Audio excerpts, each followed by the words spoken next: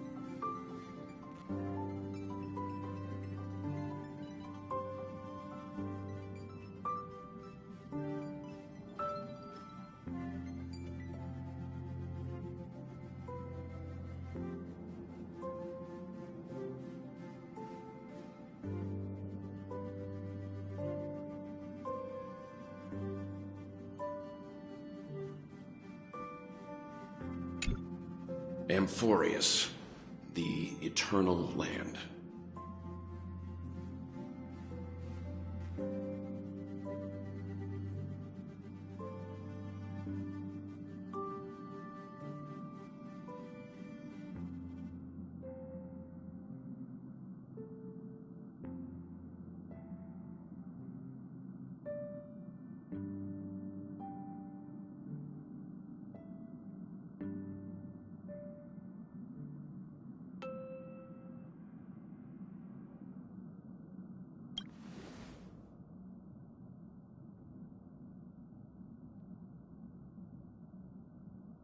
Yeah, that's what Miss Black Swan said.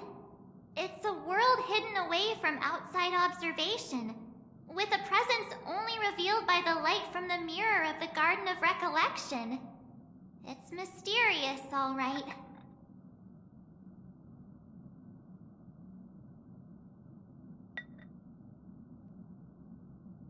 You haven't been with us on the Express very long. Will the journey be too much for you to handle?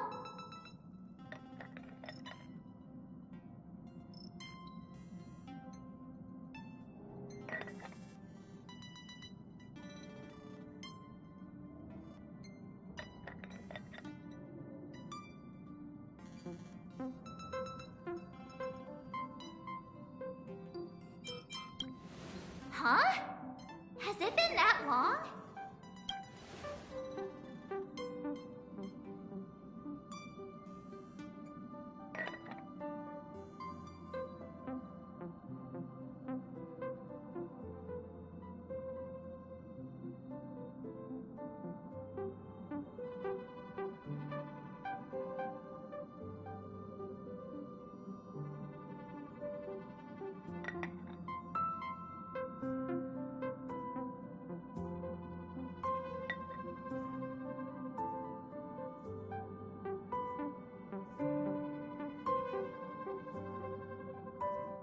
We should consider Pom-Pom's opinion, too.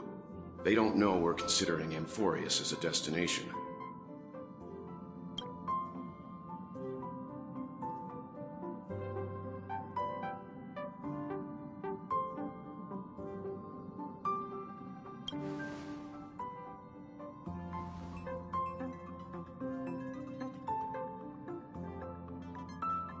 Yeah! Plus, even if we pass Amphorius over, we've still got a fuel problem to solve.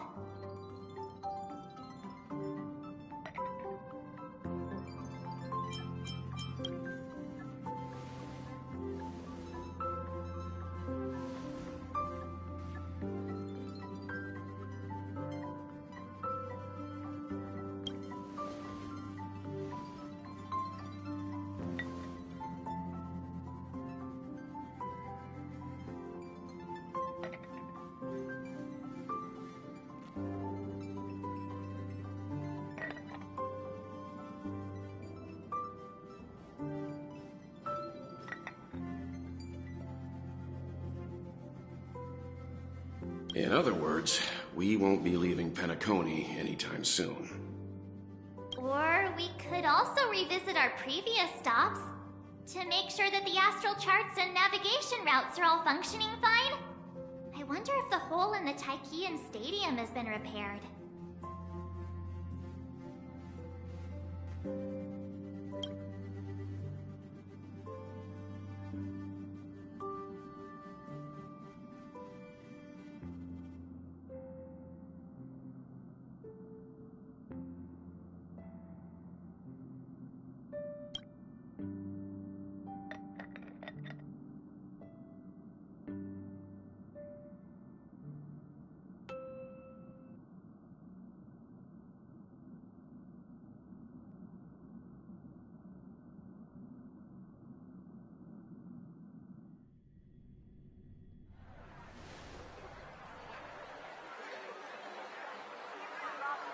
Creating chaos is also a means of maintaining social stability, if you ask me.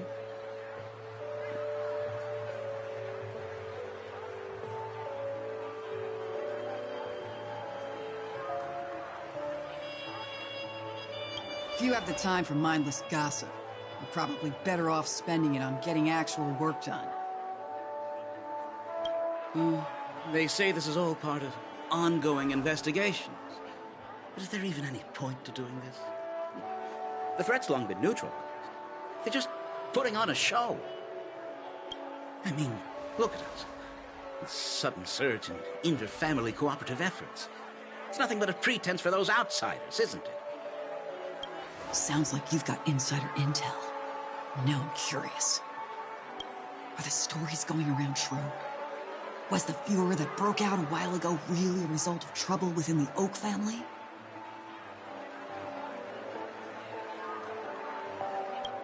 Those are some difficult questions. Didn't I just say that creating chaos is also a means to maintaining social stability? Now, who knows who's been fanning the flames? But there are a dozen rumors going around out there, each one more outlandish than the last. Oh, I've heard those. Conspiracy theories about how the IPC had orchestrated everything and... what was it again? That the chaos was only quelled because of an accident? Makes no sense. So what's the lowdown? Oh, the truth has probably been long buried under all the hearsay. All I can say for sure is that someone's taken the rap for it. You mean the former Oak family head? Bingo. Most of the blame was pinned on him when the Charmony Festival was abruptly cancelled. Since then, not a single soul's seen him. Heck, forget his whereabouts. Nobody even knows if he's still alive. Talk about scary. For all we know, we might have watched something go down in history, like what happened to the Black Plum family back then, without even realizing it.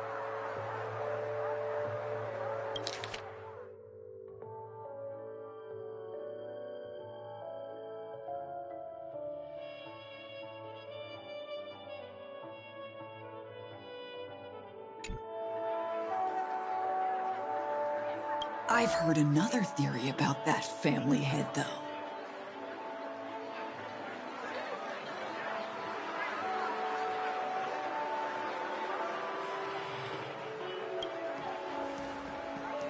I beg your pardon, sirs.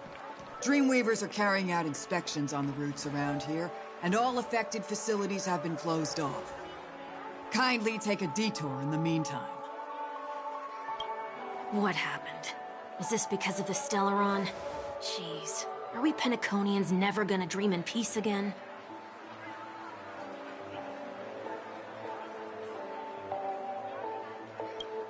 There is no cause for alarm, sir. The Stellaron has already been sealed. This is just a routine inspection. A move to heighten security, if you will.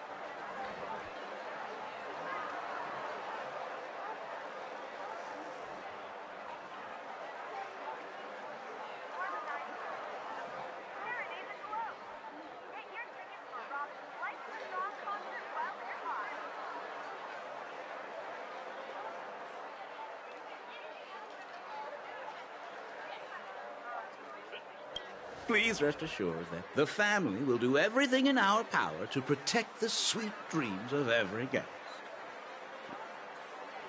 I see. We'll leave the two of you to your work then.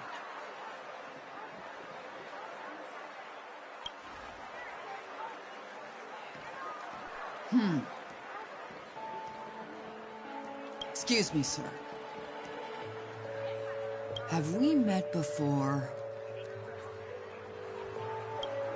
Oh.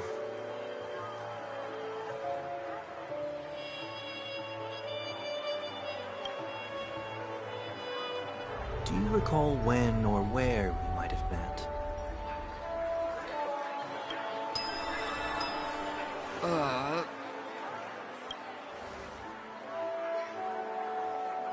My bad. I must be mistaken. Sorry about that. Sweet dreams to both of you, sirs.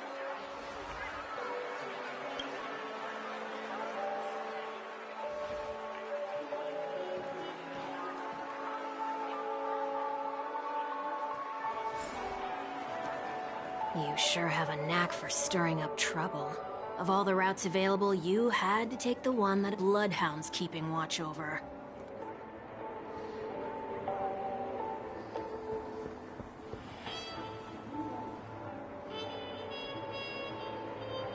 We shouldn't run into any problems with you around. Even if they see through the Harmony's power of disguise, there'll be a way for us to escape. Spare a thought for me, will you? Just being in your company is plenty enough to get me into trouble, Mr. Prime Fugitive of Penacony. And that is exactly why I need you with me. You're the only one I can rely on in Penacony now. The only one you can rely on, huh? What about her?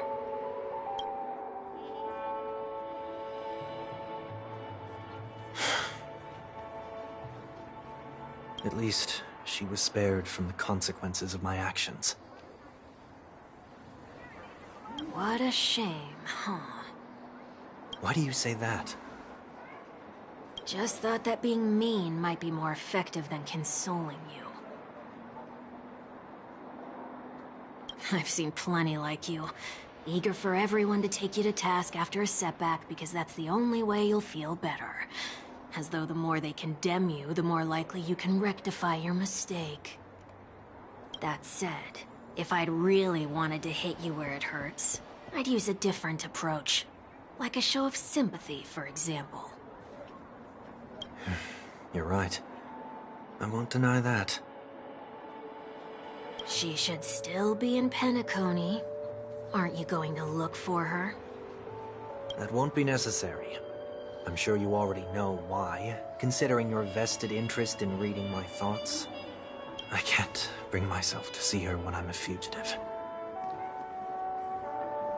All right, then let's keep going. Helping a fugitive return to their home. So exciting.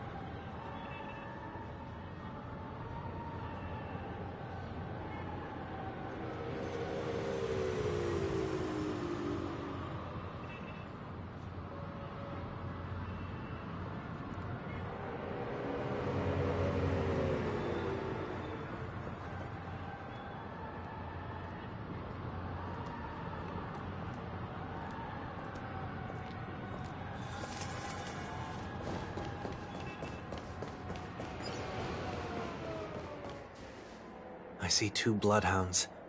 They appear to be on official business, unlike the pair from earlier. What's happening at Ideen Park? Hey! Hey! In case you didn't notice, I can't see anything. My apologies. I forgot that you're not very tall. Remind me, why do I have to make this trip with you again? We've been through this. You're the only one I can turn to now. Besides, we once lived a cat-and-dog existence. Embroiling you in my affairs won't weigh on my conscience. You certainly don't have much of one if you can bring yourself to say something like that.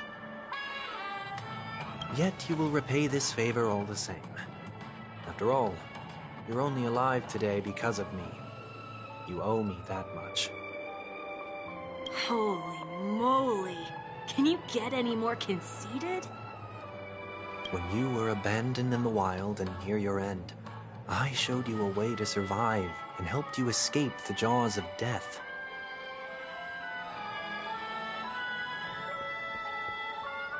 When you were at your wit's end and felt lost about your future, I did everything within my power to help you safeguard your position in the family. Okay, I get it already. You have a way with words, I'll give you that. Still, it's one thing to repay a favor, quite another to knowingly put myself in harm's way. I don't understand. Why are you hell-bent on going back to Penacony? Is this an IPC mission? Did they make you a deal? You can have your freedom back, but in return you must turn against all whom you once called family or something like that? Regrettably, Lady Bonajade didn't drop so much as a hint about it. Go now. You are free, O Chosen One, who dare to exceed his bounds. Sever your wings, descend to the mortal realm, and walk their lands. See what this world is truly like.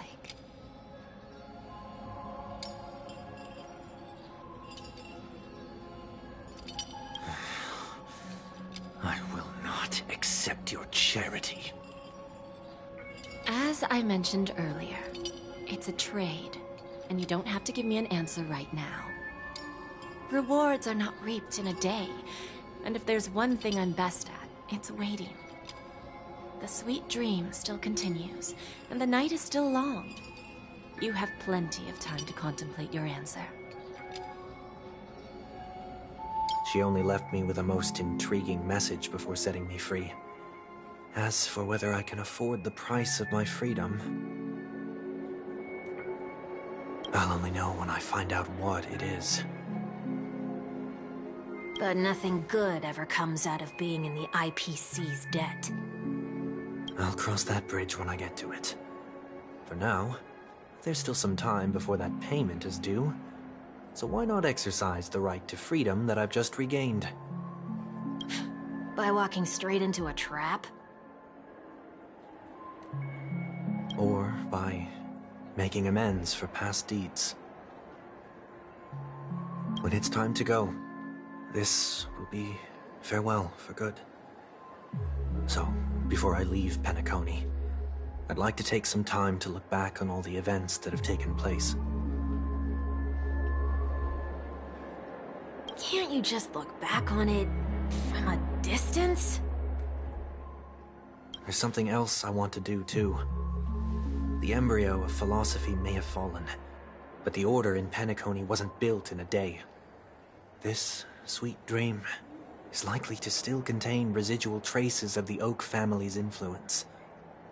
Get off your high horse. The other 4 families are more than capable of working things out on their own. I might have gone astray, but others shouldn't have to clean up after my mistakes. Then you should also know that the IPC isn't gonna help you a second time. If you fall into the family's hands again, you're done for.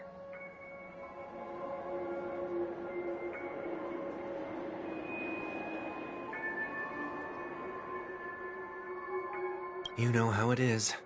Old habits die hard. The tie should be on the center line. The shirt must not protrude from the vest. Trouser creases should be perfectly straight and always aligned with the tips of your shoes. We should always ensure that everything is in order before walking out the door.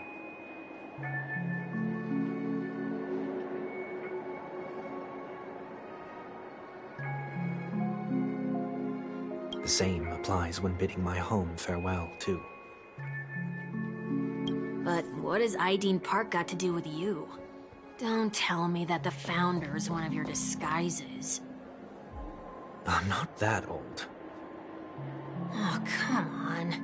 Take a joke, will ya?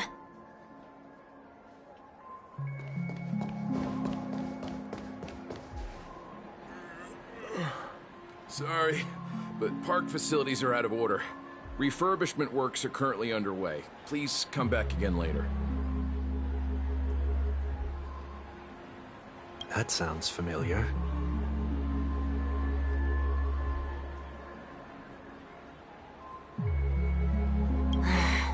I'm aware of the situation. You can skip the report. What? What are you talking about? I mean... Mr. One Week, please excuse me. I should have recognized you earlier. I must be more tired than I realized. I want to know what's going on in there. You'll tell me, won't you?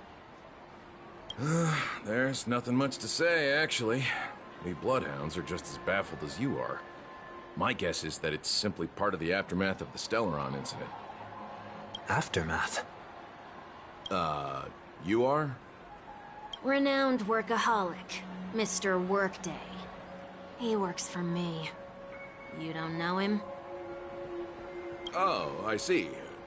Pardon my ignorance, sir.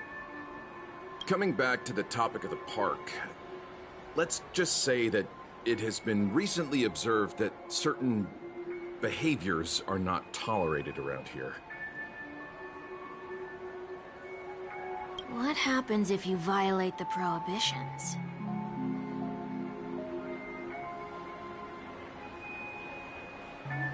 It's baffling, but corrective measures will be taken. It's kind of difficult to explain. Maybe you'd like to see for yourself? Yeah, that works. Can you keep watch over the entrance? We'll go in and have a look for ourselves. Please take these notes with you. They may come in handy. You shouldn't have said that just now. It'll only make us look suspicious. Said what? Mr. Workday? I was just telling the truth. I've always found this name to be more suitable for you. So, why are we here? You managed this park before? You could say that. I was still a child back then. To become the Bronze Melodia of the Oak family, I'd gone under Mr. Gopherwood's tutelage. We were taking a walk in the park like any other day, when he suddenly hit on the idea to have me manage the park. Within the domain he demarcated, my every word would hold the force of law. In hindsight, that was probably the first time that I enforced order. You rose through the ranks soon after. I take it that you must have done a pretty good job. Quite the contrary. I made a terrible mess of things. Fortunately, the tourists thought of it as nothing more than a spell of merrymaking. Was that his way of training you? Perhaps he was just using an approach with lighter consequences to show me what he'd learned in life. That there is never an ideal paradigm when it comes to rules. If the enforcer is incapable of introspection, then even regulations once laid down with the noblest of intentions will eventually become defiled. This place is no exception. The distorted after-echoes of the Order will only add to the chaos. Let's see what we have on these notes.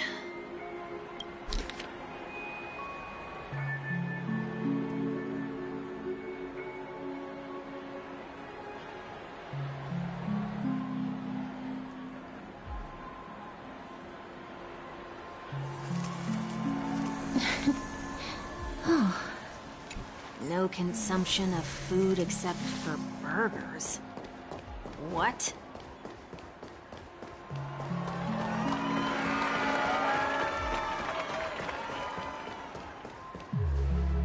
No consumption of food other than burgers, especially ice cream. Please tell me you didn't make this rule. I have nothing against desserts. The only reason I made that rule is so that people can learn to wait in line in an orderly manner for things, instead of shoving and jostling people around. What happens if I break the rule?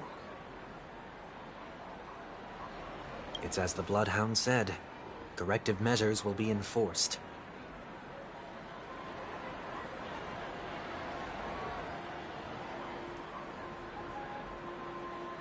Huh. Try me. Wait, don't...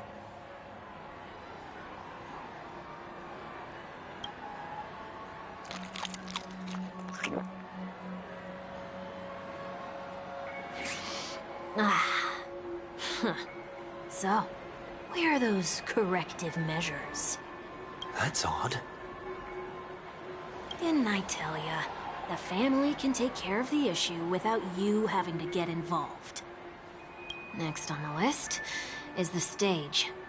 Let's go and check it out.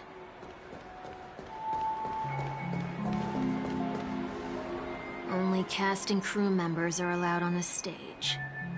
A surprisingly reasonable rule. And an easy one to test. Neither of us is part of the cast or a crew member. Let's try it out. Huh? Let's try that again. What's going on? Guide those who have lost their way back onto the right path. Looks like this is an example of the corrective measures that the Bloodhound mentioned. It's exactly what I would have done back then. You've been iron-fisted since you were little, haven't you? Wait a sec. If this is how violations are corrected, then everything that I ate just now? I tried to warn you.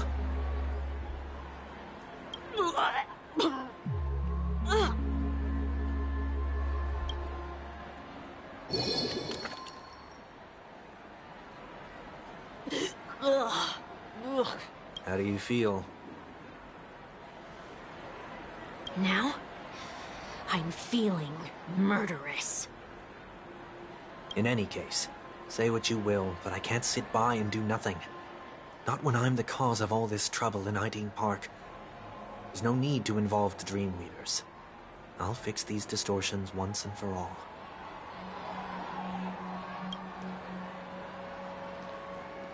What's the plan? Nothing complicated. All distortions have their roots. We'll be able to trace them to the source once they manifest. Breaking a few rules will do. We just need to make sure that the corrective measures that will be implemented aren't too much for us to handle. When a distorted After Echo manifests to correct us, I'll be able to pinpoint its whereabouts. Then, I'll use the power of tuning to heal the dreamscape. So, can I take it that rules are meant to be broken now?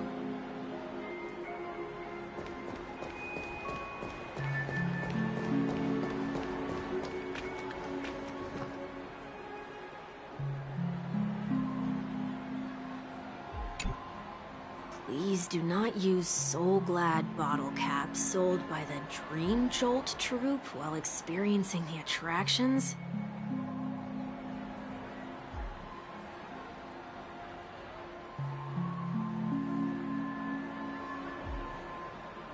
The Dream Jolt troupe, where? Are they hiding or something?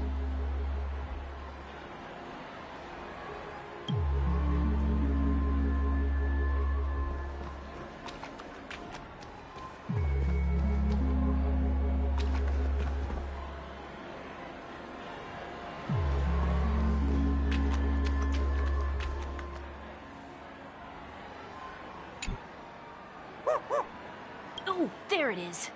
Found a good hiding spot. Just one moment.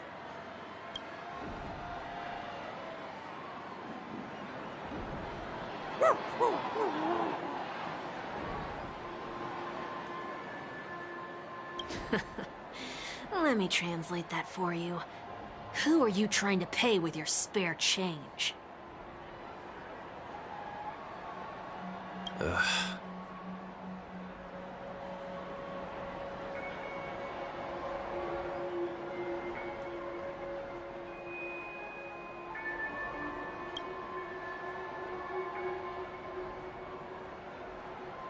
I'm afraid you're going to have to handle this if it isn't enough.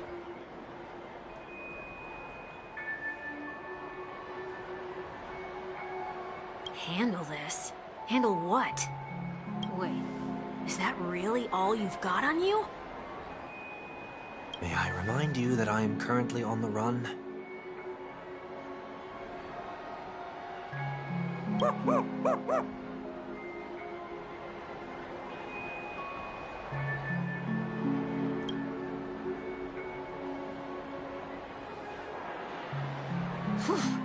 Luck's on our side. Looks like we scraped together just enough.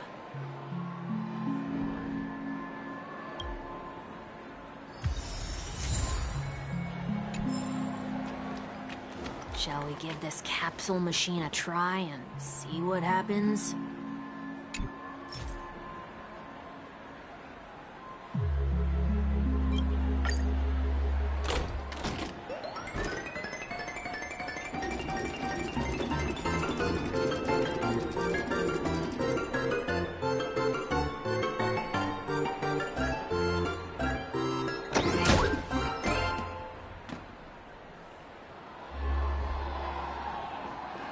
Nothing's off so far.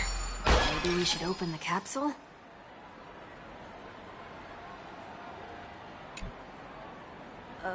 They can't be seriously going that far, right? No. Hey, look out!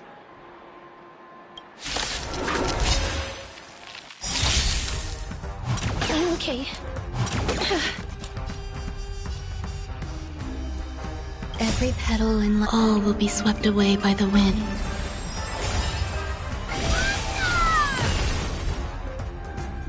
Eternal.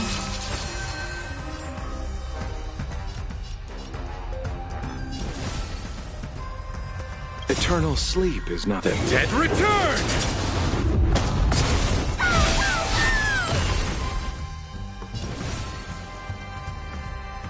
As you wish. Receive divinity. We Repay. like you. Nothing major. Watch closely. What's news?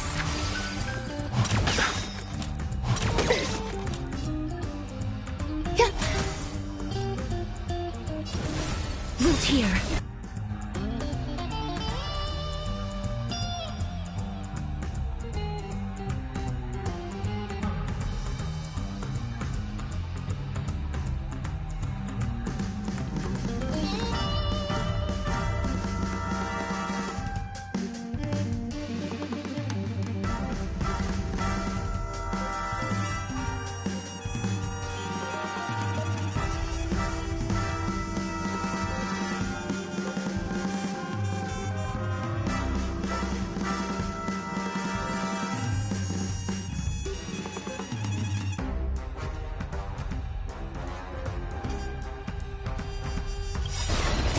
Embrace a new life.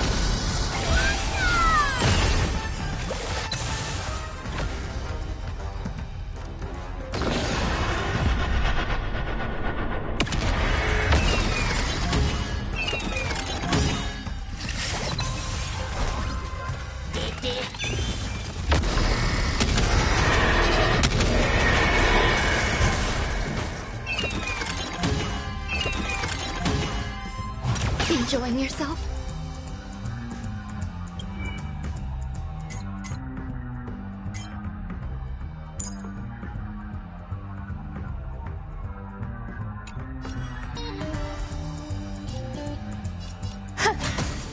Please cherish this time. Return to dust.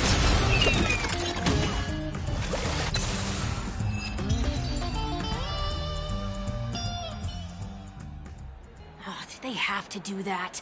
They could have just recalled the capsule. Perhaps making the attractions no longer just attractions is another corrective measure? Ugh. Aren't the rules being too finicky with words?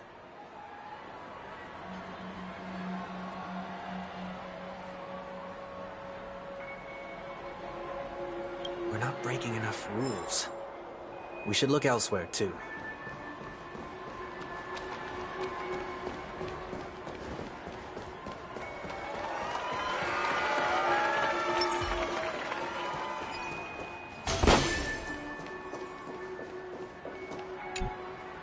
Do not discard trash in trash cans.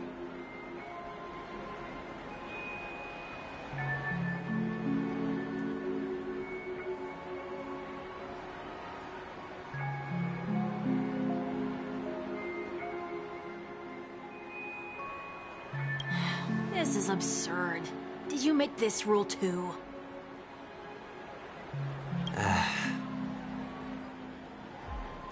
Children tend to be fascinated by such paradoxes. I was no exception.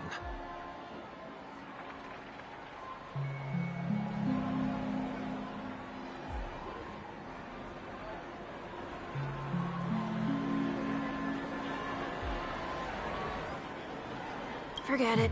I don't even know how to joke about this. Well, what do you suggest we throw in?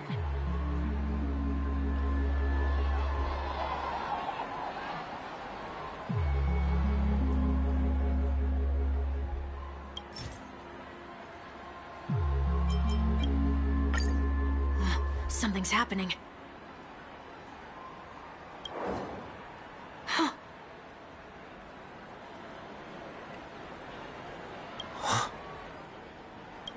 What is this? A woodcutter's trash can?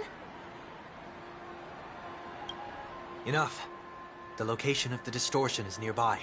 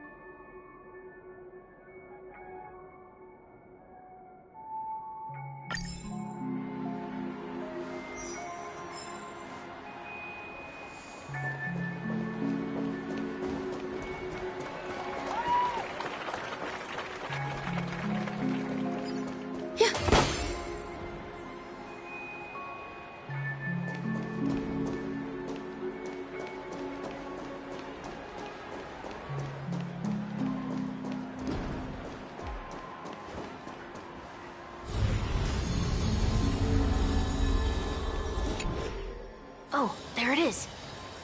Huh. It does look somewhat like you.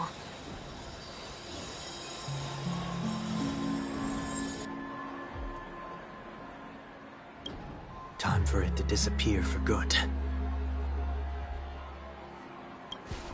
Reveal thyself unto me, as is customary. All creatures endowed with eyes bear souls of equal worth.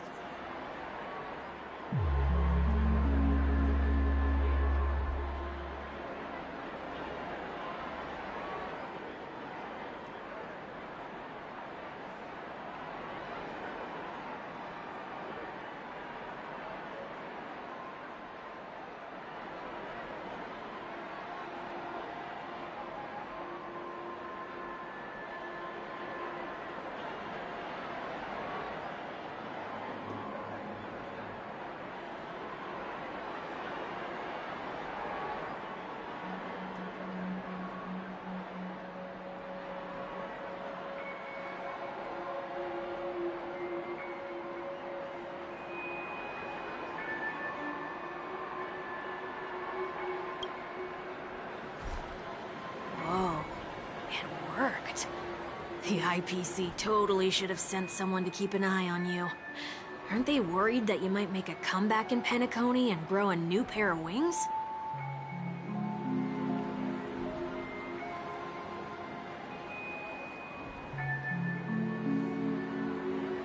So long as there remains a need for me to keep a low profile, I'm no threat to them.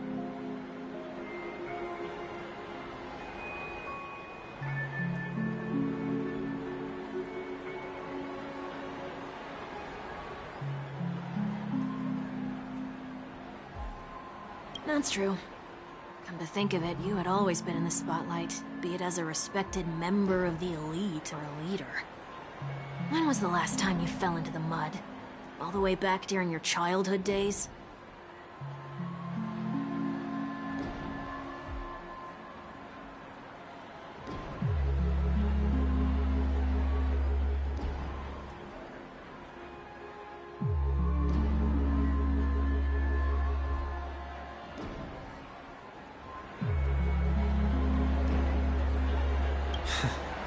Sometime before I turned 6. Like most boys would, I tried to fly with my ear feathers, only to fall into a pit. I almost broke my halo.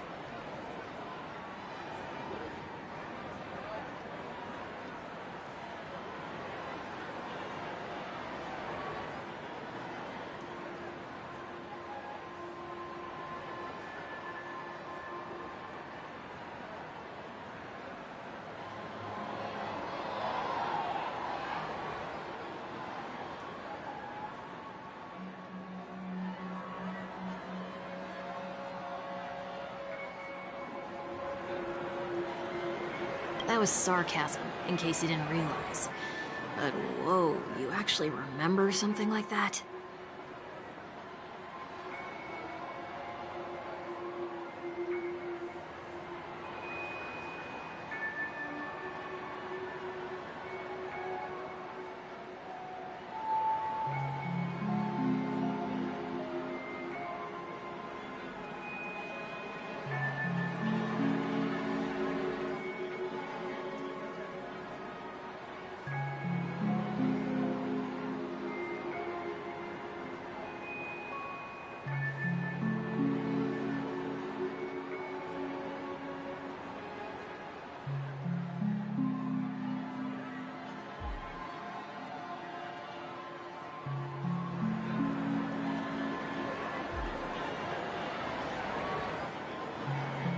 Never forget times of failure. It's only human nature.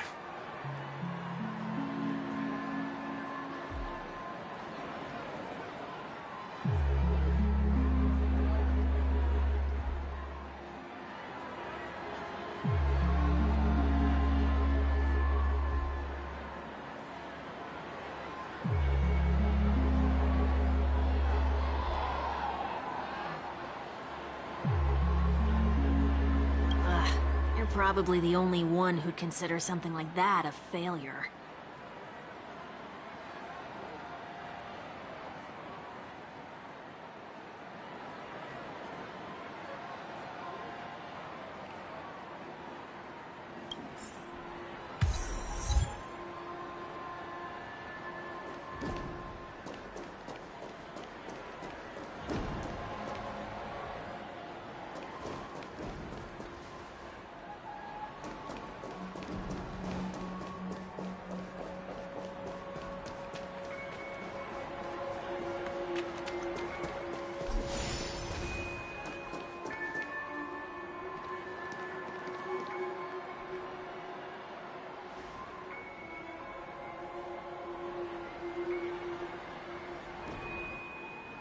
is it this time? Just looking back.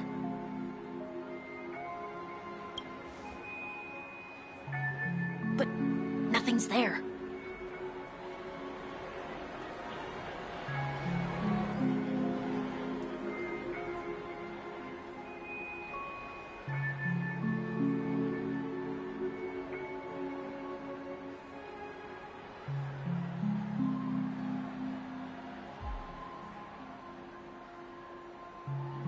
That's the whole point of revisiting a place. When I look at everything here, the memories are so fresh, it's as if it all only happened yesterday.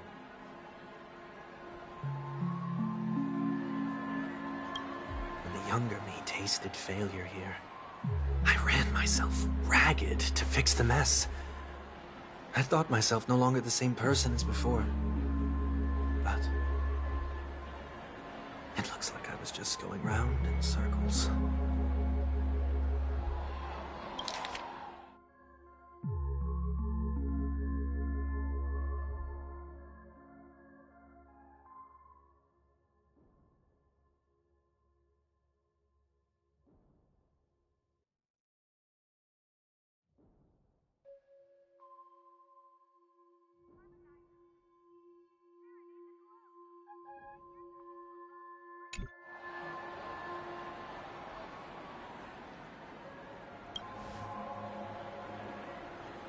I'm glad for this chance to look back on my past in this way. Come now. We should go. This will be a long farewell.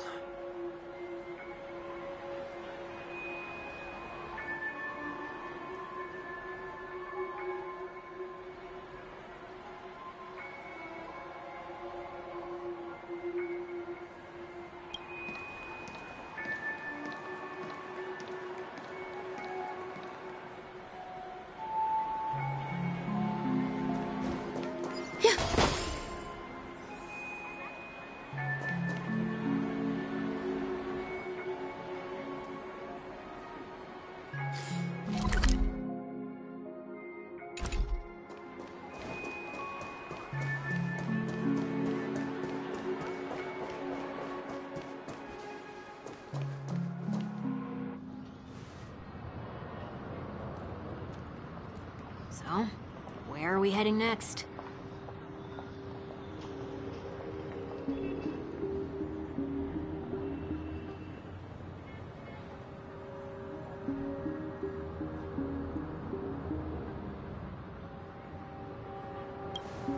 OT Mall. There are bloodhounds stationed along the way, though. It might be better to take a quieter route.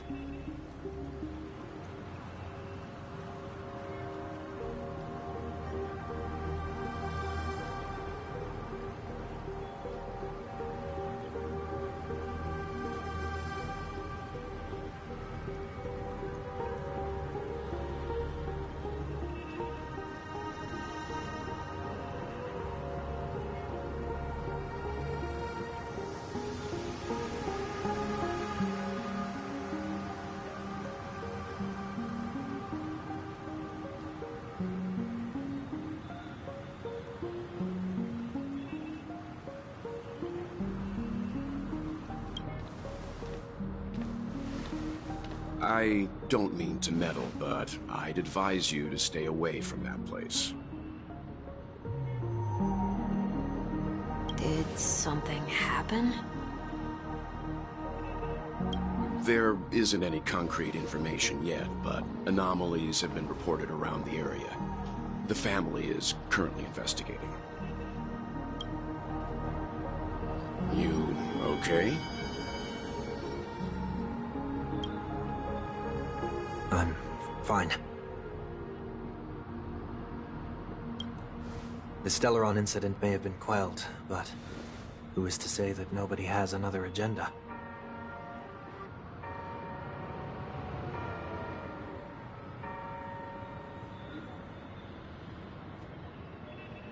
Thanks for the tip, sir.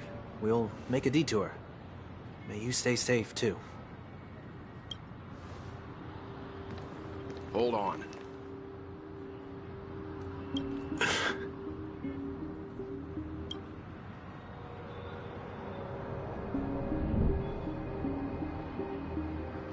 Sweet Dreams are technically safe, but it would be wise to look out for oncoming vehicles.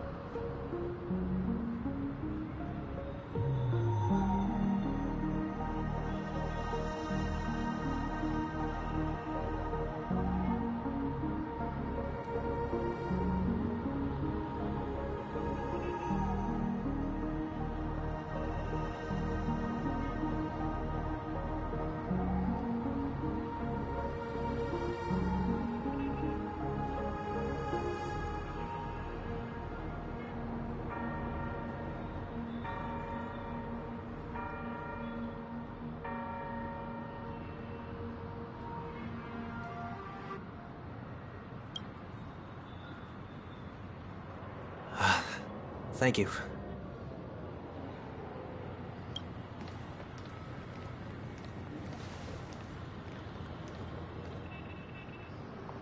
Whew, that was no ordinary passerby.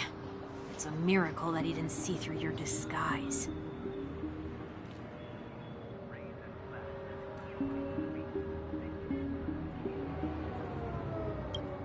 The Astral Express should have departed a long time ago. Why is he still in Penacony? We needn't change our plans because of him, but be sure to keep your guard up. I hope nothing terrible has fallen upon Penacony while I was in captivity the last few days.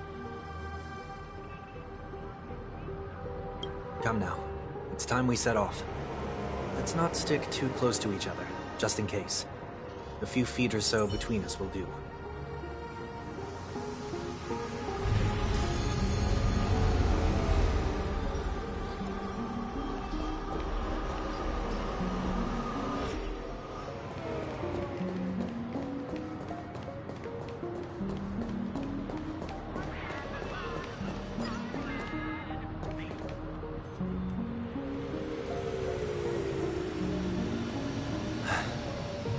Seems I let my wishful thinking get the best of me. Will you at least give me a chance to explain?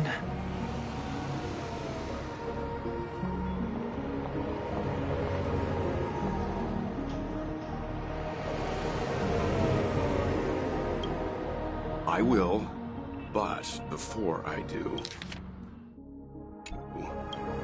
Put your hands behind your back and answer my questions in short sentences.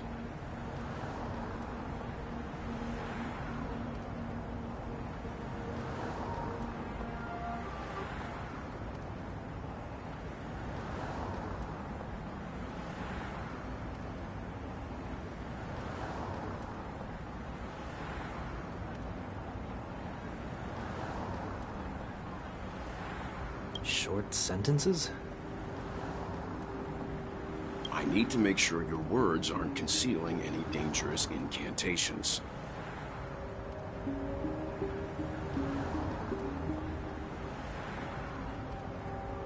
I can't believe I've left everyone with such a peculiar impression of me.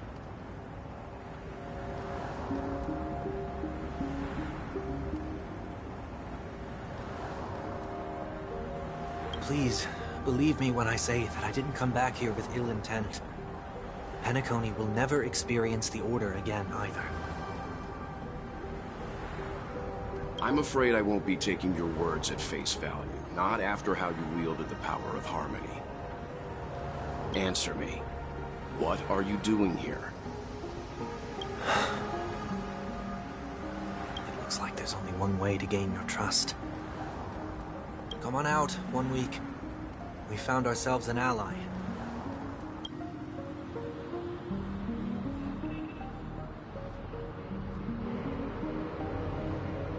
So, it was the IPC that freed you. My sister has likely made an agreement of some sort with them. As for how I'm able to move around freely in Penacony, I have 1 week to thank for that.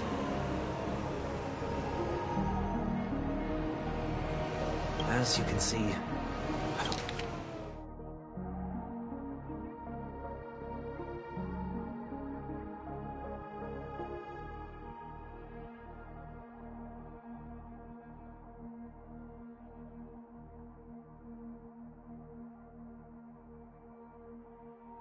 I've only returned to my home to bid it farewell.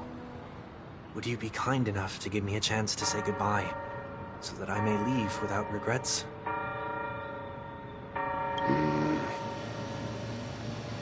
Agreed. But, until you leave Penacony for good, you're to stay by my side. You have my gratitude. I left my home in a hurry, too. I know how it feels.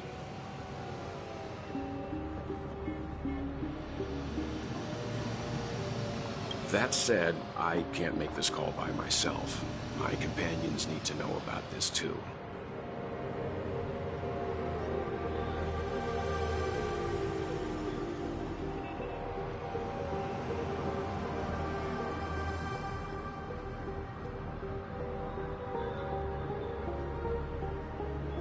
The Astral Express crew is in Penacony too?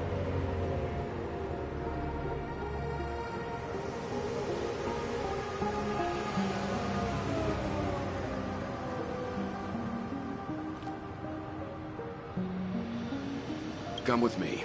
We'll go find them. You come along, too. Okay, okay. Boy, this is gonna be a party.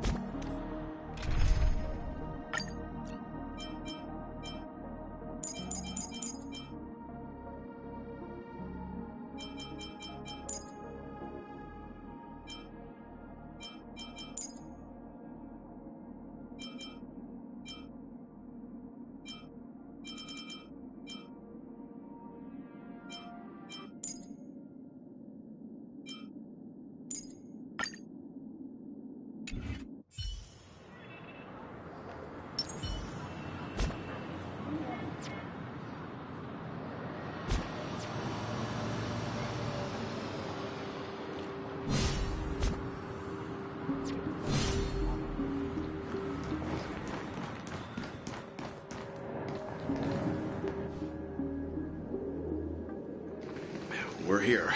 They should be somewhere nearby. Mr. Yang, if you don't mind, there's something that puzzles me.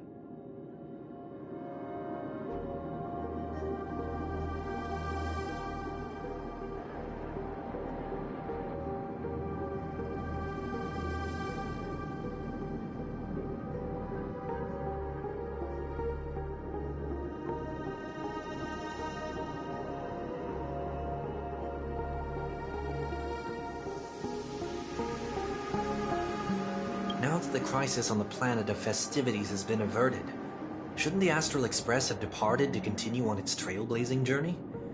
Why have you and your companions stayed behind in Penacony?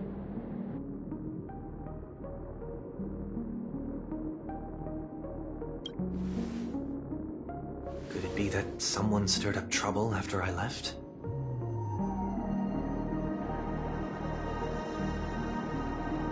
And if that were indeed the case...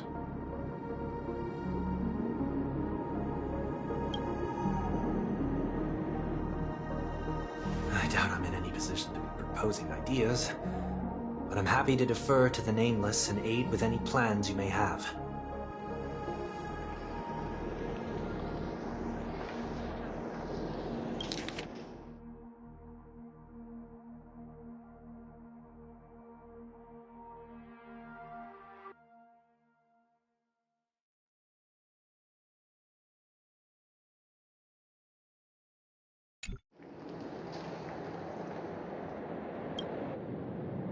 There's no need to worry. All is well in Penacony. Our reason for lingering here is a certain unusual passenger.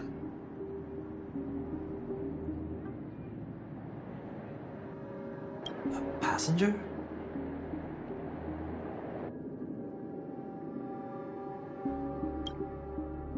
The Express has been commissioned to send a passenger back home. We're just resting up in Penacony for a while before we depart.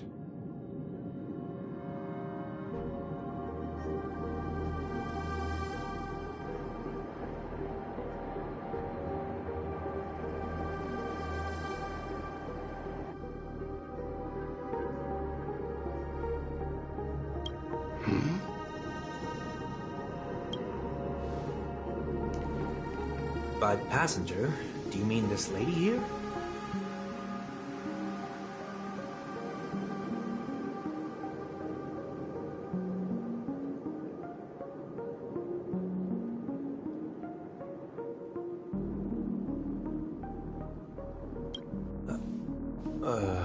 Or these ladies?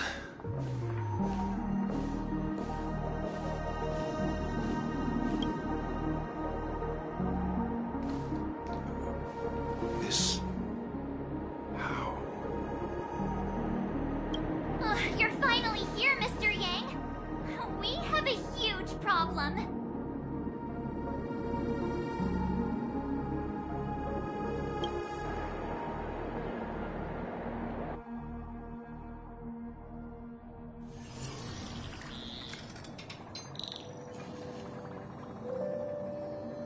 Isn't it fascinating how variables never fail to find their way into the lives of organic life forms?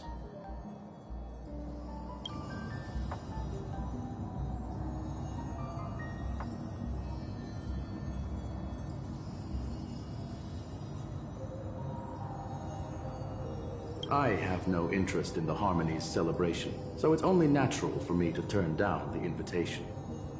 But it looks like my decision also cost me the front row seat to all of your exciting adventures. Conclusion: there is likewise a downside to pursuing reason.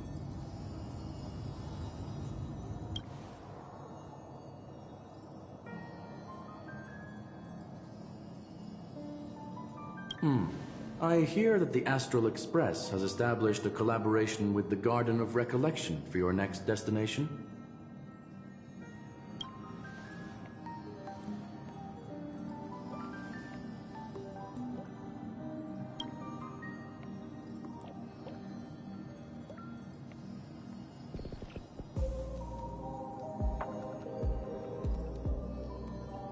Could there be more to it?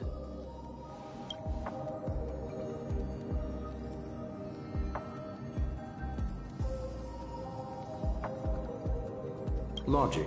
The average Pathstrider wouldn't leave any trace behind in the Garden of Recollection's mirror.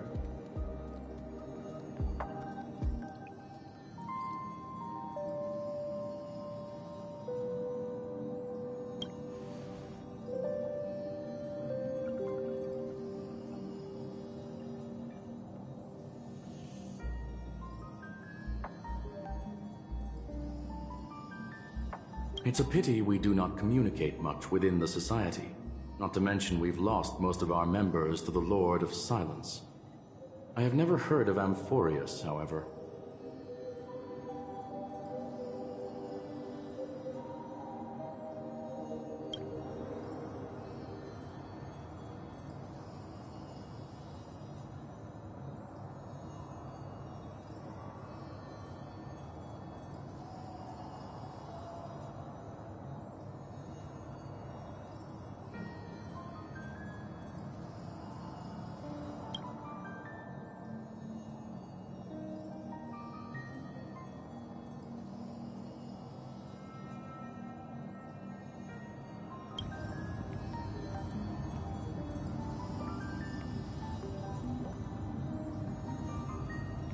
That Foxian girl has indeed been through an unimaginable turn of events.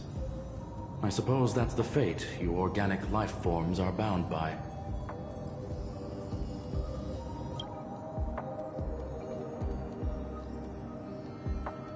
So is it out of goodwill that the Astral Express volunteered to send her back home?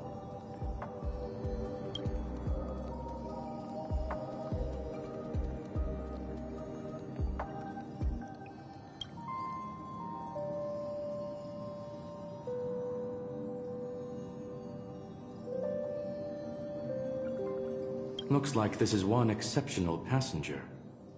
Don't you have to accompany her then, Miss Himiko?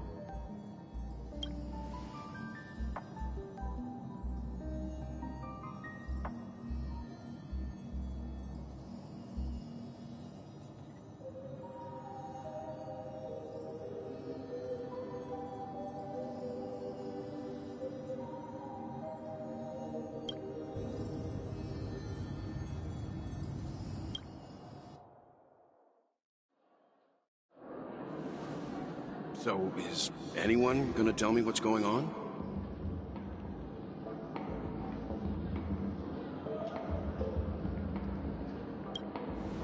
March? Oh, about that. Why don't you ask her instead? She knows how to present things logically.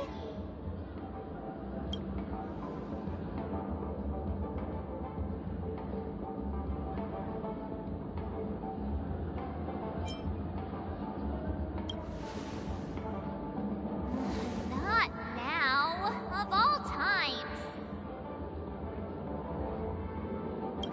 Forget it. I'll tell you. We walked around with Miss Ting-Yun for a while after separating from the rest. But then we ran into something weird.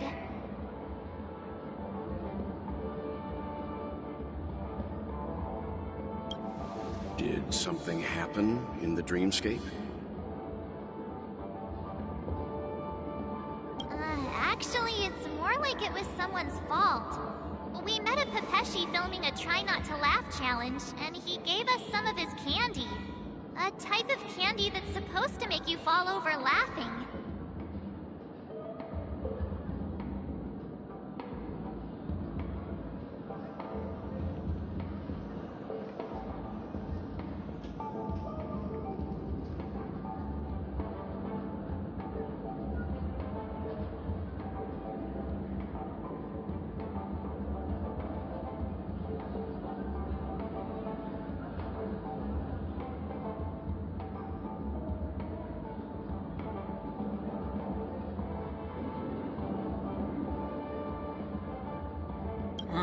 So that sort of try not to laugh challenge.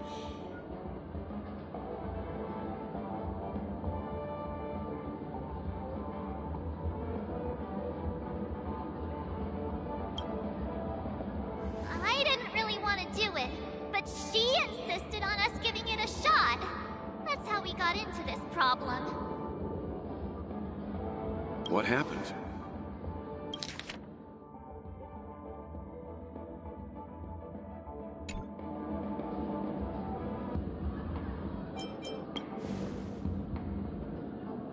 Oh, come on, stop interrupting. So, we had some candy, and we're so happy we rolled around on the ground for a bit before standing up. But once we did, we realized Miss Ting-Yun ate the candy too. But she only sneezed nonstop. Achoo! Achoo! Sneeze after sneeze. And before we knew it, she multiplied into several Ting-Yuns right in front of us. What's your take on this? The dreamscape is a Memoria world. It is likely the candy triggered her hypersensitive mind, causing scattered memory fragments to dissociate and become entities themselves. There is no cause for concern. We've experienced similar incidents from time to time in the sweet dream. Mr. Yang? Who is this?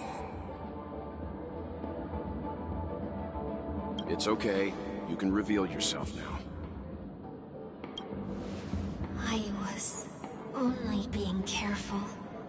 Or we would have been stopped by the Bloodhounds more than once on our way here. Help me remove my disguise. 1 week.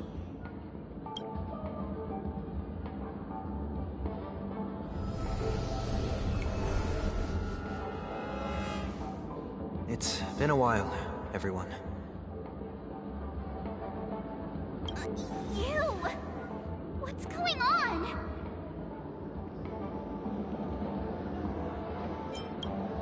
Everyone, stay calm. I'll explain.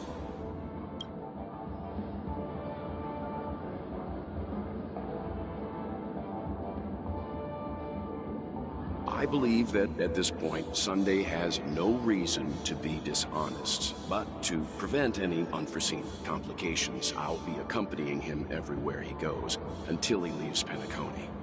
Mr. 1 Week here is an old acquaintance of Sunday's. Pleased to meet you, fair lady. And you, of course. You're the heavyweight who pummeled this control freak.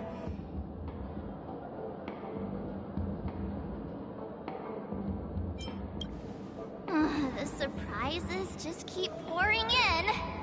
First there was Miss Acheron, and then Miss Ting-Yun. Why does it seem like Mr. Yang always comes back with some extraordinary guests?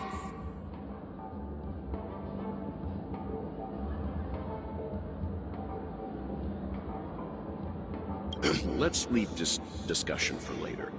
For now, we should be focusing on returning Miss Ting-Yun to her normal self. That's not gonna be easy. You'll see what I mean, Mr. Yang. These Ting-Yuns aren't exactly easy to communicate with.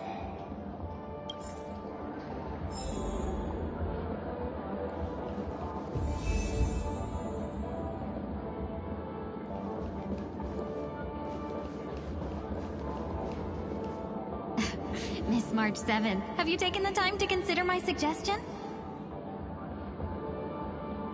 Your suggestion? Oh, wait. Which Miss Ting-Yun are you again? It's me! I'm the one who wants every Ting-Yun to come together to form the Ting-Yun Merchant Guild. How often do you get the chance to work with yourself? Just imagine how in sync we'll be with one another. We're bound to thrive and prosper.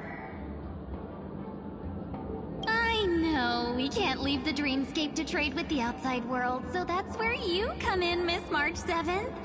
Your wits surpass many others, making you the perfect person to handle liaison negotiations on our behalf.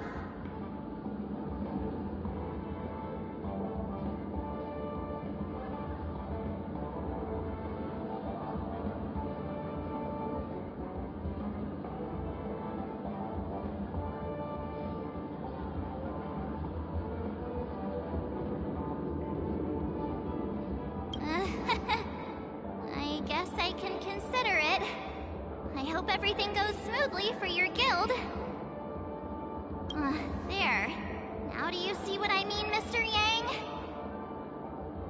There does appear to be an element of her talking to herself. Forget about it. How are you gonna clone your bat? Mr. Yang mentioned the Express's next voyage is to send a passenger back home. Could this lady be from the Xianzhou Alliance? Yes, more specifically, the Xianzhou Luofu. The Luofu? Didn't the Antimatter Legion launch an ambush on the Luofu some time ago? Was she one of the few survivors? Quite the contrary. She might have been the person closest to the Eye of the Storm. Looks like there's a lot more to this story. Story for another time. As host of the Dreamscape, do you have any suggestions for fixing this problem? I don't have much to go on now. Perhaps we should talk to the other Miss Ting-Yuns here.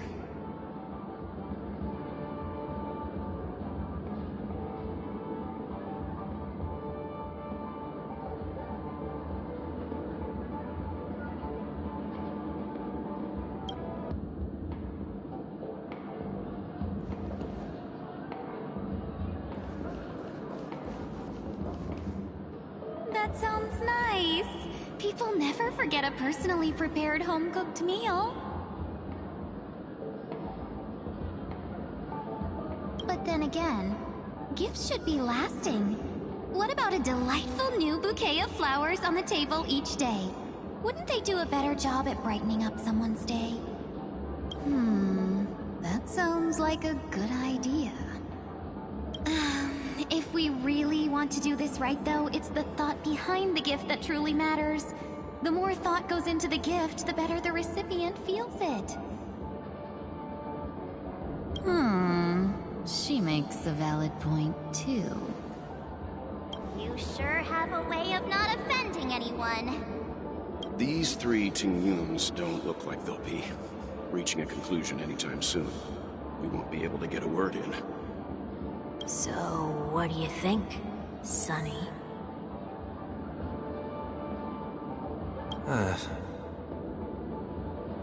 Let's try a different name, my dear friend. Oh, don't we sound chummier that way? I took a leaf out of this Foxian girl's book. The problem with Miss Ting-Yun is just as I suspected before. That prank shattered her into notes that are each a part of her. In other words, it means the Ting-Yuns we see here are all different aspects of her psyche. Okay... You just made it sound a whole lot more complicated. At any rate, this is a known occurrence across the dreamscape. Tuning could be the way to fix it. The only problem is that these Miss Ting-Yuns are too caught up in their own world. Is there one we can properly speak with? One that we can speak with? Oh, I think there is one! But it may take me a while to identify her.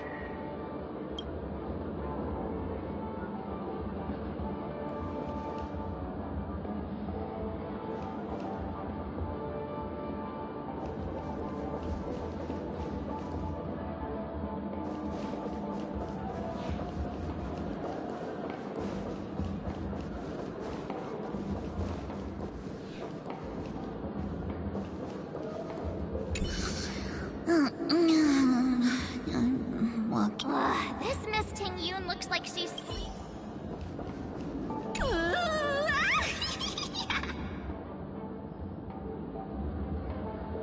Why do I feel like it's not gonna be a wise move?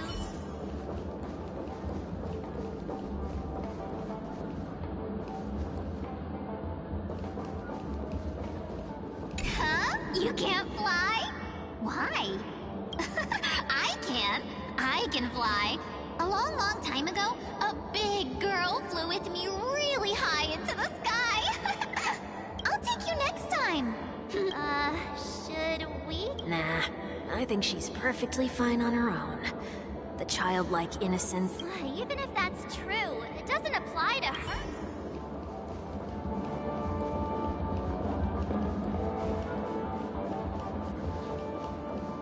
Huh? Yikes.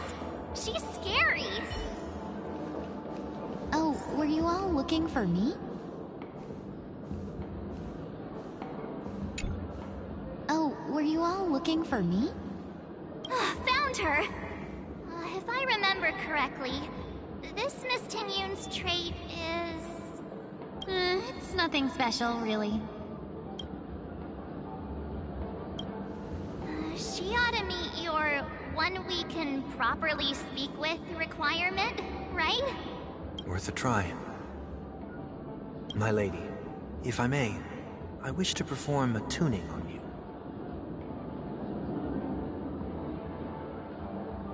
Before you start, you should know that we're keeping our eyes on you. If you even think about taking Miss Ting-Yun hostage...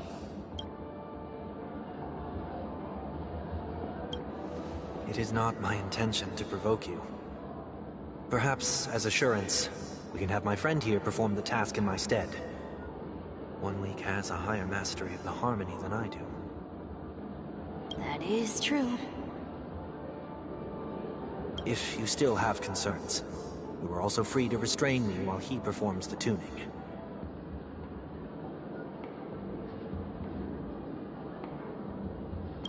There's no need for that. You're acting so sincere. I'm actually surprised.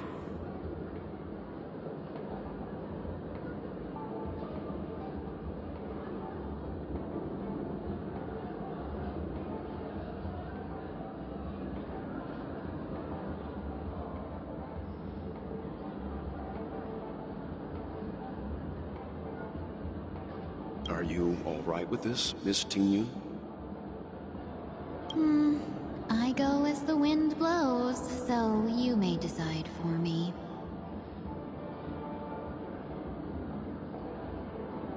Then kindly forgive our intrusion. Please do your best, 1 week.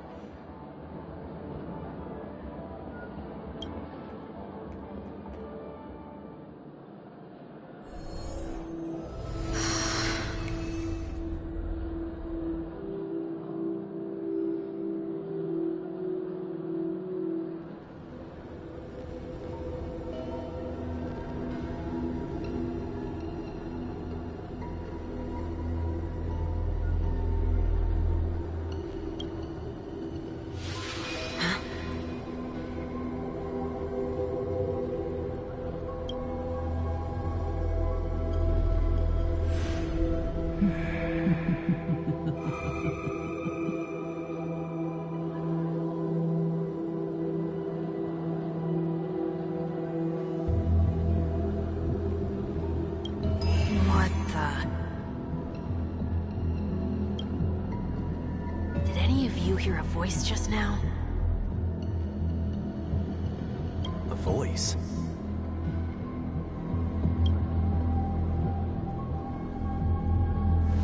Never mind.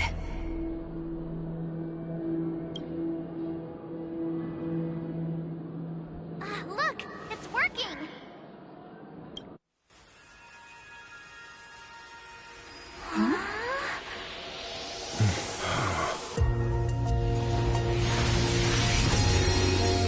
Never did I expect that every encounter with you would always be in moments of distress. Did I conduct myself improperly? Miss Tingyun! You're finally back!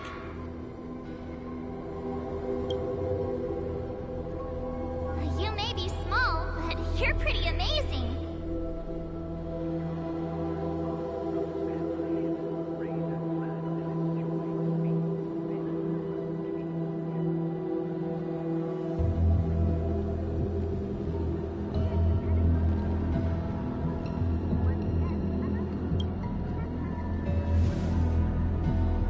Huh? What's wrong?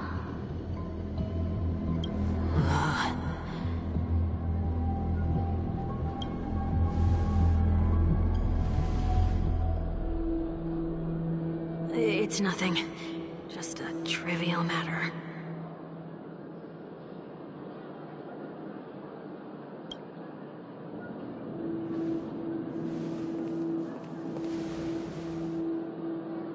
What do you sense? I should have let you handle it yourself. This girl is not as ordinary as she appears. I nearly died. Just now.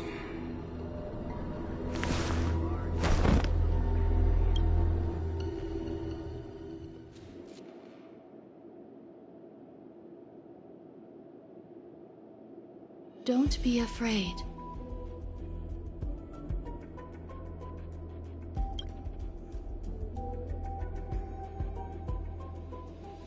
What is this place? No matter what you see, you only need to remember one thing. You're not alone.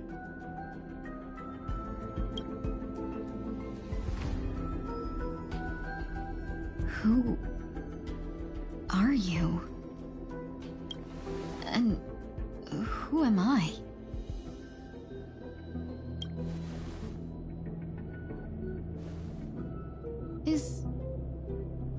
Is that where I came from?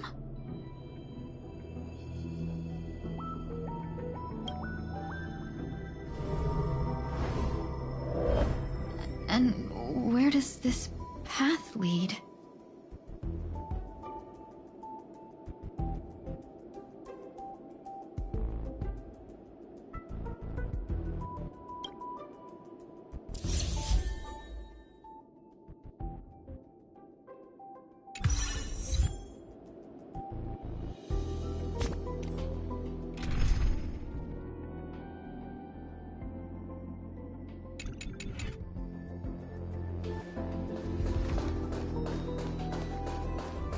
That looks so familiar.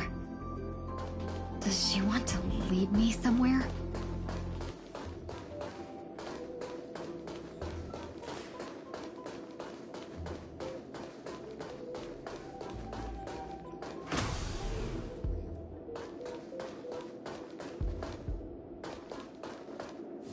The life support pod is ready. There were only minor issues.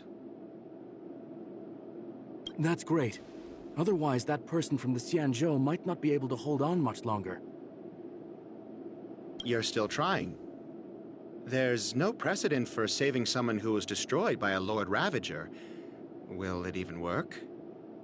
I'm not a genius, so I don't understand the logic behind it. But if she says it's possible, then it must be. Excuse me. Could you tell me where I am? Can they not hear me?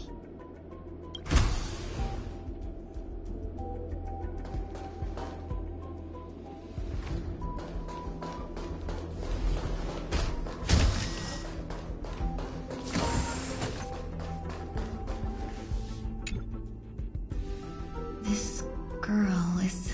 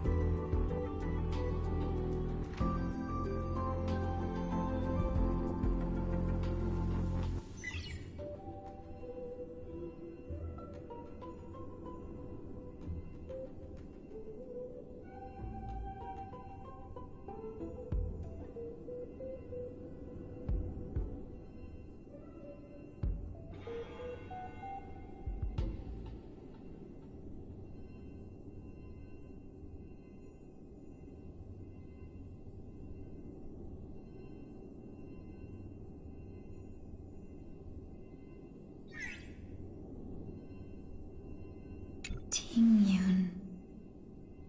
What a familiar name. Do I know her? Don't question it. Keep moving forward. It's you again. Who's talking to me?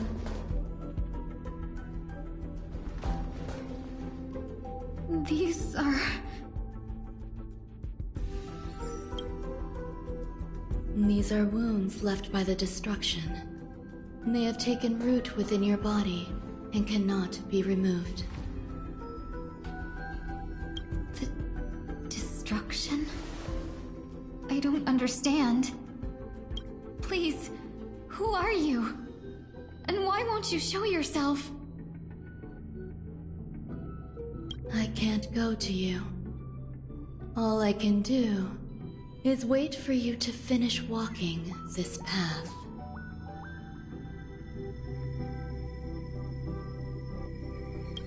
You want me to go through here? Do I have to fight it? There's no need for that. It's too dangerous, and you can't do it anyway. Don't fight it. Embrace it. Try to coexist with it. Think of it as feeling your own scars. My scars?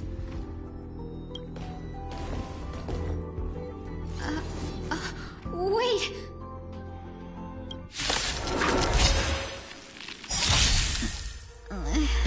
Is this called coexisting? Don't worry. As I said before, you're not alone. As you wish. Eternal sleep. The dead return!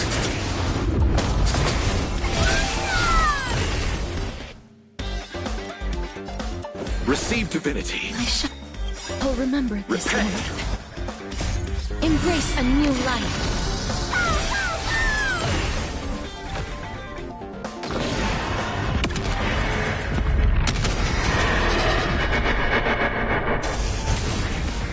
Bloom.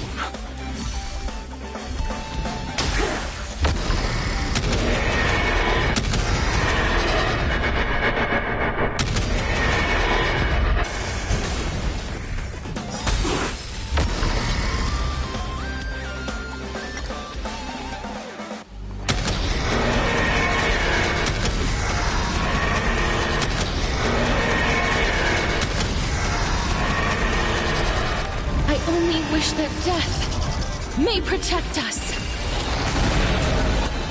There's more to life than drawing breath. Life is not so fragile. Wilt here. Is it coming?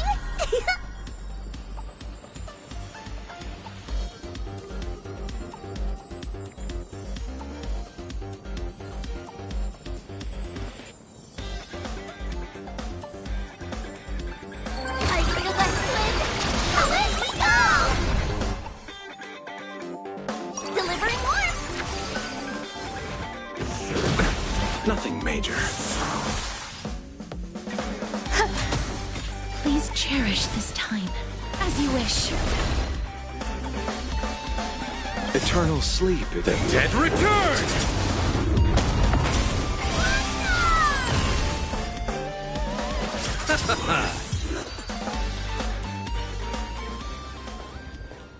How can it be? Why are there still so many of them?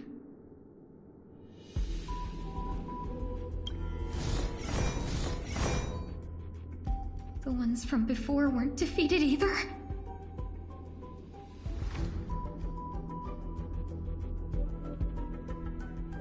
As I said before, you can't defeat them.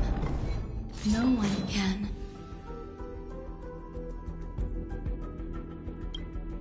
You can fall into the darkness and die alongside these scars of the destruction. Or bring them with you when you return to the world here. These are your two choices. Return to the world?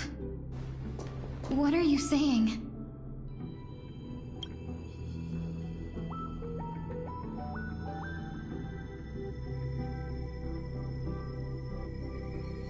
Oh, no wonder those two ignored me.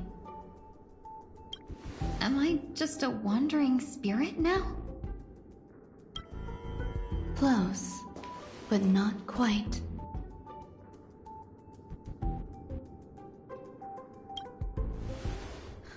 So, I'm trapped between life and death? Existing in a limbo? You can think of it that way.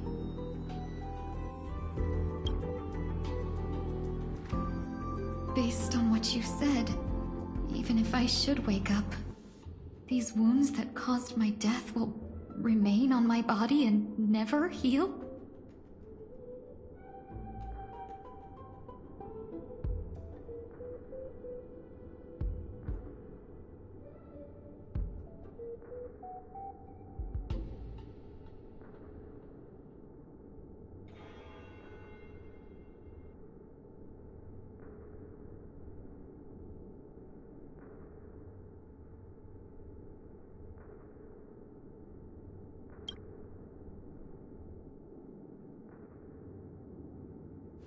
I don't understand. You appear to be trying to save me, Benefactor. But why are you telling me all this?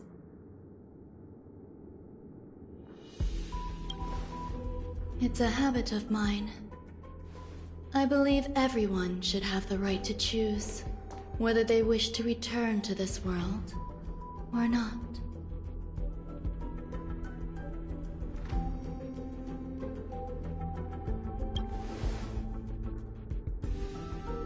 Be that as it may, I don't remember anything. There's nothing to help me make a choice.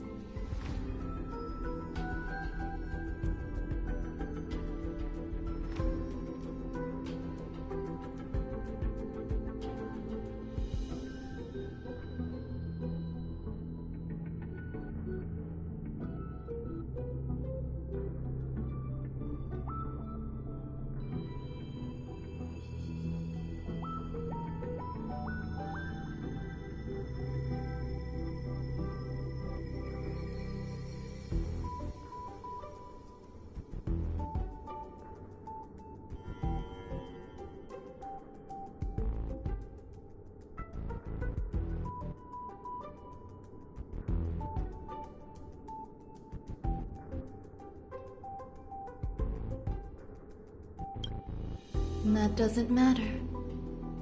I believe the desire to live was born from nothing to begin with.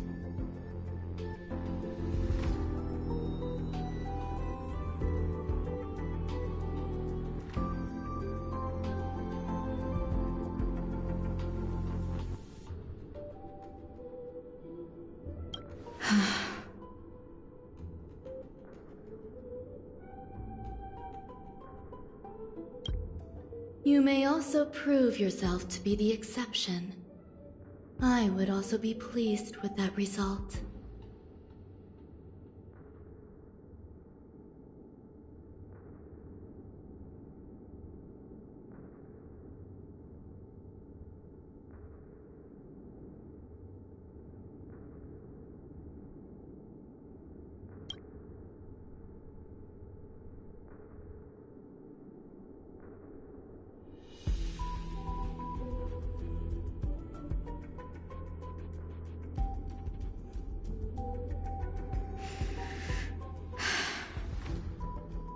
How troublesome.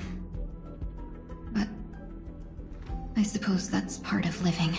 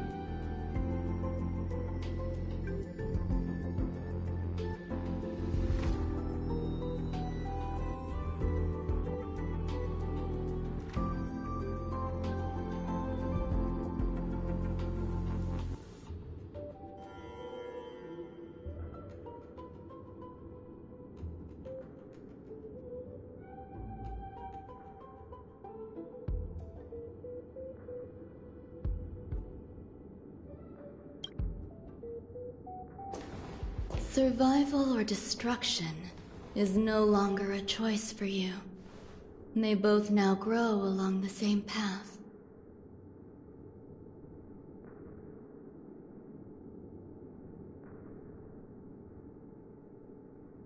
And only by walking this path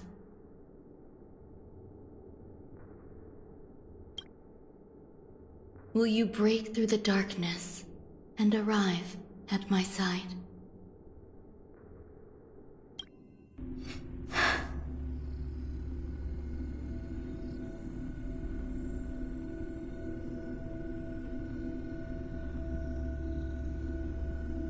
Feeling more awake?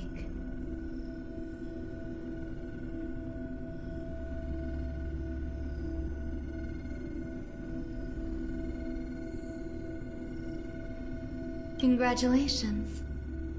You attained your very first victory in this tug of war. It's a good start.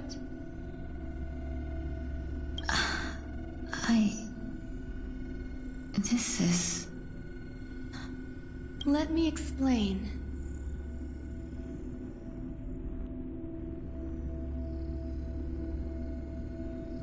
You were attacked by a Lord Ravager. By all rights, you should not have survived. But someone didn't agree with that assessment, and it just so happens I was able to fulfill his request. What about the other merchants?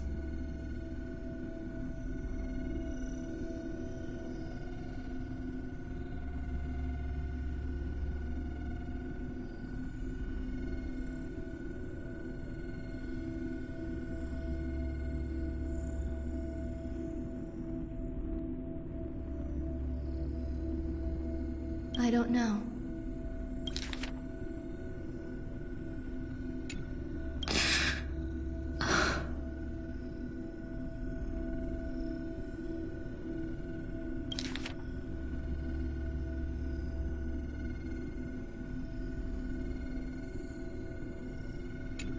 Why me? Because you were the most unfortunate. You fell into the hands of that Lord Ravager, who destroyed your body and spirit. Yet, you were also the most fortunate. Her desire to claim everything about you for herself meant she needed time, so you were spared instant annihilation.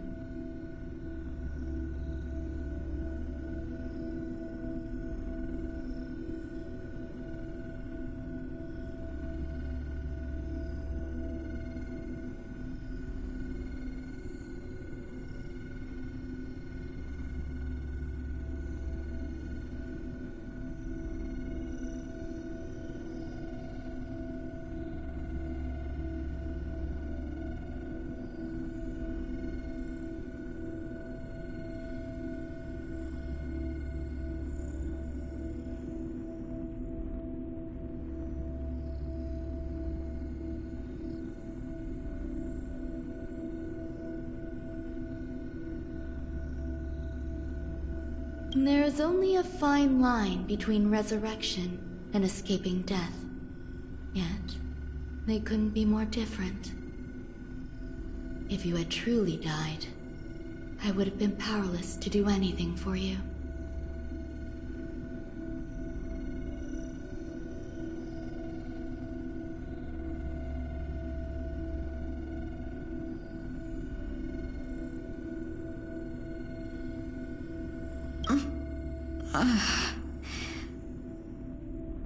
My body feels strange. I'm sorry. I can't let you regain your ability to feel just yet. You'd be in excruciating pain. Your body was contaminated by the destruction and suffered severe damage. As I said before, these wounds will stay with you for the rest of your life.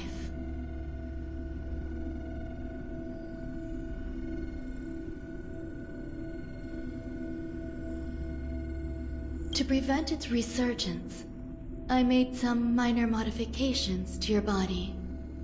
Or more specifically, your tail.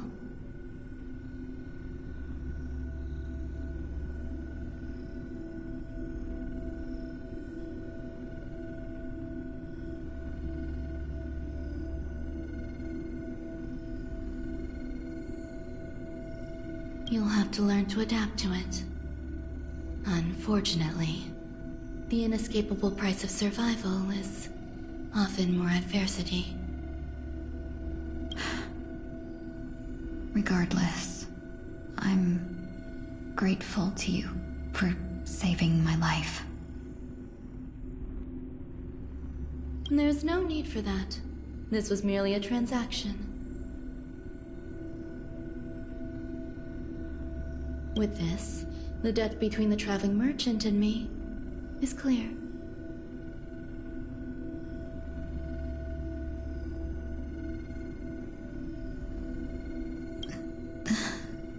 Who? Don't worry about it. You should sleep for a little longer. By the time you wake up, you won't remember any of these details. I'll arrange for someone to send you home. Which reminds me, you seem to have some dependable friends with close ties to you.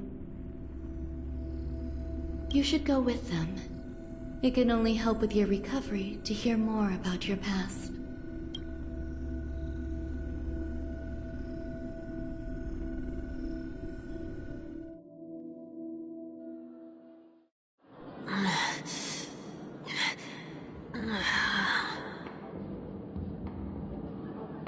Are you all right? Did I pass out?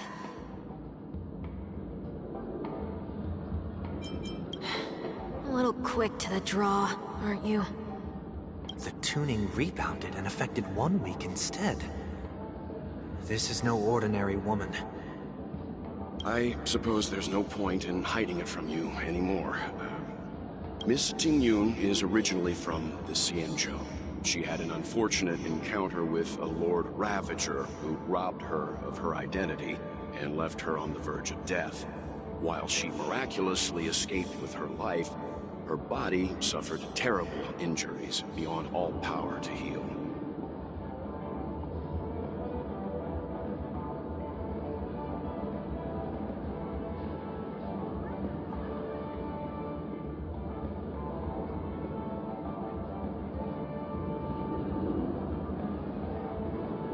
But something happened to change that outcome?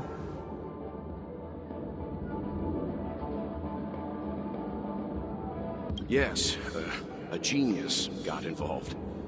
She's very accomplished in the field of life sciences and managed to grant Miss Ting-Yun a shot at survival.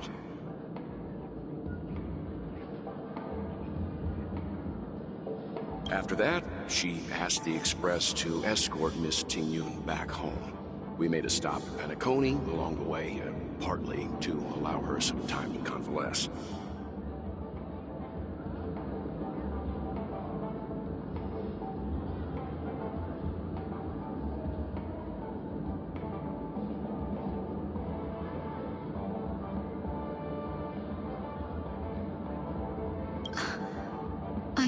So sorry. I thought no one would be affected if I hid inside a dream. I didn't expect so many mishaps to happen. That's all right. So long as nobody was hurt. Can I get something to drink? I feel like I've been asleep for 10 years. That's fine. We should find another place to talk anyway. We drew some attention with that commotion earlier.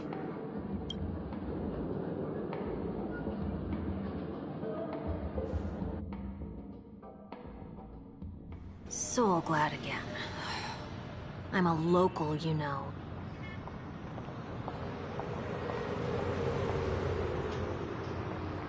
You'll have to make do.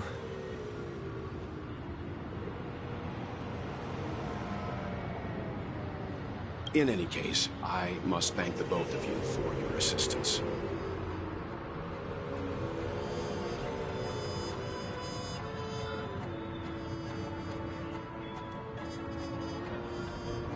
It was nothing. Now that the matter with Miss Ting-Yun is resolved, are we meeting your other two companions next?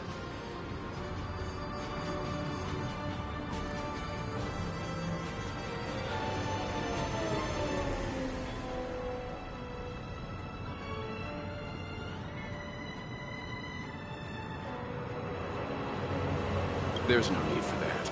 Mr. 1 Week is in poor condition, so let's wrap up your farewells first. I'll leave Miss Ting-Yun in your hands.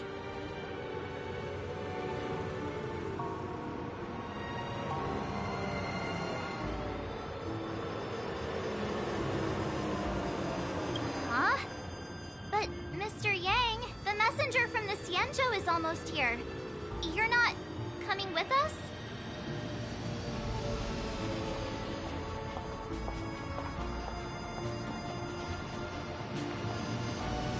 I trust that you can handle it. Besides, Himiko will be there. She'll be able to handle any decisions should you run into any difficulties. Okay. We better hurry then. It's ridiculous! How come I keep bumping into cars? Where are you planning to go next? Could you give me some time to think about it?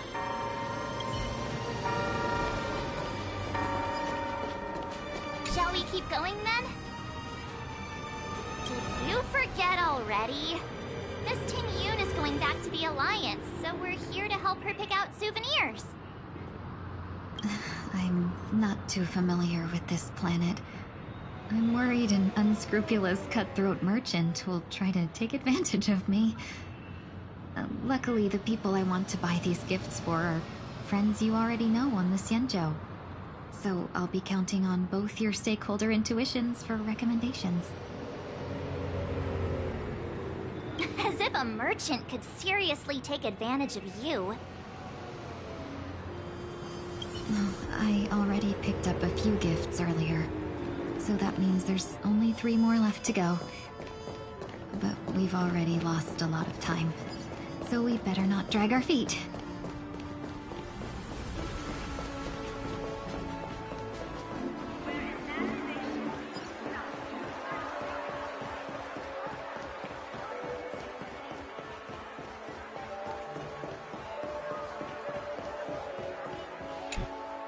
Welcome.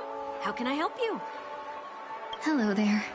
It's my first time visiting the Dreamscape, so I wanted to buy some local specialties as souvenirs for my friends back home. My 2 friends here are more familiar with the Dreamscape and recommended your shop, so I'm here to take a look.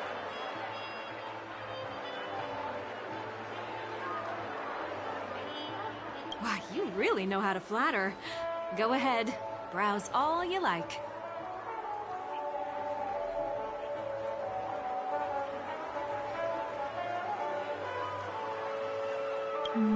First we have Lady Fu Xuan of the Divination Commission. What do you think best suits her?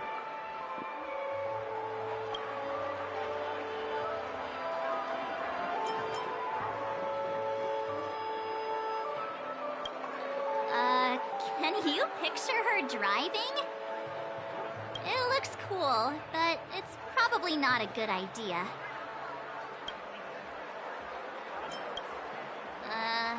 Did you pick that because of her third eye? A meticulously thought out and interesting suggestion. It'll make for a novel gift. Let's go with that. Next is General Jing Yuan.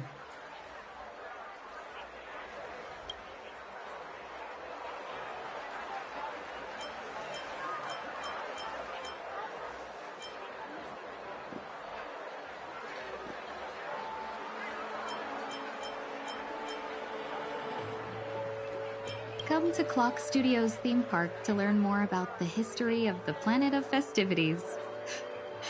I think the General will like this gift. Finally, we have Lady Bailu of the Alchemy Commission. She loves excitement.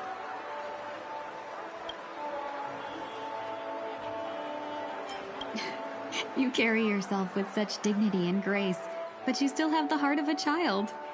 Lady Bailu loves these types of accessories. Let's go with your suggestion. That's all of them. Please wrap them up for me. Thanks to both your help, everything went smoother than I expected. And it looks like we still have some time to spare.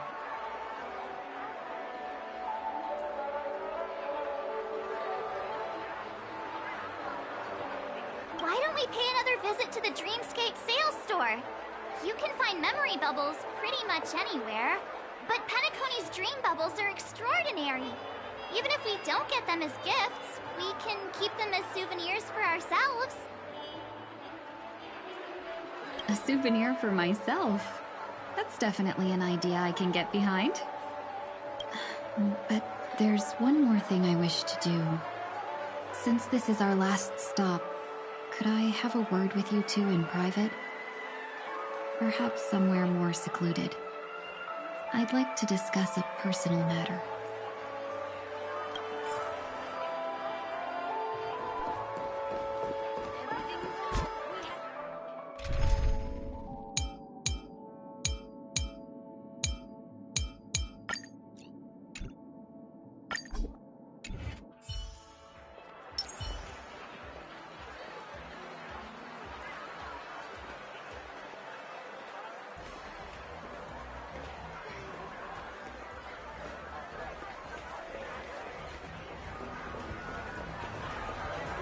This is a good spot.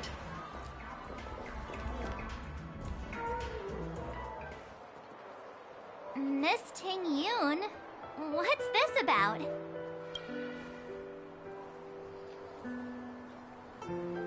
You've looked out for me during our travels together these past few days. I'm truly grateful and can't thank you enough. But there are some things I find difficult to forget. I feel it's only right that I tell you what's on my mind before we part ways. Do you two still remember what it was like when you first saw me? How could we forget? She was so shocked. She was frozen in place when she shouted.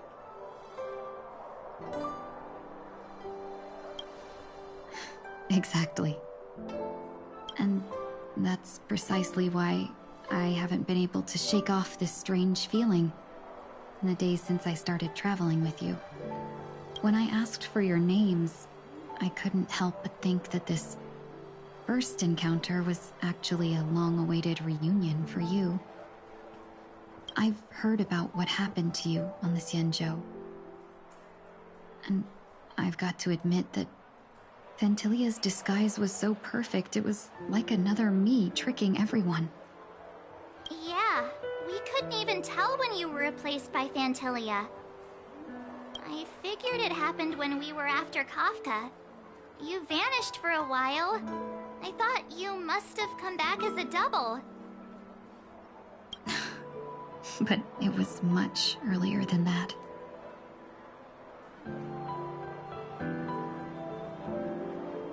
That thought has me filled with sorrow.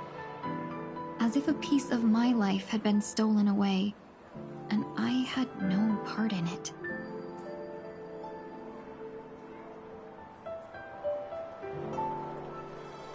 That's what I've been puzzled about, too. I never actually saw how Phantilia managed to disguise herself as me.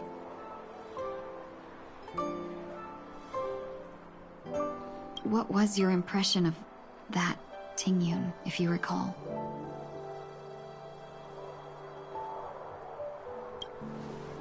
That's just the nature of the Foxians. It's widely known that mystery is the key to our allure. So, what did she seem like to you? I'll just assume that's a compliment. Maybe next time you could just say silver-tongued. Was there anything particularly memorable?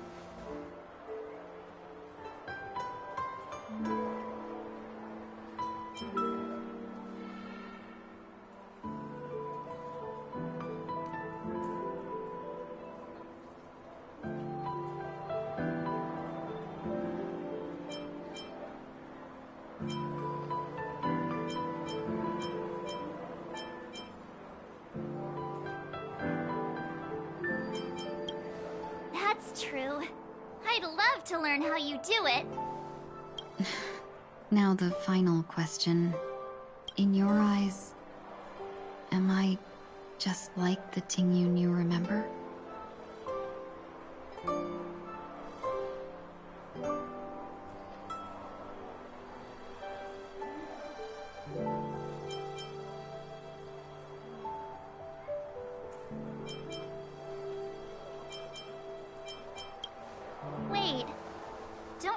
that question a bit weird? You're the real Ting Yun. Why compare yourself to an imposter? Oh, Miss March, you might have the wrong idea. I'm just feeling a mix of regret and relief. Uh-huh. As a merchant, staying well-informed is crucial.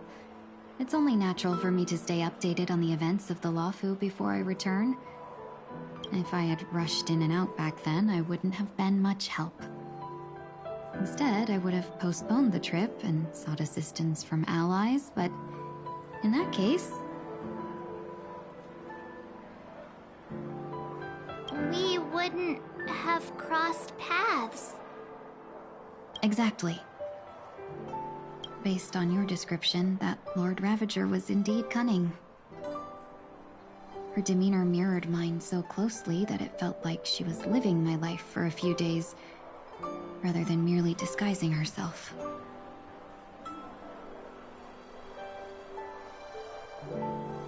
I regret missing out on your Sanzhou journey.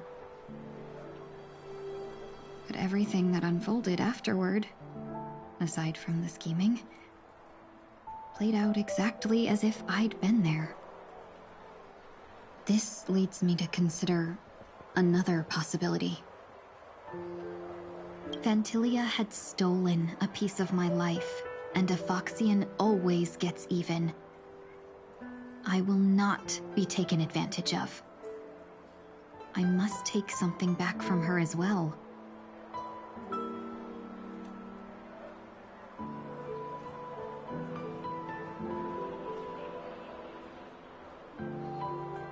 But after thinking it over, the only thing that could be considered equal value is the bond I have with all of you.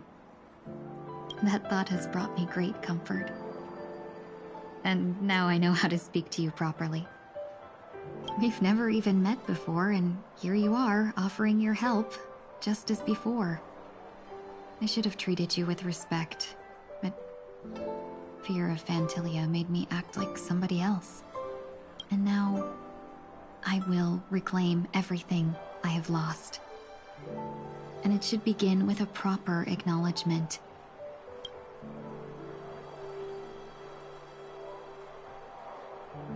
Dear benefactors, I extend my heartfelt gratitude to you.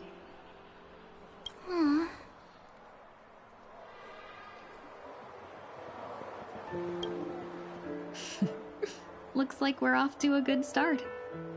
Moving forward, I'll definitely be trying more things like this from now on. And you, my dear benefactors, will be my source of courage. Miss Ting Yun, that's way too over the top. Just don't make any risky decisions. It might overwhelm her. We'll see. I just hope the Ting Yun in your memories won't be tainted by Phantilia anymore. All right, no more questions. I hope I didn't take up too much of your time. Let's continue on our way.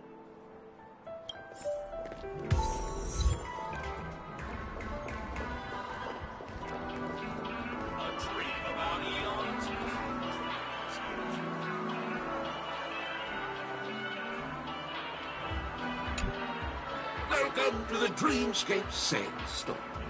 Dr. Edward at your service. We're looking for some dreams to give as gifts. Something exotic and preferably captivating. Just a friendly reminder, being too picky won't help you find the best dream. Just to dampen your smile. That being said, there are always some lucky exceptions. Not too long ago, I procured it. The story unfolds in the Xianzhou Alliance, where a young swordmaster strives to become the sword champion. However, this junior Foxian sword just turned 100, puts him in a tough spot. Why does that sound oddly familiar? Since I'm returning to the Xianzhou, I think it's better to choose something unrelated to the Alliance. Feel free to pick a few for me. I love customers like you. So easy to work with. So easy to take advantage of, you mean? don't pick anything weird, okay? Oh, speaking of dreamscapes, I have a gift for you, my benefactors. After troubling you all this time, I couldn't leave without properly expressing my thanks. Here's a dream bubble for you. I hope you enjoy it.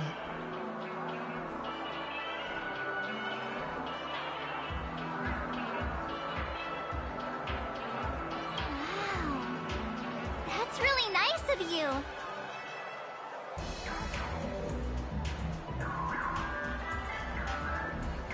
Here are the dream bubbles I prepared. Thank you for your business. Well, it looks like everything's finally in order. I suppose it's time to head back?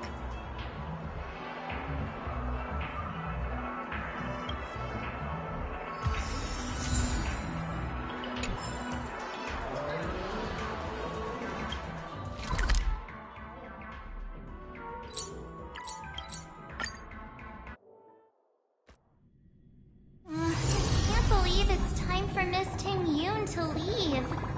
I'm not ready to say goodbye just yet.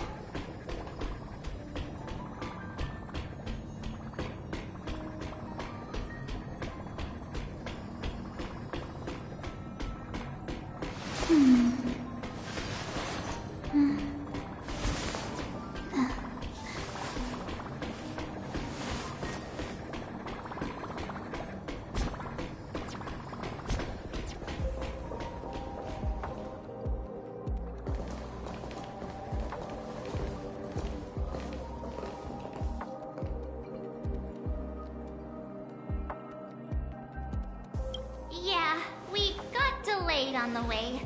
Mr. Yang will explain in detail when he gets back.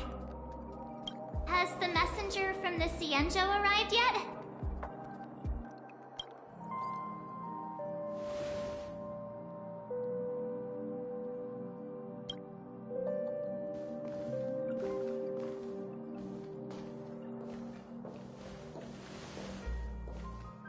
Long time no see, everyone.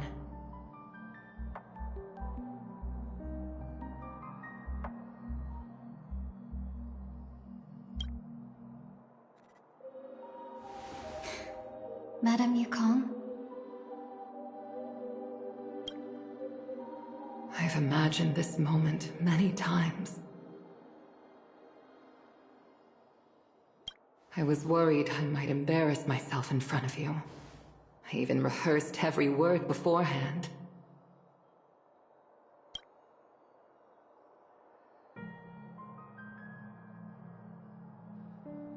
But now it seems it was unnecessary.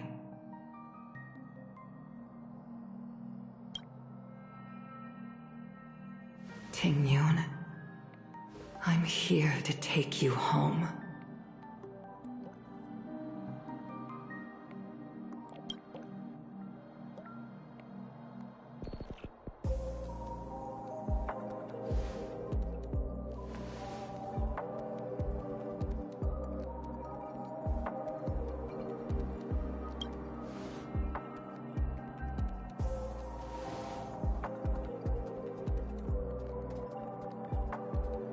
Madame Yukong, I wasn't expecting it to be you.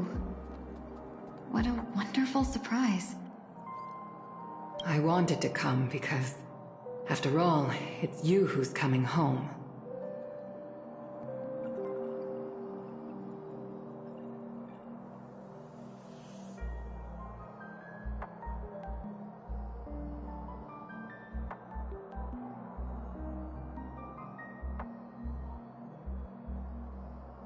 Yeah, me of all people. Your body. It's going to be tough from now on, isn't it? I've already escaped death once. What more could I ask for? Also, it's not all bad. I might even beat you at arm wrestling now. You're still the same, carefree as always. I have a lot I'd like to tell you, but I'll save it for the road. It's a long journey back to the Luofu. Even if we can't completely rid you of the pain, there must be ways to alleviate it on the Xianzhou. I have no doubt. But since we're alone here, may I ask you one more thing?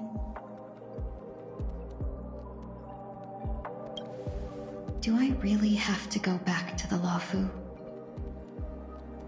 Why? You don't want to? Despite Fantilia's ruthlessness, she spared me when I should have been eliminated. And why did Miss Ron Mei, who has no ties to the Xianzhou, go out of her way to save me? It seems as if I've become a pawn in someone else's game. There are people within the Alliance who also believe that the suspect is now on the Yuchua. If that's the case, it's all the more reason for me not to return to the Luofu and complicate things. I might as well take advantage of this situation. Take advantage of the situation? What do you mean? Right now, the marks of ruin inside me maintain a delicate balance. Moreover, they were created by Fantilia herself. If possible, please inform the General and arrange for me to meet with the Marshal. Maybe this body of mine can help the Alliance get one step closer to the Xianzhou's enemies. When Ron Mei visited the Luofu earlier, she mentioned what happened to you. This coincided with when the message sent by the Astral Express arrived. The Arbiter Generals concluded that Fantilia did not intend for you to survive. If utilized strategically, this could give the Alliance an element of surprise. If we follow this plan, we must keep your resurrection hidden. But before making any decisions, I want to know what you think. If you wish to go home, I'll support you, no matter what others may say. Then I'm glad. I shall save you the trouble of hearing what those people may say. The road ahead is perilous. If you decide to take it, I won't stop you. Maybe I'm being selfish, but I still want to know. Are you choosing this because it's what you really want? I've come to see myself clearly in this dream journey. Perhaps it's what people call a blessing in disguise. There is someone who can attest to my true intentions. Please follow me. She should be around here somewhere.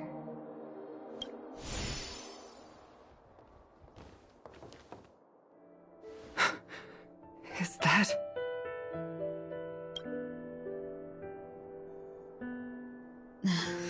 After a strange encounter, I was fragmented into multiple Tingyuns, each embodying a different aspect of my memories. And one of them hasn't returned to me, because she ventured too far. Until now. You mean her? What is she doing? She's captivated by something that has deeply mesmerized me. As a fleeting emotion, she's no different from a newborn. Her boarding this ship was solely down to her inner impulse.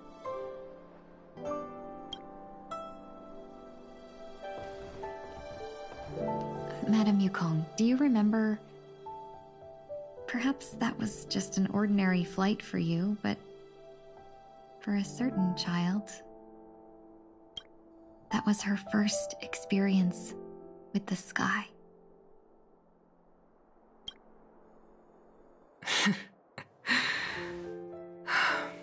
Of course I remember. Back then, you were still young enough for me to carry.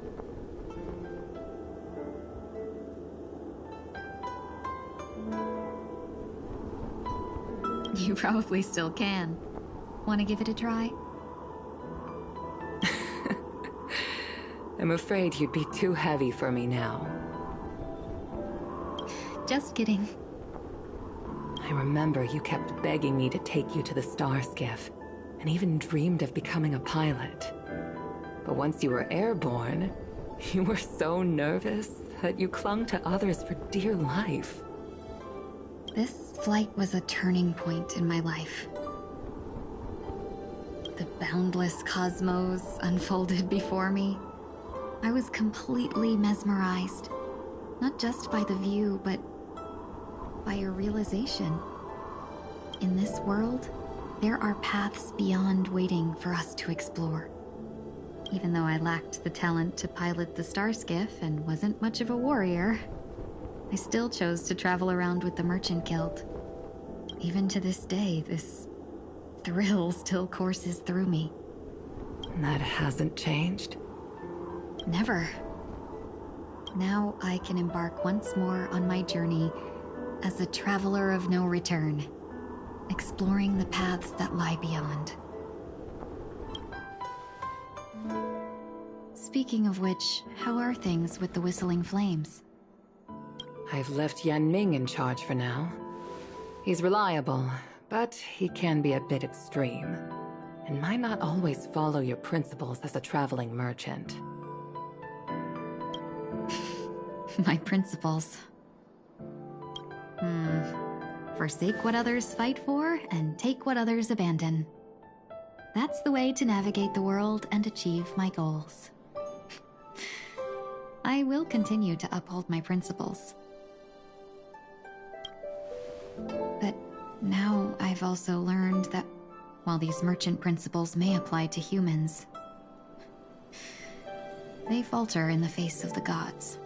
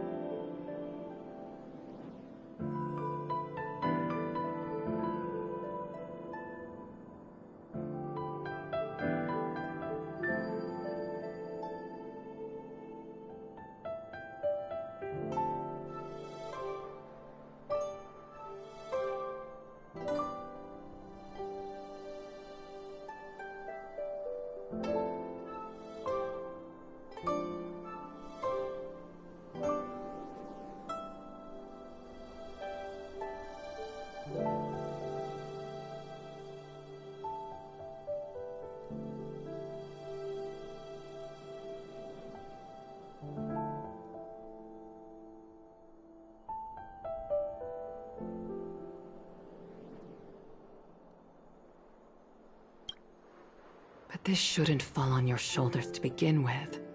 You are simply an innocent survivor in this war.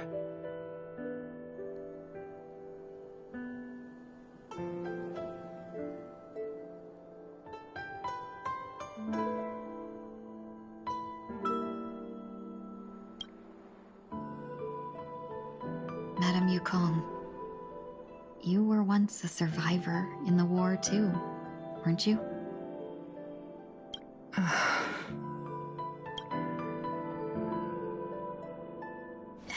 In a hazy dream, I vaguely remember someone telling me that the inescapable price of survival is often more adversity. But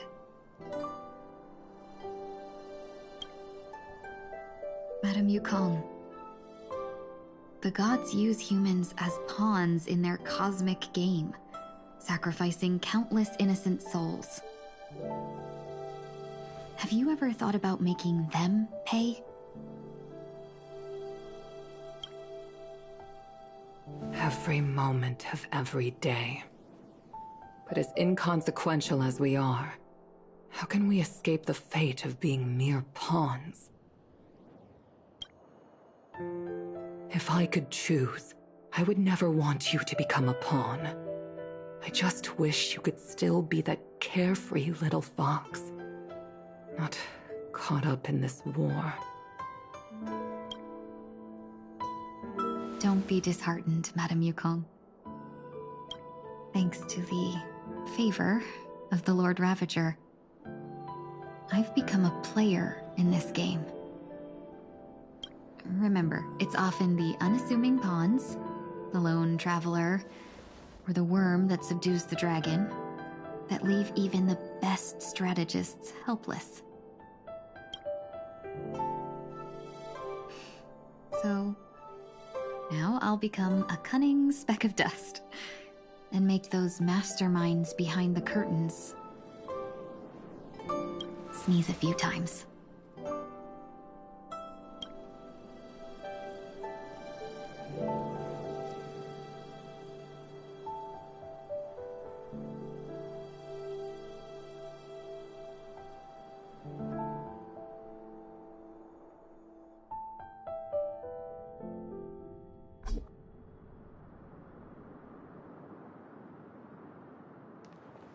Is this place also affected by the Order?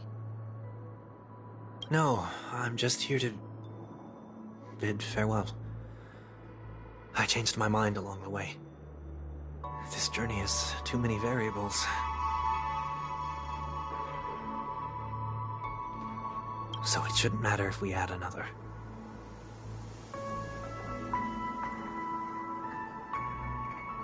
How did you know she would be here? I didn't. I had a hunch and decided to try my luck. It seems I can be lucky sometimes. It's not like you to leave things to luck. I'm trying to change too. I don't think you need a bystander in this scenario. Go on ahead. You're not worried I'll take the opportunity to escape? I believe you're the kind of person that has the ability and desire to use everything to your advantage. But that everything does not include Miss Robin.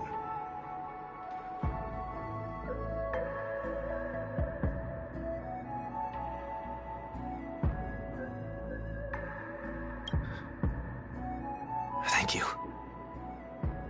Now then, Mr. 1 Week.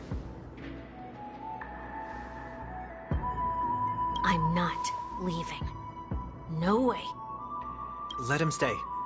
He won't be in the way. I actually need 1 week to be there. She shouldn't be seen talking to a fugitive, no matter the circumstances.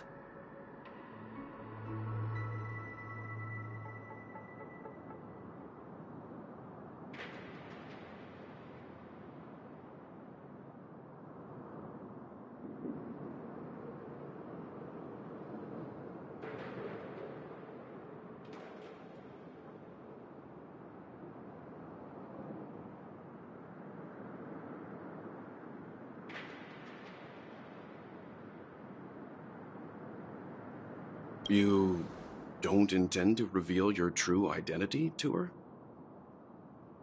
Both parties don't have to be aware that this is a farewell. I shouldn't put her at risk for my selfishness.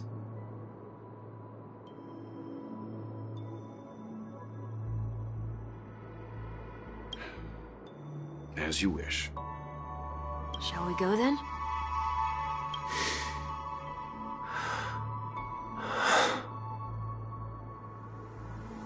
Let's go.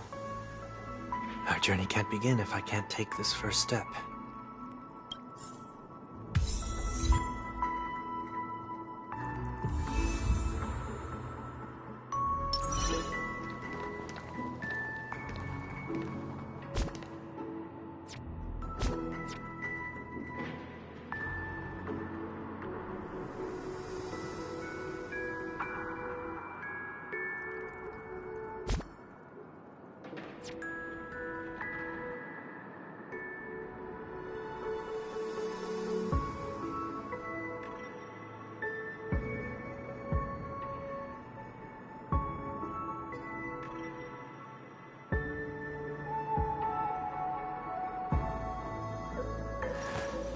I will walk to the end of all your wills, no matter the cost.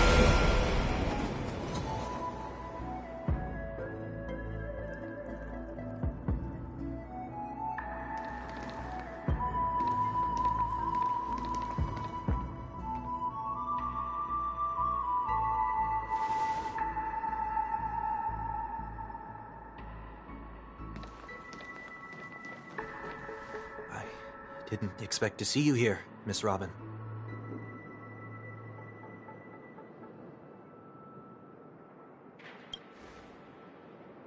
It's nice to meet you, miss. May I know your name?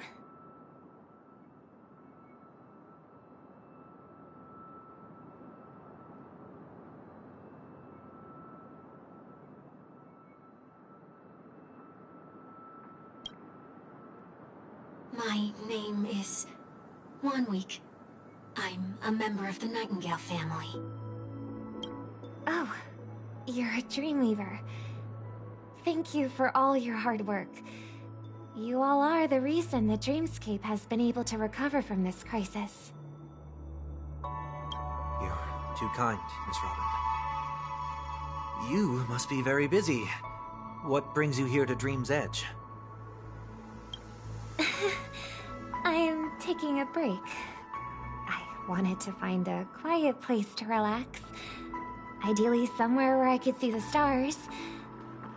Before I knew it, I'd walked all the way here. I know these stars only exist in the dream, but... Well, perhaps the dreamscape is not so different from reality. When we look up into the night sky, the stars aren't really there. The glimmering lights we see are merely the images of stars from long ago. So, have we ever truly seen a real sky full of stars?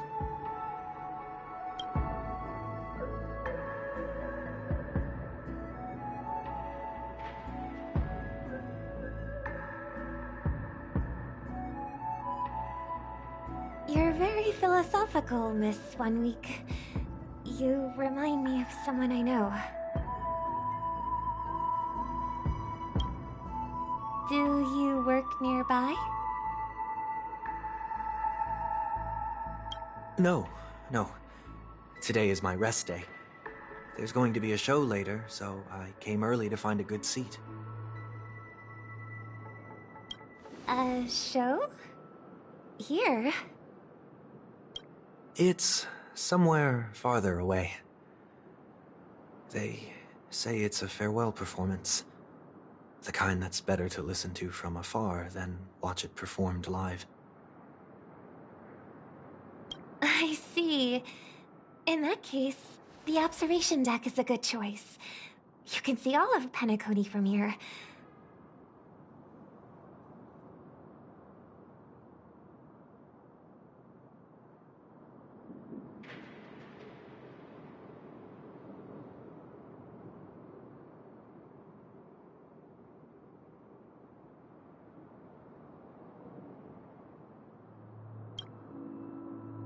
Distance can make some things appear more beautiful.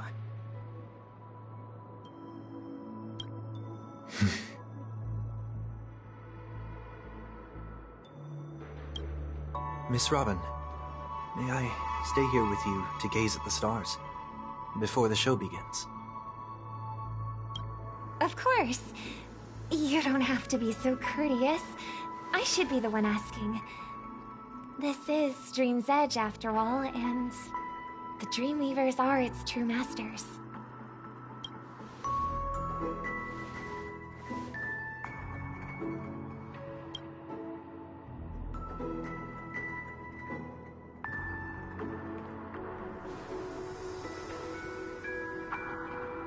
Still, these stars are unfamiliar to me.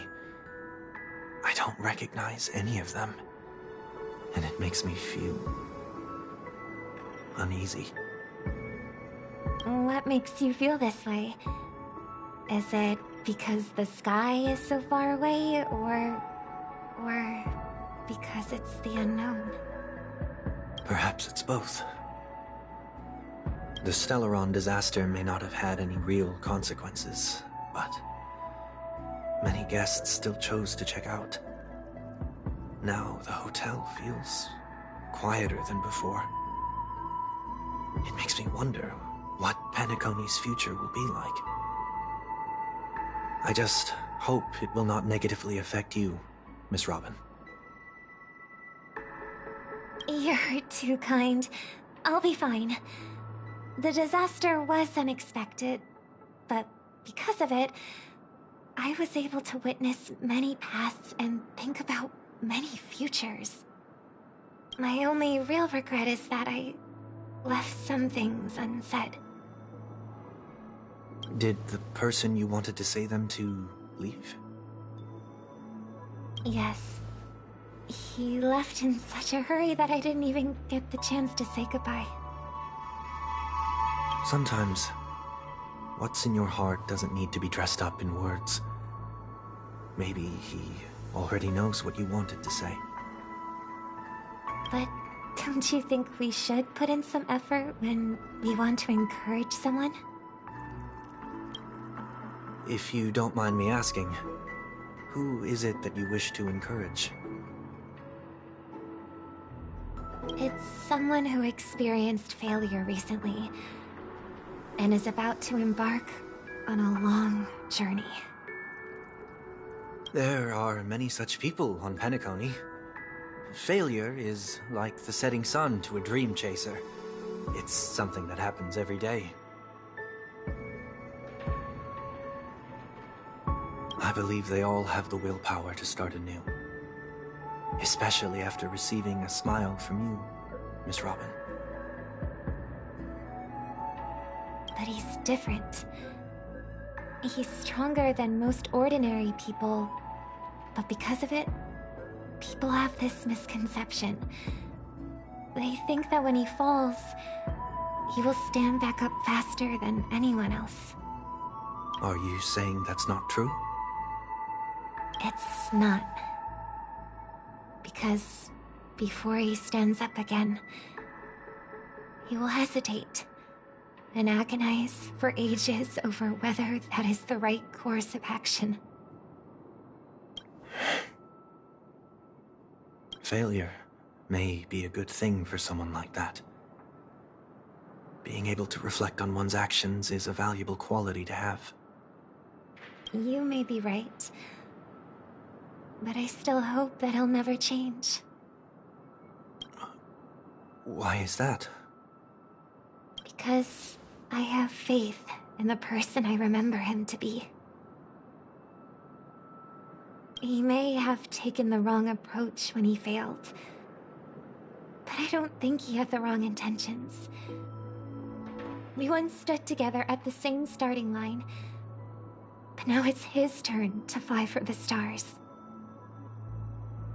I believe he'll find the right path, even if he has to do it alone. We don't have to soar into the sky together. Because I know we'll reunite one day, up there in the clouds.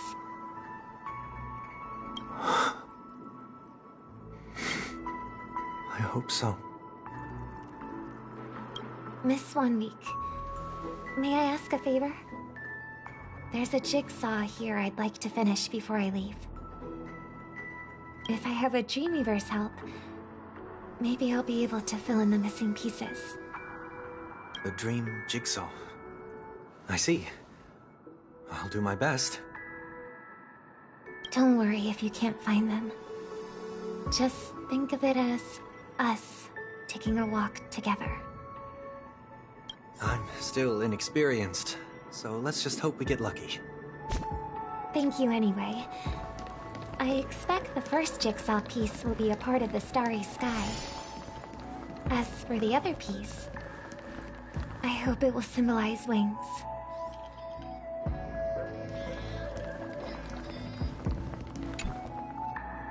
It seems we've been blessed with good fortune today. Is this...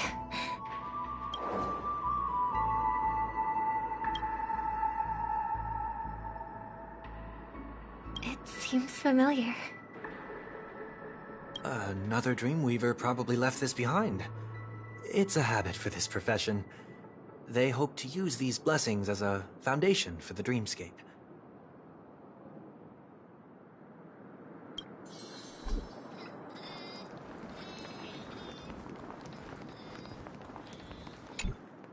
The second jigsaw piece.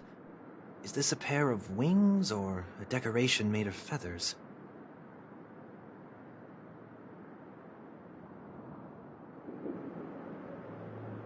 Maybe it's somewhere in between the two. It's a pair of broken wings. We should keep looking. It's okay. Let's use this one.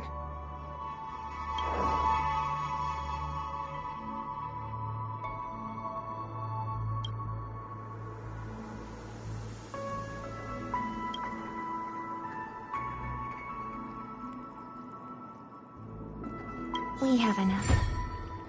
Let's go back.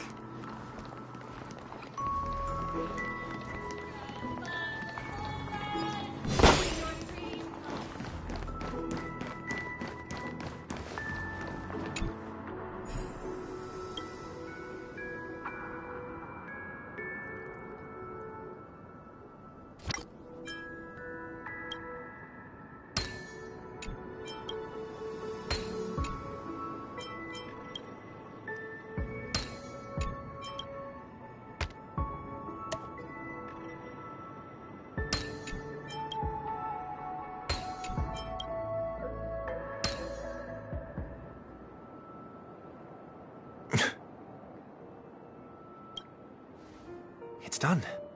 Have a look.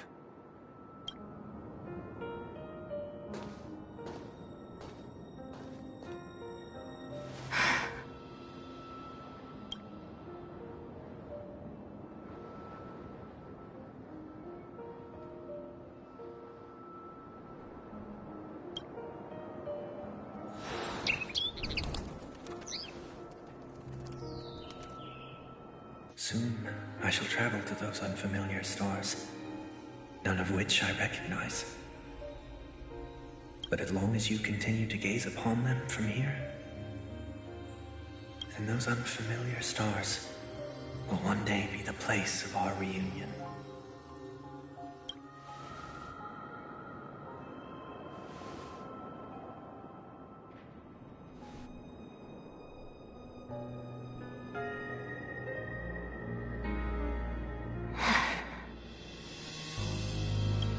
You still couldn't bear to say goodbye in the end. Maybe I'm stronger than you think. You must try to relax on your long journey. Brother. That didn't seem like a perfect goodbye. It's enough. I only meant to stay quietly by her side for a bit. Why did you do those unnecessary things? What things? Those 2 notes. If someone finds them, they can be used as evidence against her. Huh. So you can do whatever you want as many times as you want, but I can't?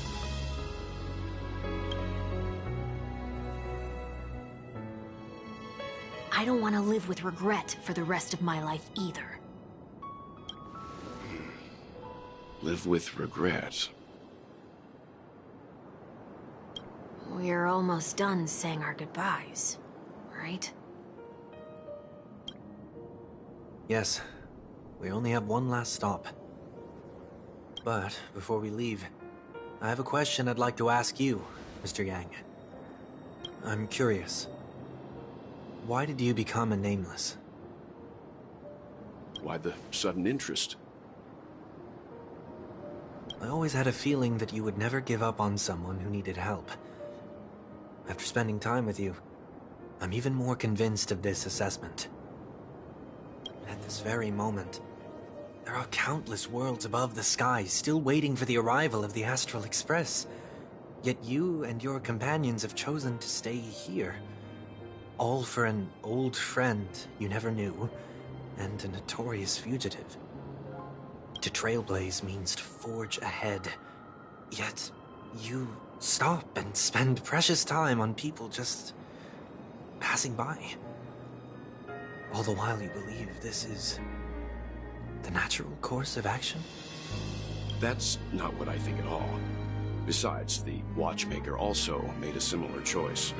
And because of that, he bid farewell to the Express and never walked among the stars again in his lifetime.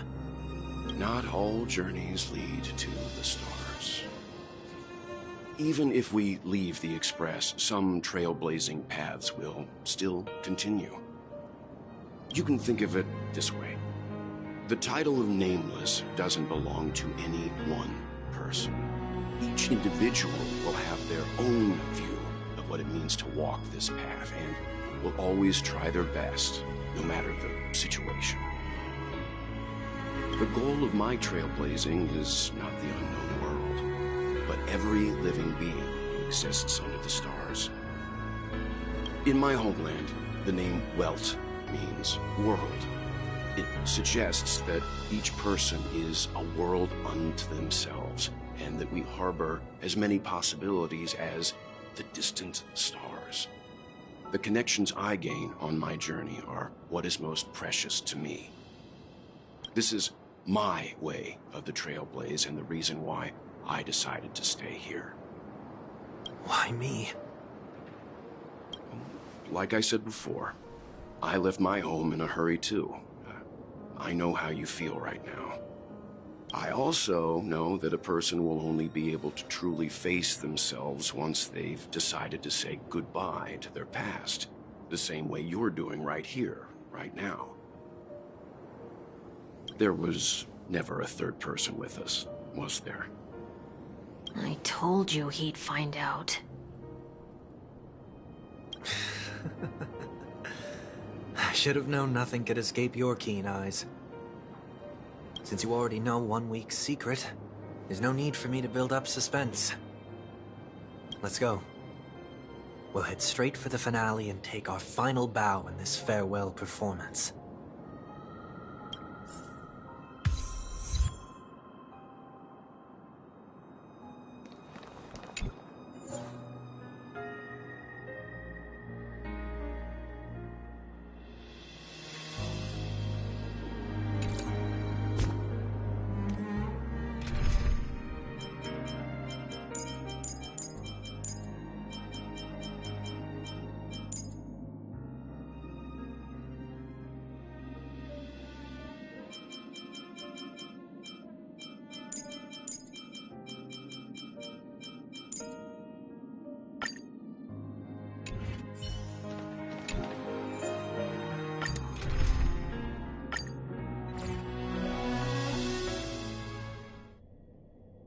I know you can hide your appearance, but trespassing on restricted family grounds is still a bold move.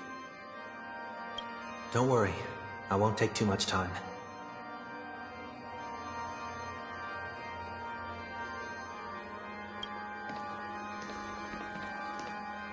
I was a child when I first visited the Grand Theater. I remember seeing the light behind the curtains from here, and believing it to be the morning star guiding me toward the land of the dreams. When I returned here many years later as the head of the Oak family, I finally learned that the light was actually a Stellaron. Now that you've returned to the stage, what are you planning to do? Prepare for my departure. I've always believed that a person's starting point should also be his last stop. Have you ever seen the elderly at the end of their lives? As they welcome their final moments, they invariably raise their hands, stretching their arms into the emptiness. Much like how babies also stretch their arms into the air when they are first born. Humanity flaps their wings twice as they complete their journey. Once when they are born, and once when they die. in order to flap my own wings and soar again.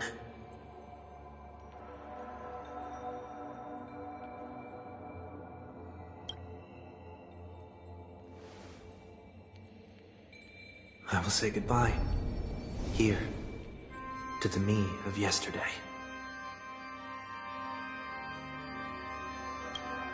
I really hate this face. My expressions feel so dull and lifeless.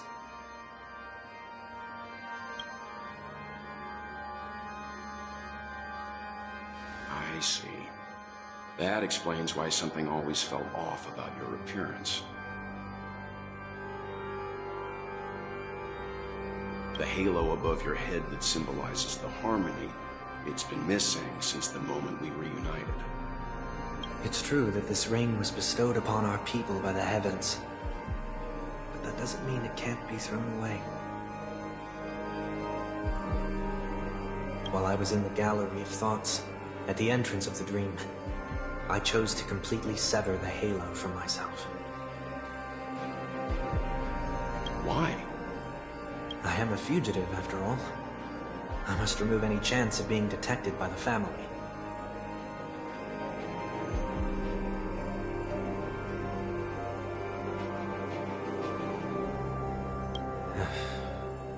Another reason is to feel pain. A pain like falling from the sky with broken wings that can keep me awake.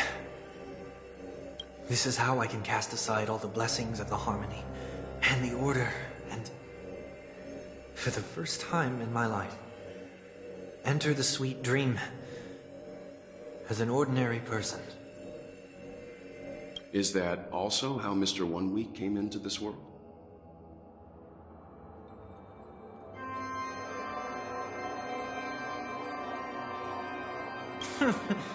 No. You wouldn't believe the real story even if he told you. He was born from an accident. One that you're actually quite familiar with. It was that try not to laugh challenge. Quite embarrassing, to be honest. I was roaming around as an ordinary person when I unfortunately fell into that Pepeshi's trap. The prank that fragmented Miss Ting-Yun also divided my fragile self into two. Are you saying that he's a part of you? That's quite surprising given that you two look nothing alike. You could say he's another possibility of me. I too was once a child, with aspirations buried deep within. Over time, those childhood voices grew increasingly faint. Maybe, if I had made a small change in my childhood, I would have turned out to be exactly like him. What a pity. Failing to become a better version of yourself. So, my final farewell will be like that of Miss Ting-Yun. I will perform a tuning on myself and return to my complete form. And this also means that 1 week will vanish for good. That's why I said this was the last stop.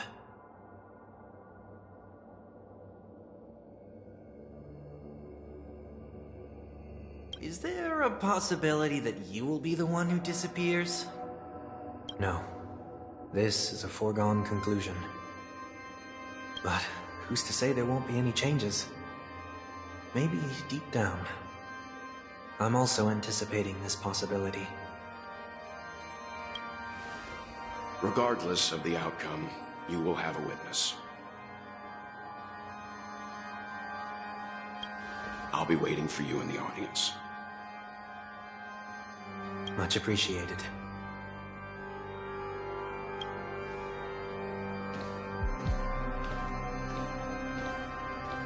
Now, shall we begin?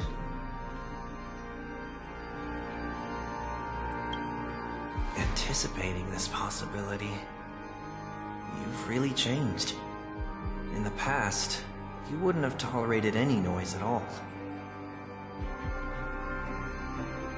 I'm about to embark on an unknown journey, where it will be impossible to maintain my orderly life. I will have to navigate unexpected surprises, much like today.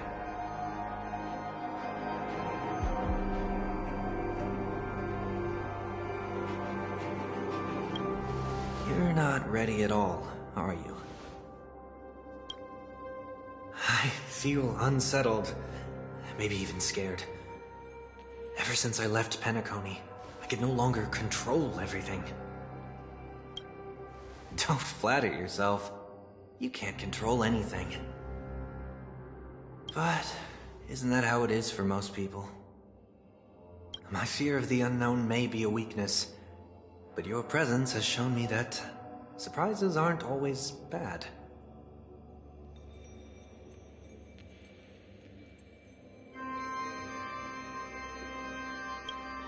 Meeting you has been a great help to me, and I'm glad to have discovered this side of myself. I also feel grateful for the opportunity to tell you this in person.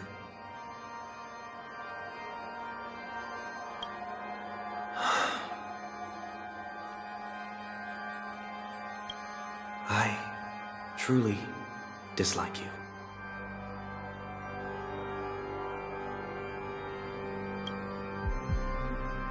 What? Are you sure you didn't mean the opposite? I must admit, many of your qualities strike a chord with me. There are times when I want to joke around, freely express my thoughts, or openly share my dislike of a person. Or my fondness. I want to tell her that I love all her songs. Then go for it, Sonny. You always talk about locking the bird in the cage, but you're the one who's trapped. Look at yourself. Besides discipline and hesitation, there's nothing else in your life. If you continue living like a slab of marble, you'll break into pieces when you fall. But I won't become like you. I simply can't. I dislike people who are frivolous. It makes me uncomfortable to even emulate them.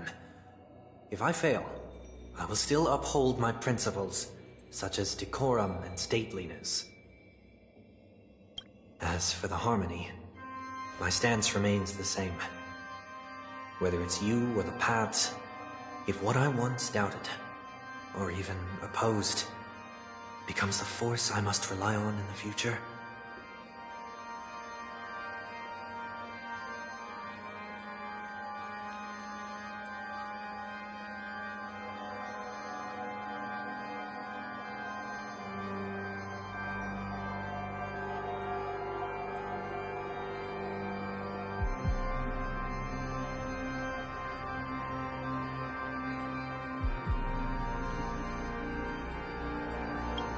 this time, my true heart will guide the tuning. I'll leave it to you. What is this? Leaving your fate entirely up to a coin flip? This isn't like you at all. Did you lose your mind after being run over by the Express? Or were you possessed by that IPC gambler?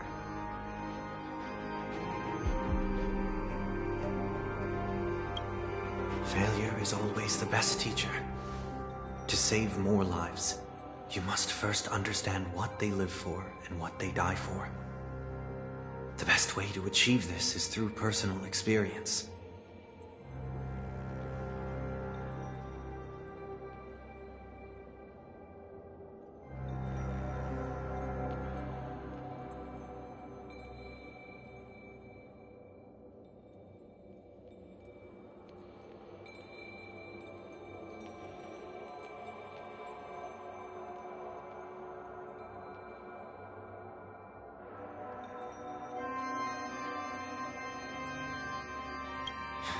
You see? I'm already starting to make changes. Whether it's us merging or one of us disappearing, I'll leave the tuning to fate. And see if I can embrace all that I detest.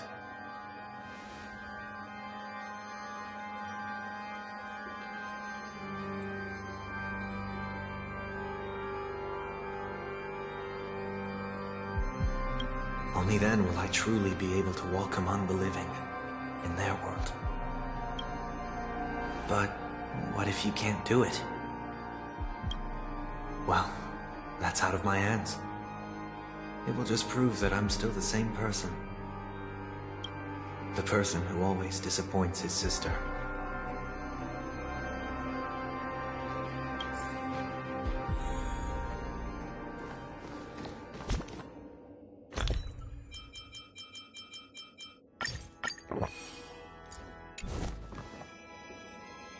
Feeling lucky.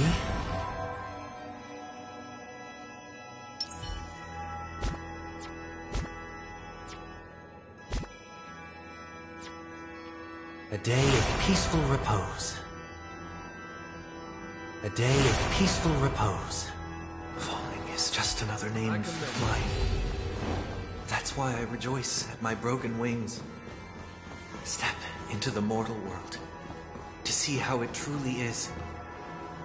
Then, be born as a human.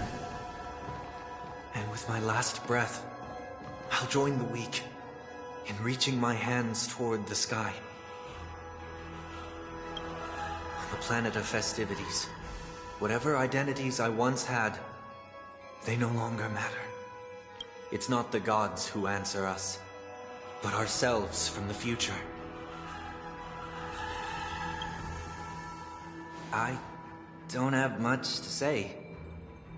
But, as it's time to part ways, here's one last piece of advice.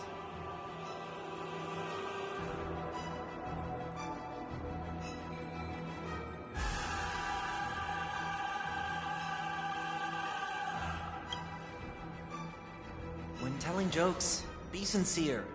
Don't sweat the details, and above all, don't explain them every time.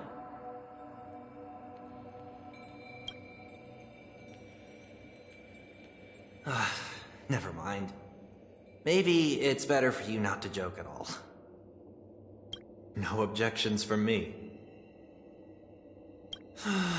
This is so annoying. How did I become so dull?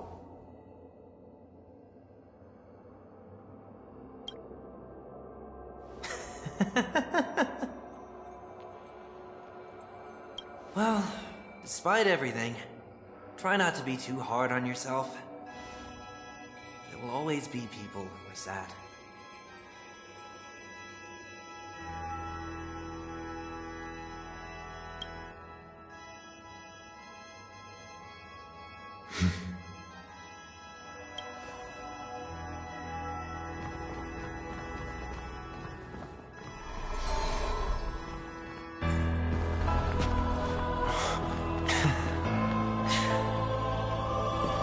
Planet of festivities, land of the dreams.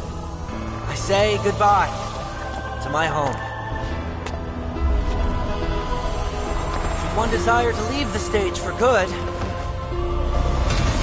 one must first step back onto the stage!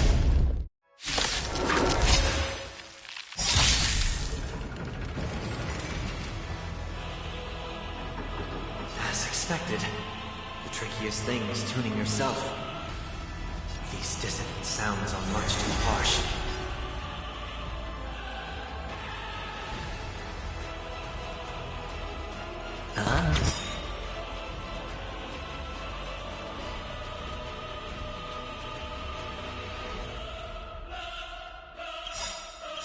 Disorderly noise! Those stars echo! The dice have been cast. Bust. Or maybe I'll take it off. I'll overcome the thorns.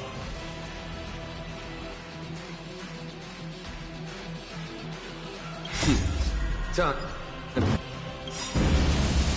Show no mercy. This mortal form will watch over you and guide you on your path. Serenity is before me. Here, this thunder. Watch your head. Echoes of the past. You need not fade away. Follow to the stars. They are part of the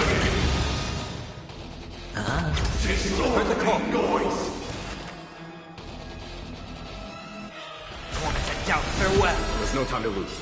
Conflict is imminent.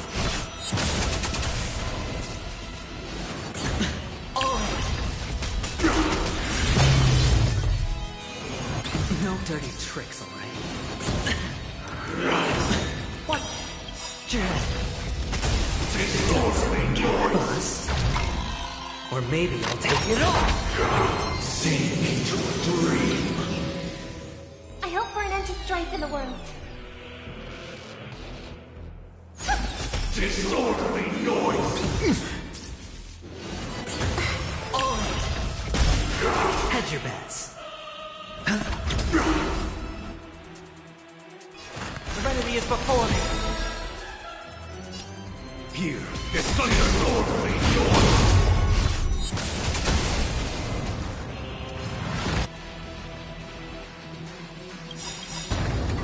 Time has come. Let it be revealed. Is it inevitable for me? This mortal form. I will watch over you and guide you on your path. Watch your head.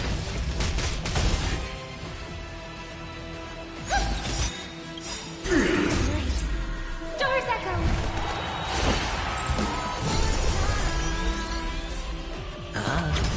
We'll overcome the thorns. Wanted to doubt farewell. Follow my charge. Conflict is imminent. Uphold the truth, and you will.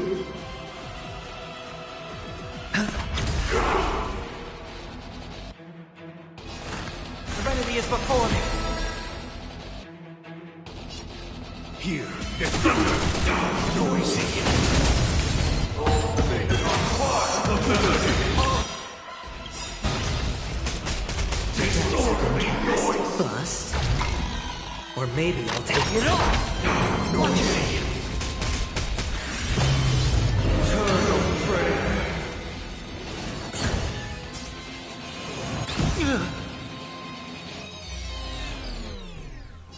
Resonate all together. No dirty tricks.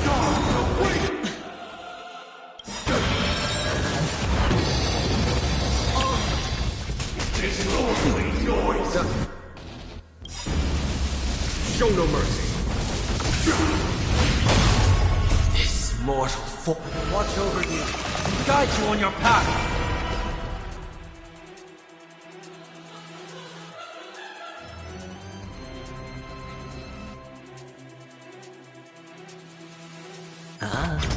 Heard the call. Wanted to doubt farewell. Conflict is imminent.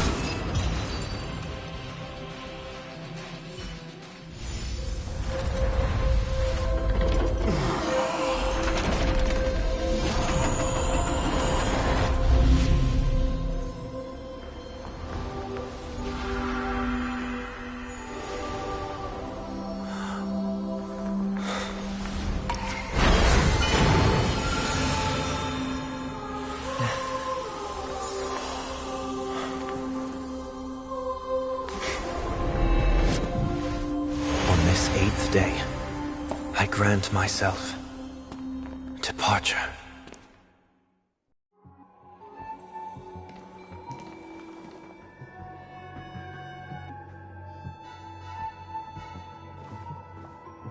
Well, how should I address you now?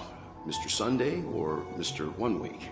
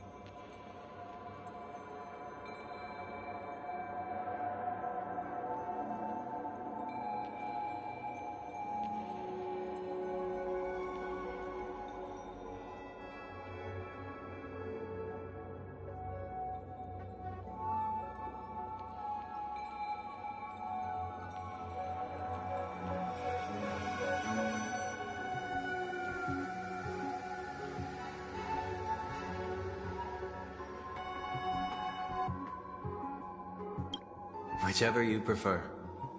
He's probably mocking me from inside right now.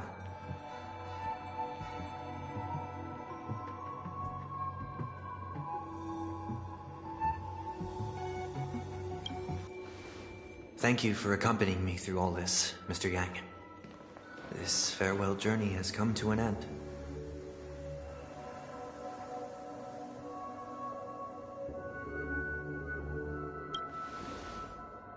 What are your plans after leaving Penacony?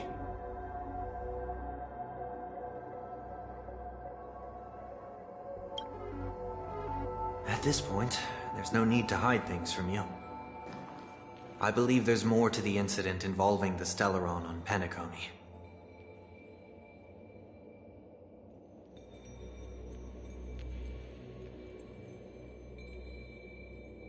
Are you suggesting that the Dream Master wasn't the one controlling the Stellaron? Don't worry. The Oak family was indeed behind seizing the Stellaron, and resurrecting the fallen Eon during the Charmony Festival, and you've already defeated them. But Mr. Gopherwood once told me that all the Order's efforts were aimed at avoiding the same mistakes that the Harmony made.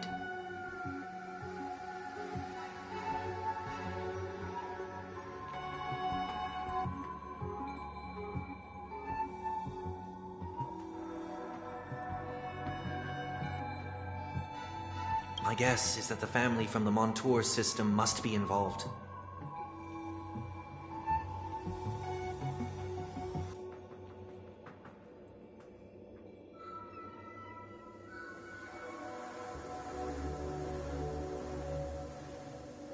Unfortunately, too much time has passed to verify that. Penacony is just a small territory, and even the family heads with their authority cannot enter the sacred site of the Harmony and inquire about the true will of the Great One.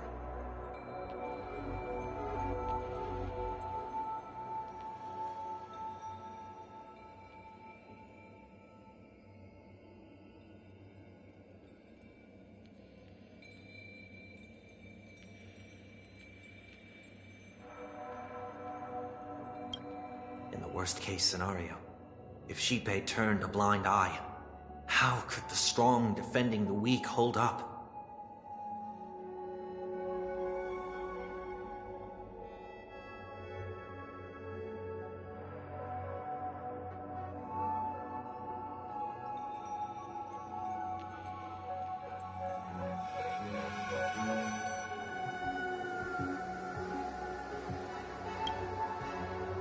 Mr. Yang, I just want to tell you this.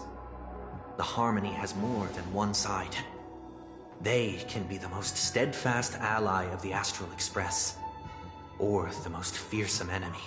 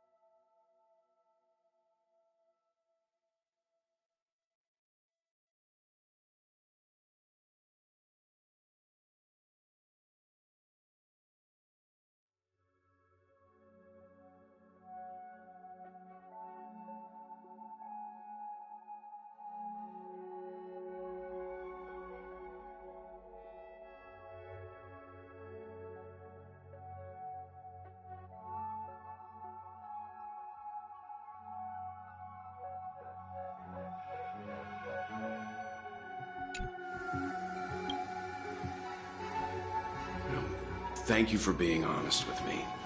The efforts of the crew on Penacony were driven by the same concern. After all this, the Harmony and the Preservation will keep the situation on the planet of festivities in balance. With the momentum from the Trailblaze, more forces will arrive, and Penacony will become a public space in the cosmos.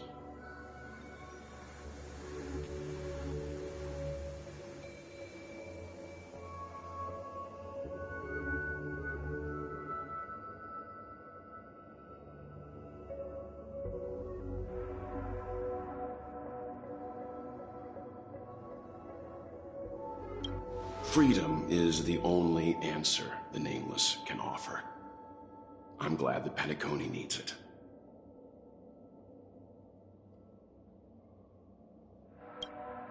You and I both strive for a peaceful society, even if our reasons are different.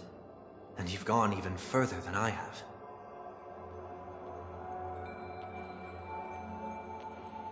If not for our paths, perhaps you and I wouldn't be in opposition.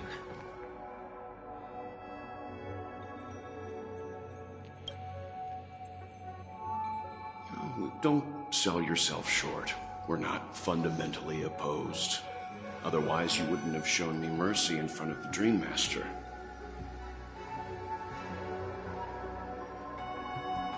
This shared journey is my way of repaying you. After all.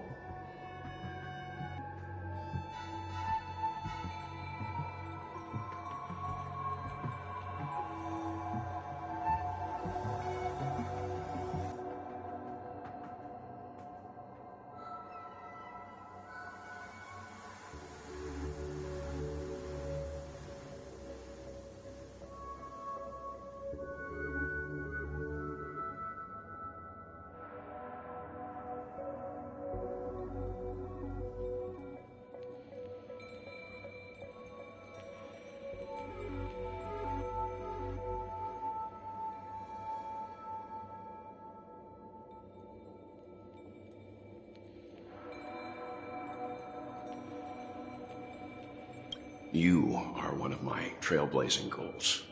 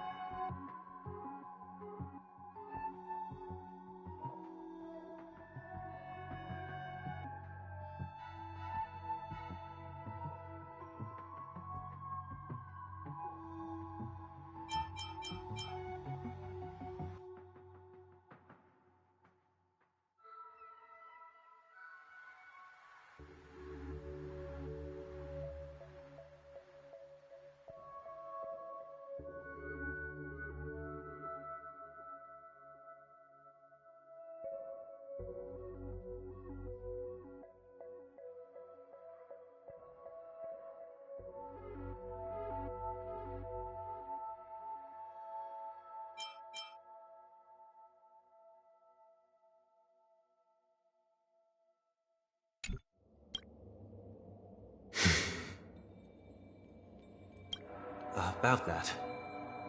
You've given me many insights as well. Humans are the measure of everything, and no one is the sole savior.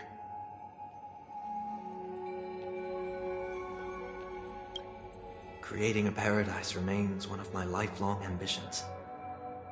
As I move forward, I realize I must build it brick by brick. Therefore, I have a request that I hope you'll consider. While I lack the will to trailblaze, nor can I become a true nameless, I admire your convictions. Perhaps what I need, more than asceticism, is knowledge.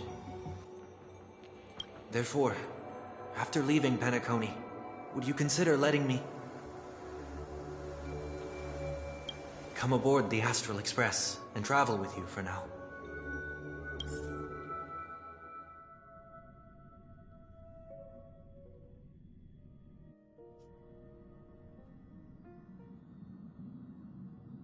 So this is why I brought him here.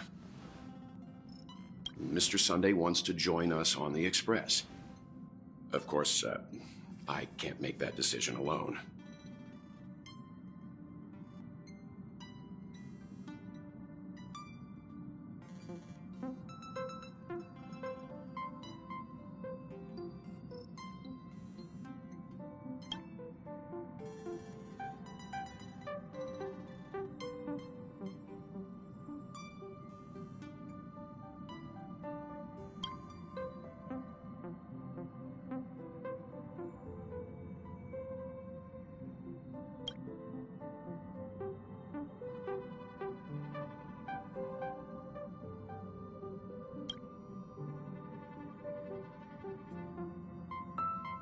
I learned the most valuable lessons from my past opponents. Please, say whatever's on your mind.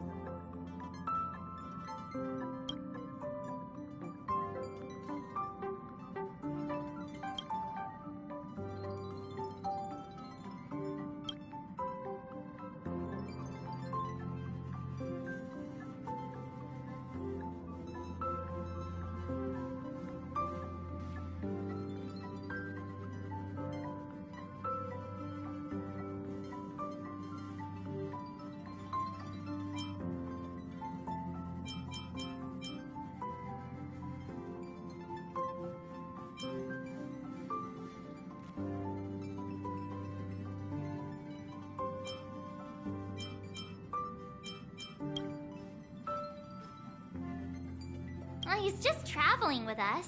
Not an actual member of the Express crew yet. Your newbie status is untouchable.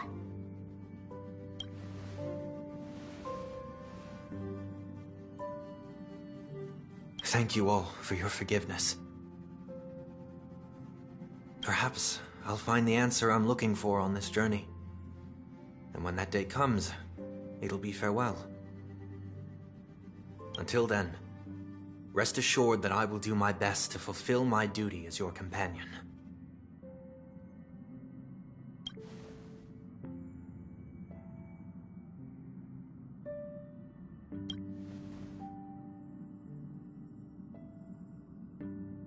Now that our business on Penacony is settled, it's about time we get back on track and prepare for our next warp jump.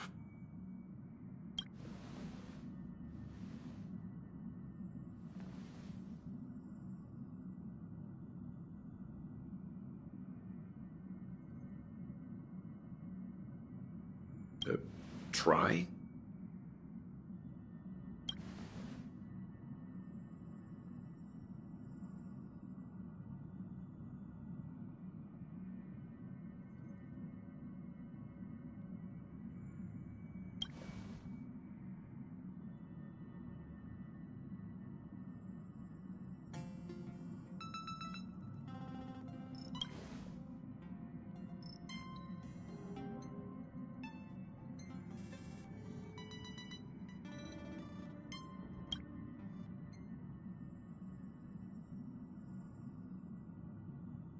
No, we're still not quite there.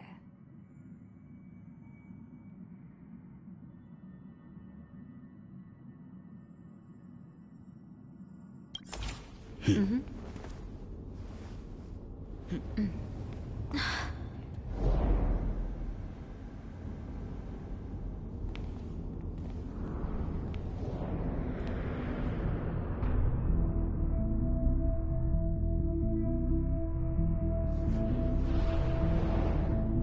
Indeed, this is only a minor ripple that no one will ever notice.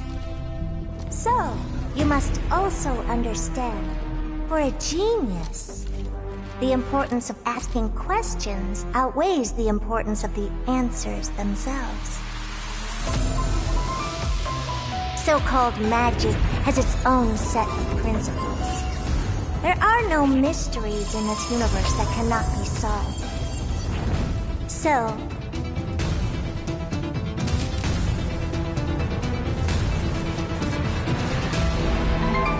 all-seeing presence, I ask you this.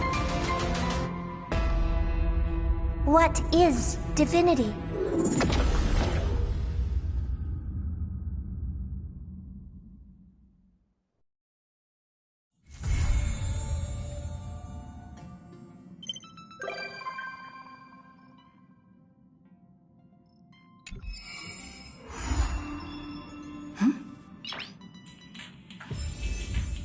Nice!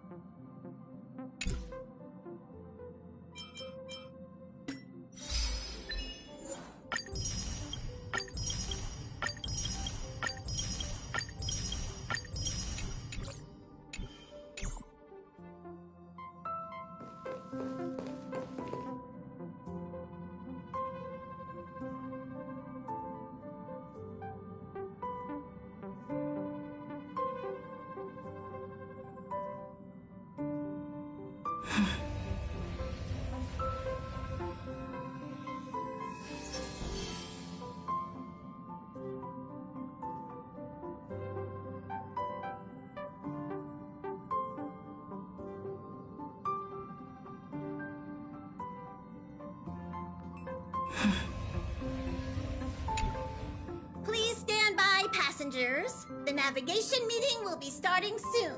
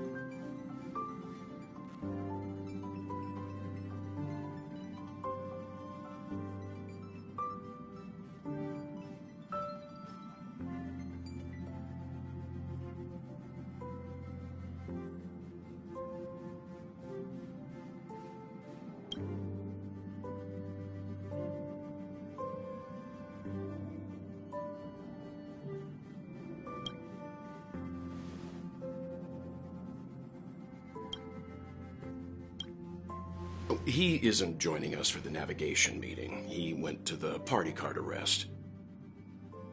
Don't worry about him. An unexpected destination could be a great starting point for Sunday.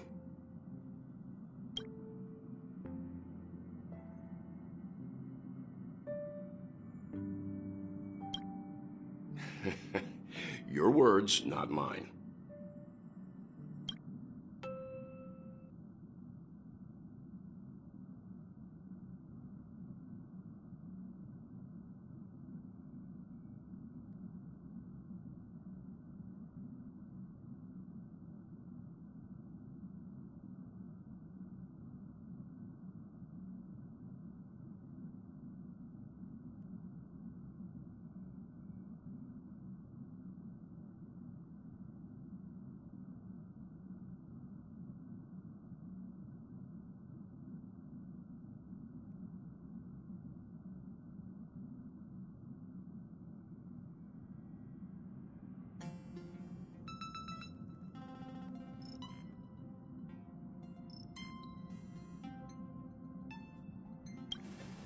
Since everyone's here, Pom-Pom will start presenting our options. First up is the oceanic planet of Lushaka.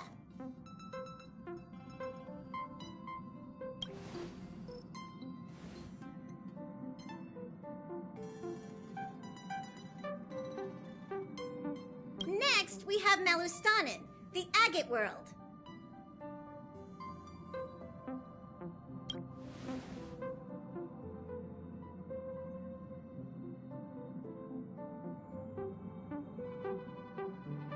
Given the Express's fuel situation, it's worth us thinking through our options carefully.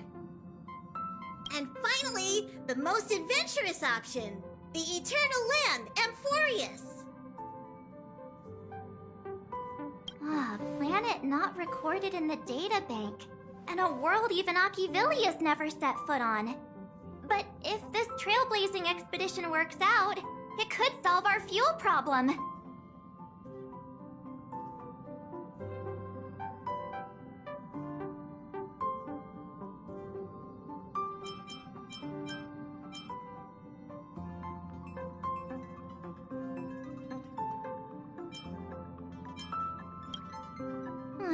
Jeez, stop messing around. We don't need a scrub. The Express is already spotlessly clean.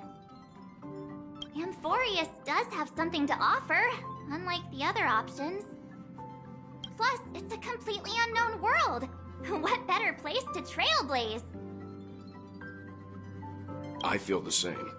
While we know nothing about Amphorius, we know the other two worlds aren't exactly safe options. Anyway, if it's a risk we're taking, we might as well throw in some adventure for good measure.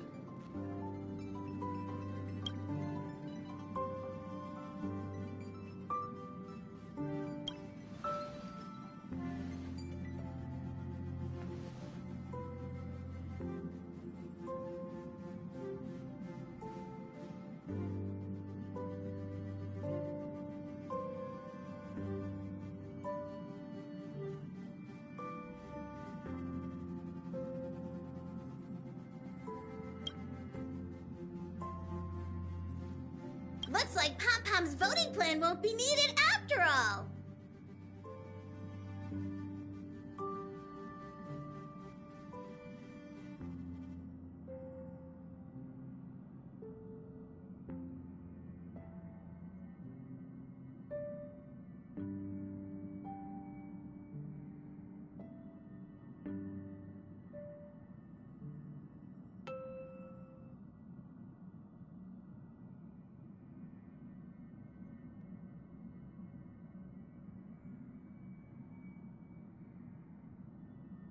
It's official then. Our next stop is Amphorius. Great! I'm looking forward to the conductor's jump announcement. I'll be in my room freeing up some memory on my camera. I'm going to have to snap tons of pretty pictures this time.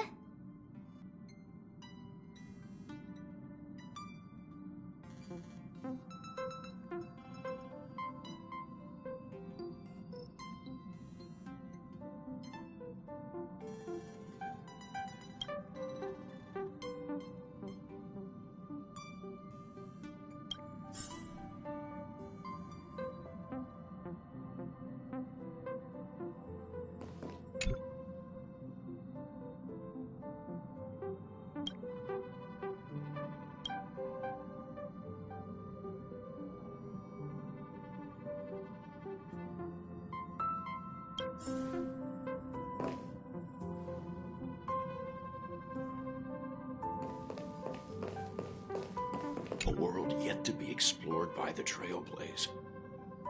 No self-respecting nameless would turn that opportunity down. Absolutely. The Astral Express has always traveled along the silver rail laid down by Achivili. We don't normally get to venture into a world beyond the knowledge of the Trailblaze.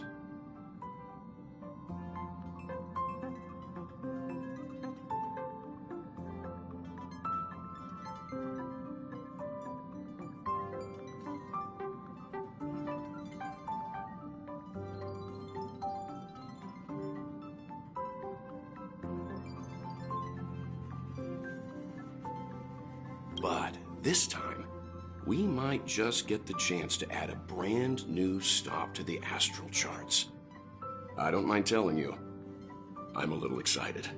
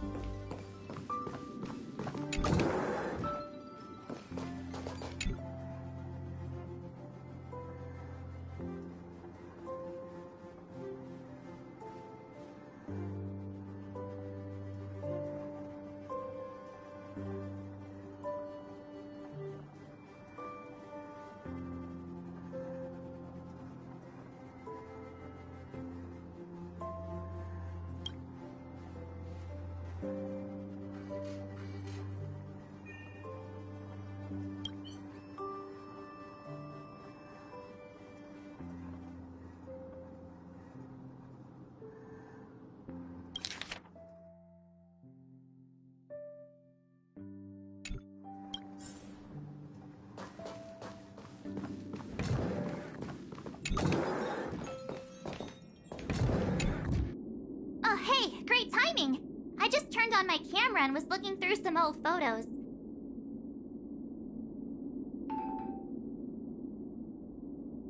Can I ask you something? What's your favorite part of a journey? From start to finish?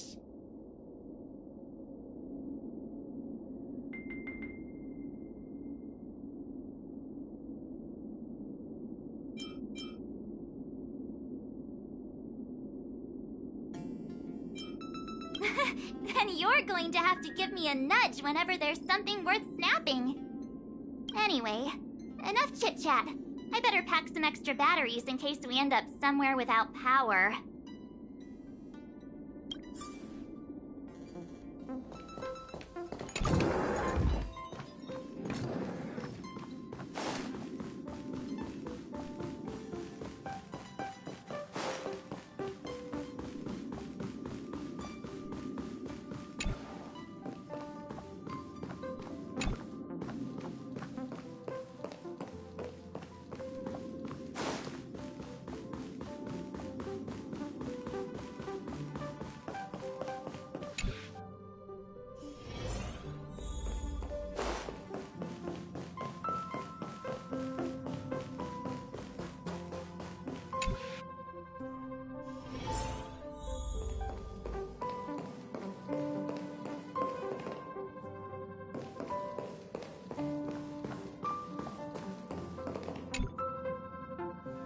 Ah, you're here. I hear the Nameless are going to Amphorius. A very wise decision.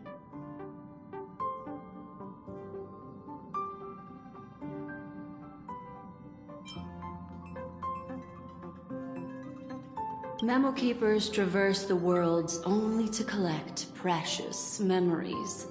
Have you heard that before?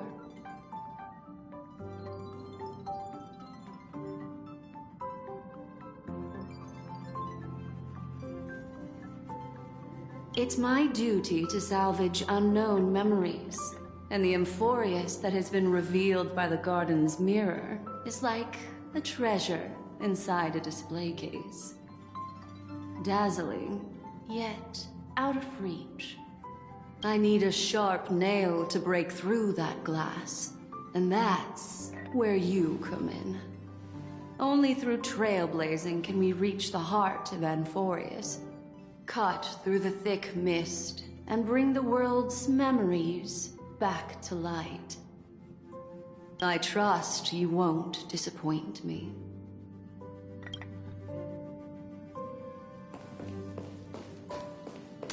What kind of drink do you prefer? Looks like you've decided on your next stop. I see. Those who embark on a long journey simply need to set off.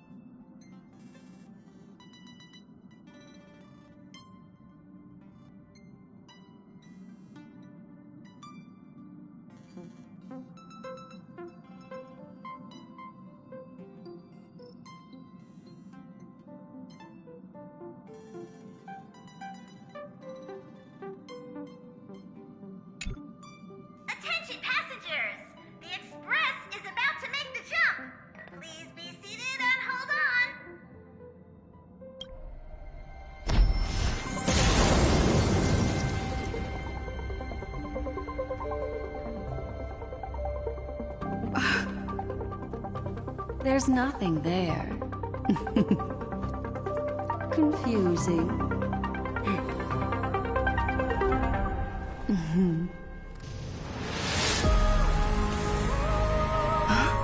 The answer lies hidden in the starry sky. Here it is, the isolated world that can only be seen through the garden's mirror.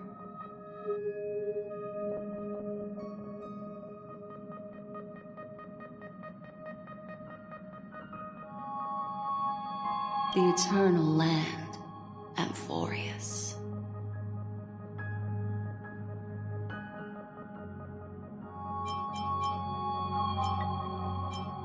No one knows.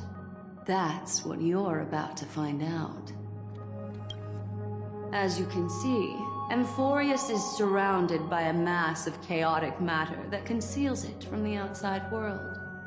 Nearly. Conventional interstellar travel can caught a glimpse of this place, and along with it, discovered ever-shifting traces.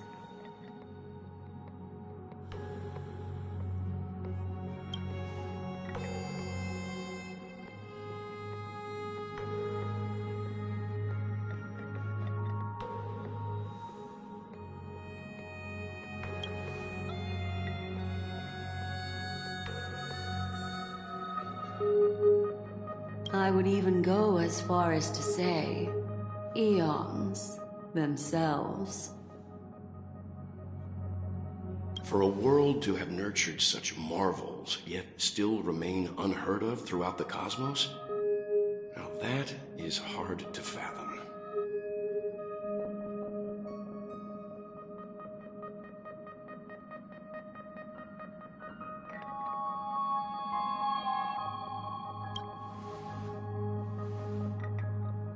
I can reveal the second. In fact, you've all seen it just now. It's the Remembrance. I see. Then it makes sense that a messenger of the garden would be capable of unveiling Amphorius for us. What about the final path?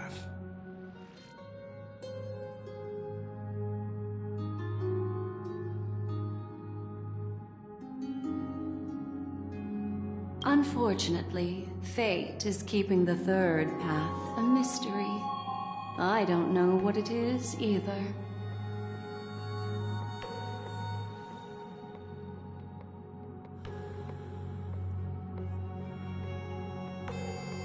Hidden beneath the brilliance of erudition and remembrance, yet possessing enough power to rival the other two paths.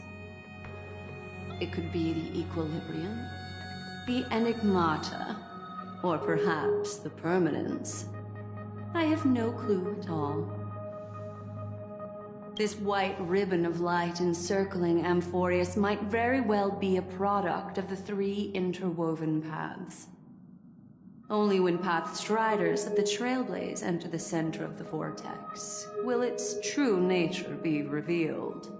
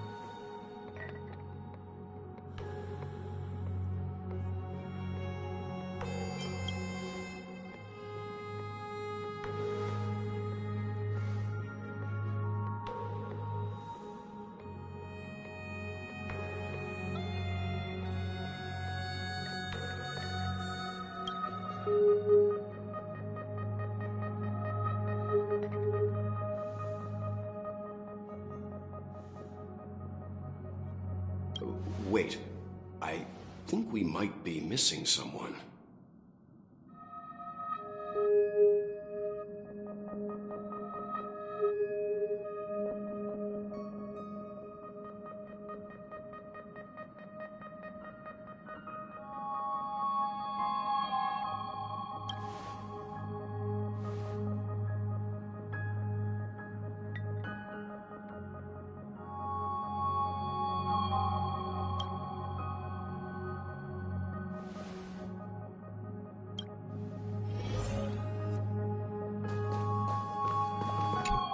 Something feels off. Please, all of you go ahead without me. I'll join you later. Let me know if there's anything I can assist with. I'll do whatever I can.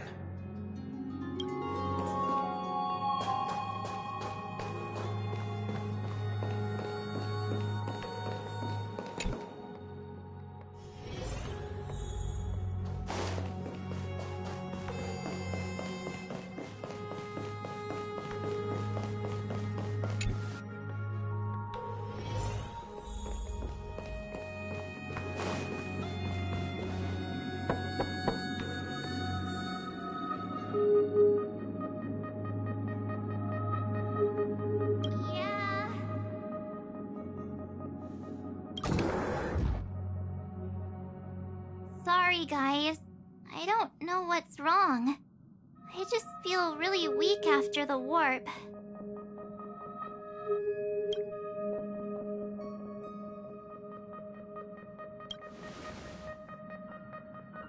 I doubt it. Pretty girls aren't supposed to get sick.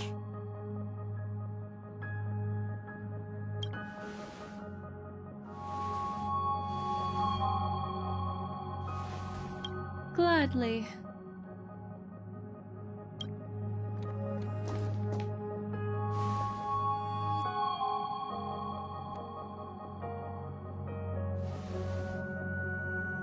I'm seeing March 7th hit by a sudden bout of weakness in her memories, as if something was weighing on her. The onset of it far too quick to be any kind of sickness.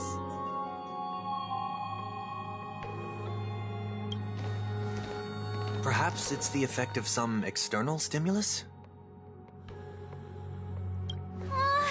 Oh, why is everyone here? I should have cleaned my room.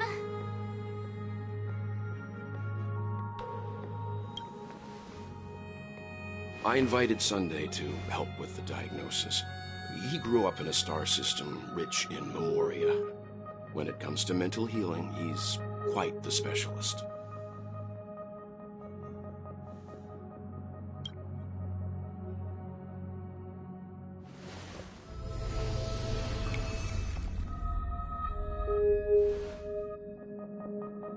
You've all been to Penacony before. I presume you are aware of how some might find themselves in a synesthesia dreamscape after warping to Asdana. I'm guessing this is something similar. Miss March appears to be affected by a certain external stimulus. Perhaps a path, an eon, or even Amphorius itself.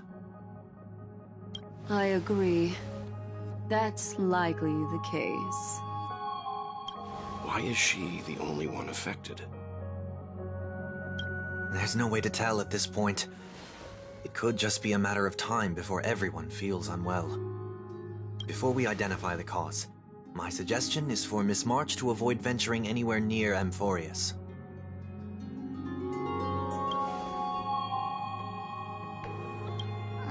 It's okay, Himeko. I'll be good on my own. Go ahead, guys. I'll catch up once I feel better. Here. Take my camera along. I was planning to take photos when we got there, but looks like you'll have to help me with that now.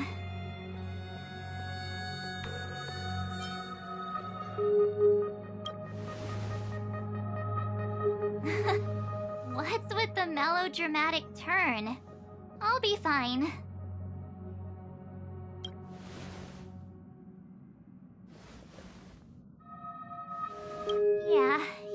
Just go on ahead. Don't worry about me. I'll be back to being my hyperactive and adorable self by the next time you see me. Now, don't forget about those photos, okay? I'll be checking the camera.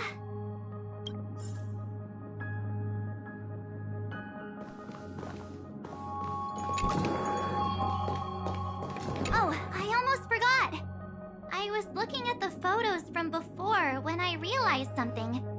When we were on Eurillo 6, the Xianzhou and Penacony, the first local we met in each of those worlds all harbored their own deep secret. I'm sure it'll be the same on Amphorius.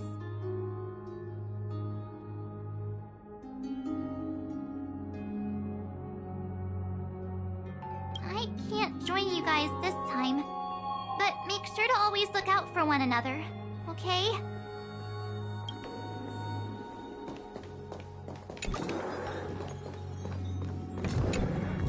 Do you think March 7th's past could be connected to Amphorius?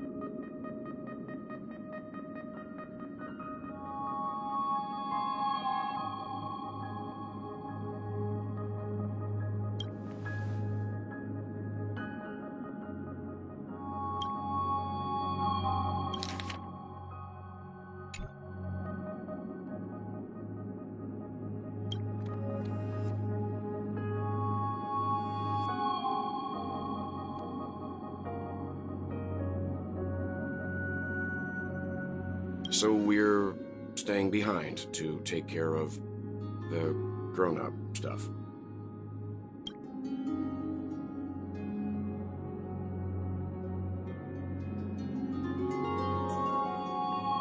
Someone should be taking care of March 7th, too. I can do that. I'm fine with any arrangement you have for me.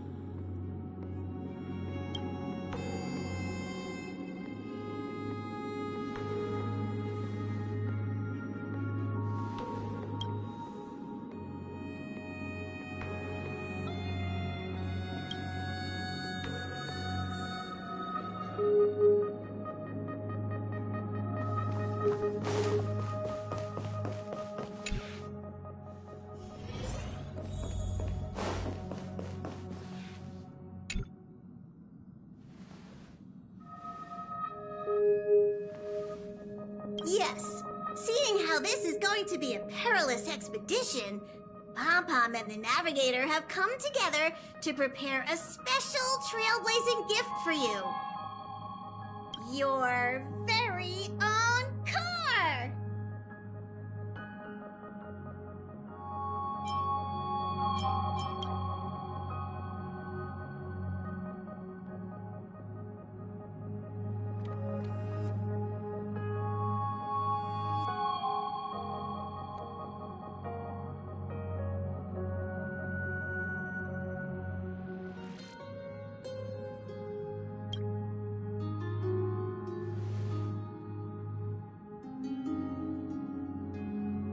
The car you're getting has its own thrusters, so just buckle up, and it'll take you into Amphorius and land you somewhere safe.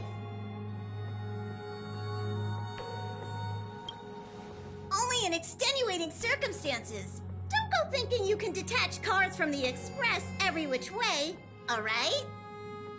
Get going whenever you're ready. Pom-Pom can't wait to hear about your exciting discovery. Car ready for detachment. 3, 2, 1.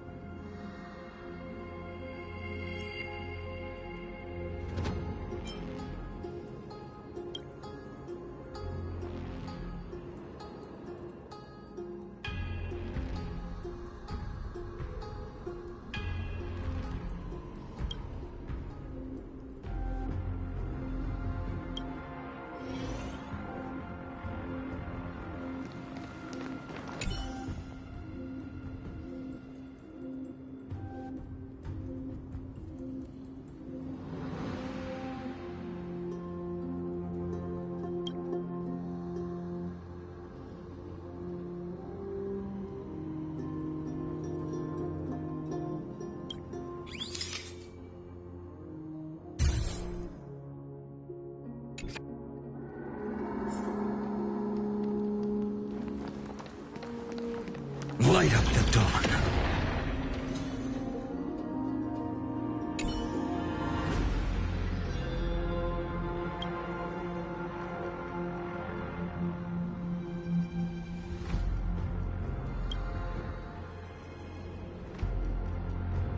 Hello?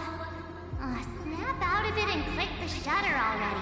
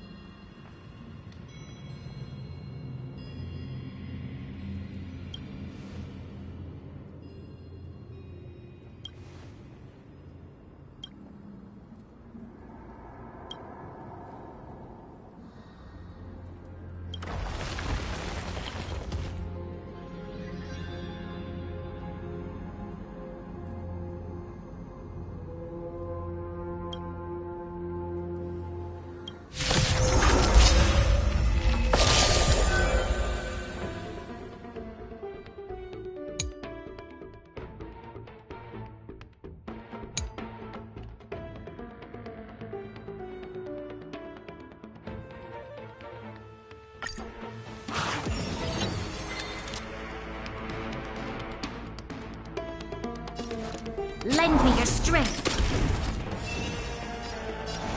For tomorrow! Serenity is before me. No other choice but forward. The future will come!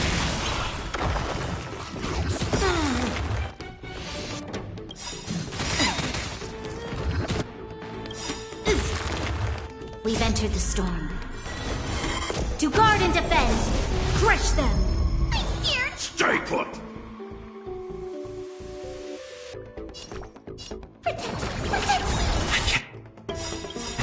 This mortal form watch over you and guide you on your path. Don't come any closer! Fiends or devils! I'll crush them all!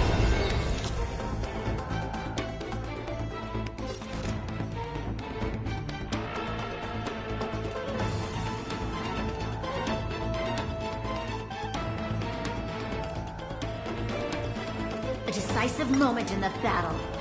The time is now. Lend me your strength.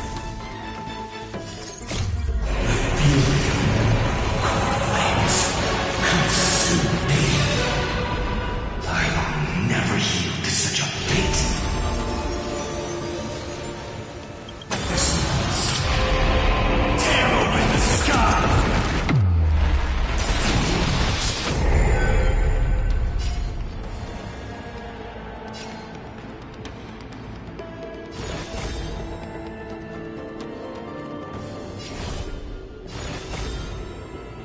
Quench the flames with blood.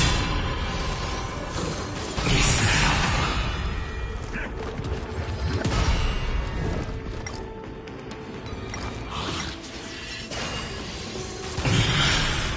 remember this agony.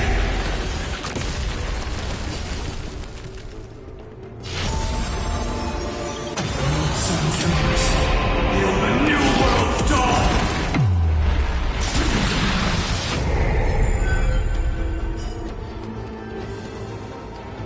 The flames of this.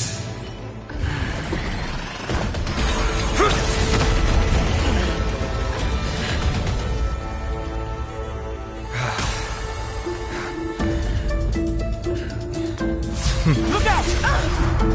You've got something interesting.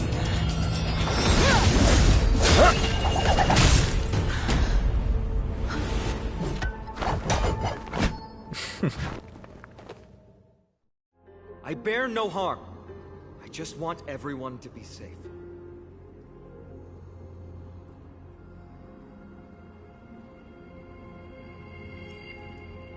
Roaming around a place like the Abyss with weapons in tow is a show of provocation. Those soldiers are minions of the Strife Titan.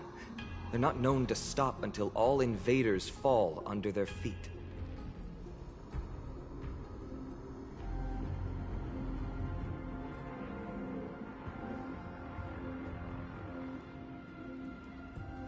If you continue brandishing your weapons, you won't only be putting yourselves in the crossfire.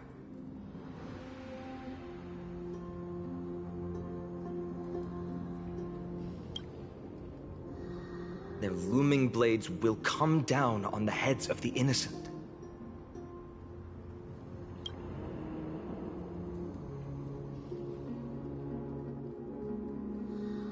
It's difficult to tell if you're friend or foe when you appear out of thin air. Even without your weapons, a great power still lurks within you. I could be putting myself in harm's way for all I know. I'd be unwise not to take precautions. So, care to share the reason for dropping in on us? Visitors from above? Fine on. Look what you did again! Taking off only to get yourself into trouble? Oh, you even ruined his weapon! I've really gone and done it. This is no way to be treating strangers! I was just trying to fix our problem in the safest way possible. How is this safe? Hello, friendly strangers. Let's all simmer down and cool our jets. We're all humans here. No need for things to get so heated. Snowy's just worried you're baddies from above, but we know you two are nothing of the sort. Oh, right, you don't know us yet. We are Treeby from Yanisopolis, and this is Snowy. Hurry up and apologize to them. All right, if you say so, Treeby. I apologize for my earlier behavior. I was overly wary because both of you landed in this tumultuous region. Put me on high alert.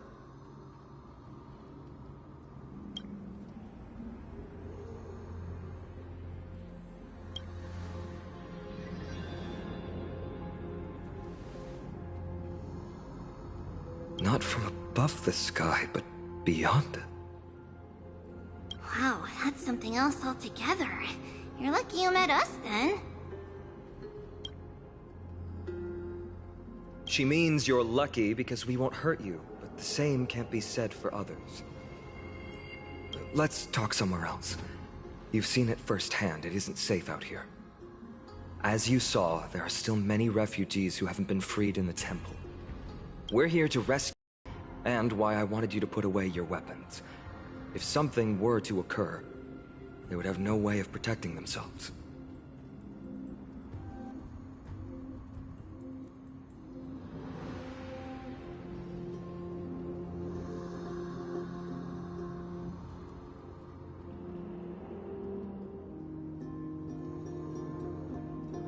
I'm Feynman, from ID's Elysiae. Sorry if I offended you just now.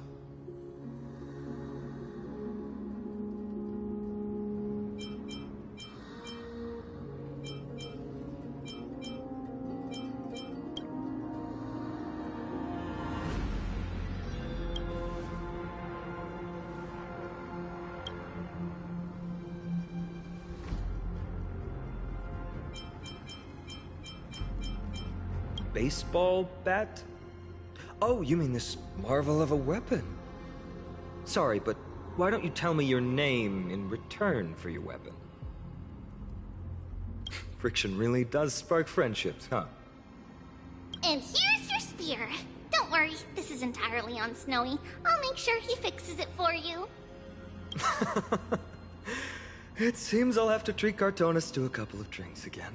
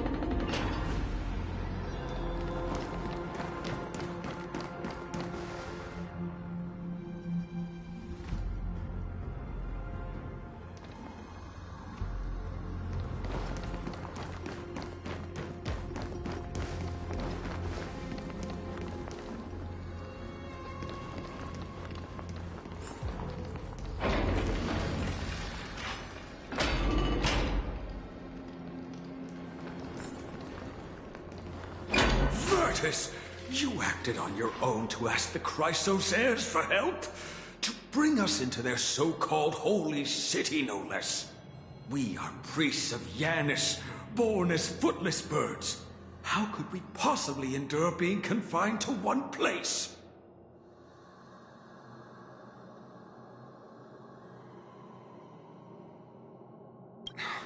We've lost far too many to Nikador's forces, Mr. Noldus. I only want for everyone to settle down somewhere safe and to be able to sleep soundly. Lose your faith, and you lose everything. Do you seriously think you can seek shelter in Akima? Nowhere is safe with the end times looming.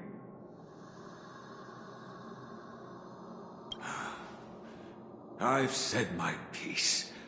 Leave if that's what you want.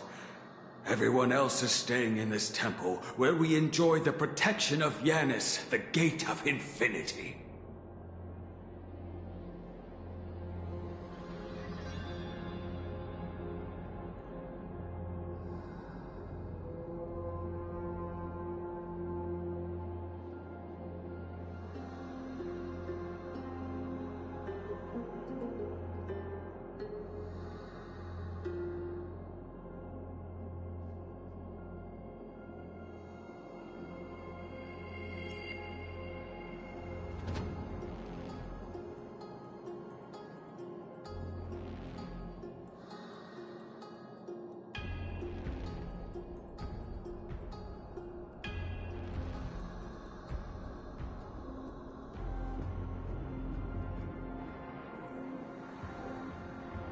Don't make this decision in haste, sir. I appreciate the concern, esteemed Chrysos heir. But please, respect that we have the right to choose our own fate.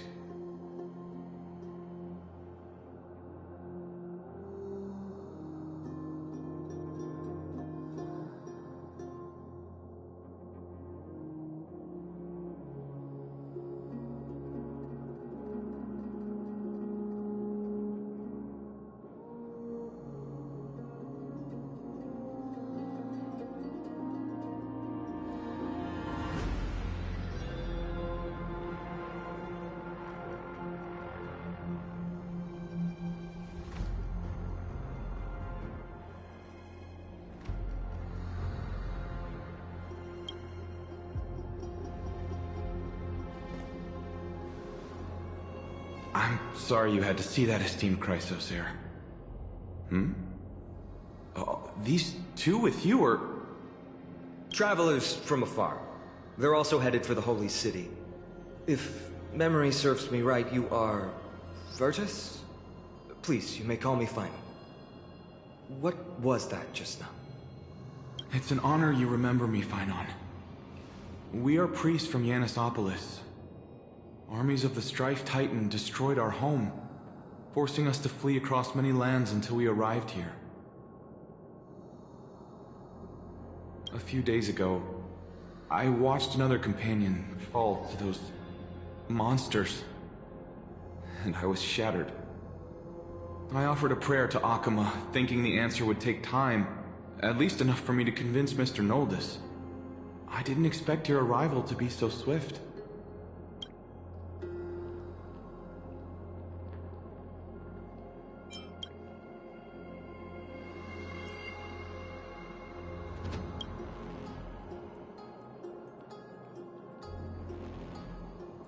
Excuse me, sir. Everyone knows about the prophecy. How is it that you... Virtus, right now, we must focus on convincing Mr. Noldus to return. The Abyss is swarming with fierce enemies, and they have no way to defend themselves, leaving them vulnerable to all kinds of danger. My friends, I have a rather bold request. The two of you are quite capable. Might I trouble you to fetch Mr. Noldus? Treeby will join you. She can also answer any questions you may have.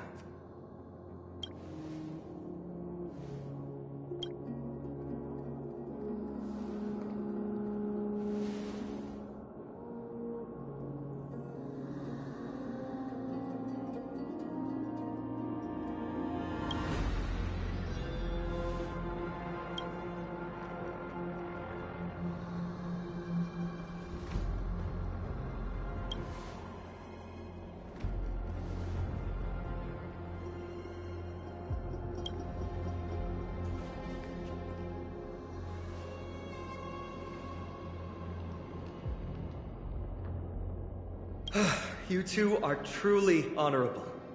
I'll stay behind to guard Virtus and the rest. Go quickly and come back safe.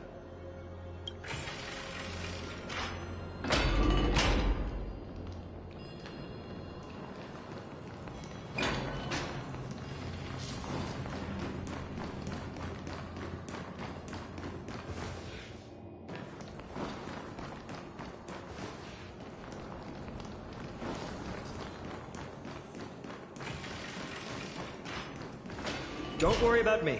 I'll stay behind to protect those in the area. Please, make haste.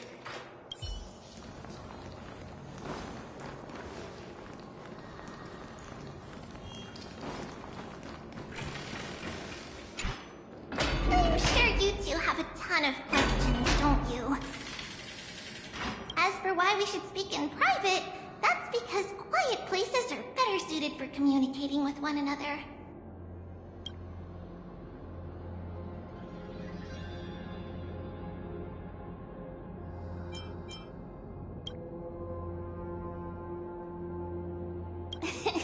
Judging by your reactions, you aren't lying about being newly arrived travelers. In that case, don't blink or you'll miss the next part. Also, Snowy wouldn't dare make plans for us. It's more like the other way around. Alright, silence please! We are about to summon a miracle. We, thy humble descendants, doth surmount the myriad of passages of Yanis to stand before thee and receive the scales of judgment. O selfless arbiter Talantin, declare us innocent in the name of the law. Weigh the fruits of the present in exchange for the sweetness of the past. We summon thee, Orynyx, to lift thy curtain of memory. Once again stir the ripples of past reverie.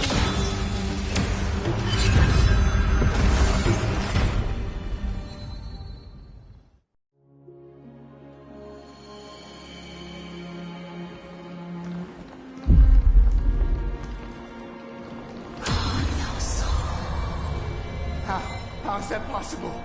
Did Orynyx's prayer fail? My two friends, don't stray too far away from us. Stop panicking. As long as we're with them, we'll be fine.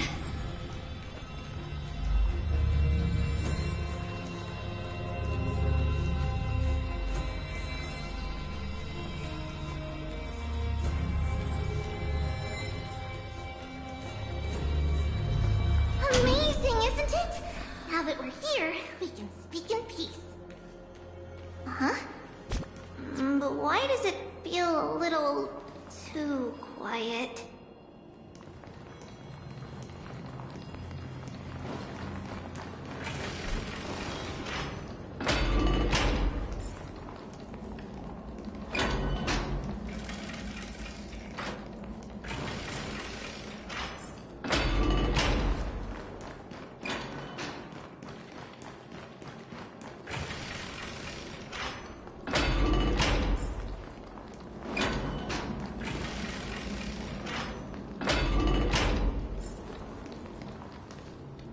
Just what I was afraid of. So much for a peaceful chat. The history lesson will have to wait, my friends. We must help Mr. Noldus.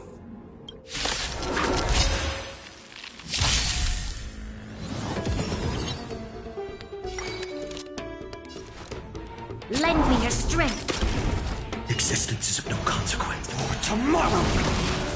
You both have impressive fighting skills.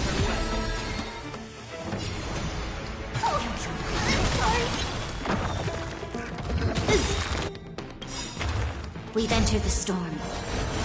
To guard and defend! Crush them!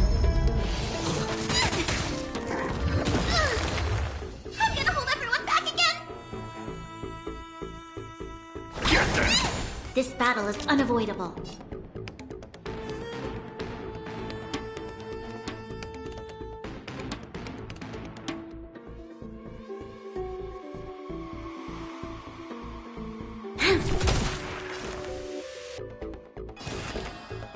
Serenity is before me.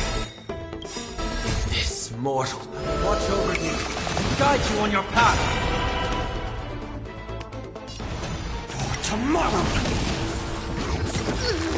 Pick on someone your own side!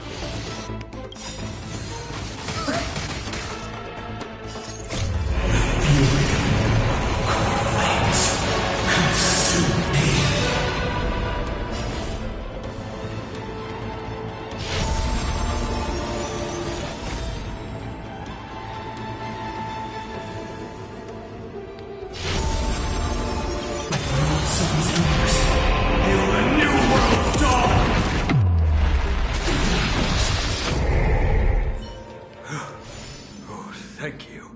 The three of you saved our lives. Mr. Noldus, Virtus was right. It's too dangerous for all of you to be here. Please, come back to Akama with us. I believe I've made my stance clear, my child. Us priests would rather die in the pursuit of faith than live in a foreign land. Sir, we deeply understand your faith in the Titans.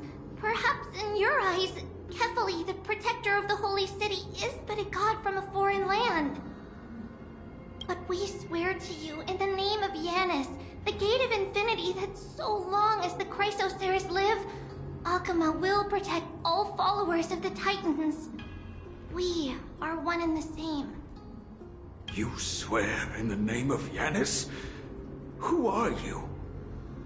Don't you remember, Noldus? Our name is Trebios. What? You're the High Priest?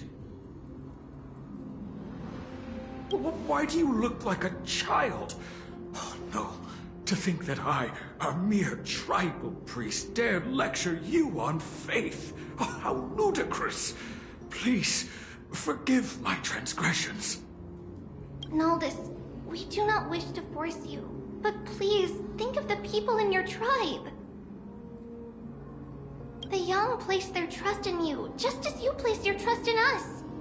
If you stay, they will remain here too, doomed to fall under Nikodor's spear. If that is divine will, then I have no reason to disobey. High Priest, please guide us once again as we spread our wings on this long journey. Ah, Mr. Noldus. I'm glad you're all right.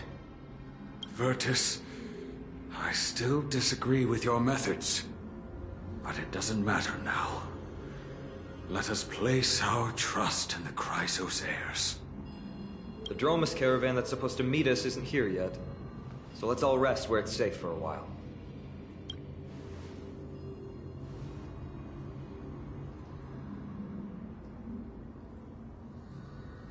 Of course. Please, come this way. I see you've both been made aware of our troubles. I'm grateful for your understanding, so in return, please ask me anything you wish to know. Just as the word implies, it's the time of strife before the world meets its end.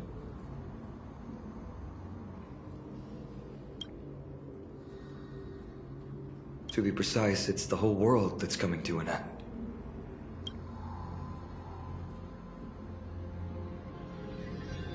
The ancient gods of Amphorius. Once worshipped by humanity, they now stand as their foes.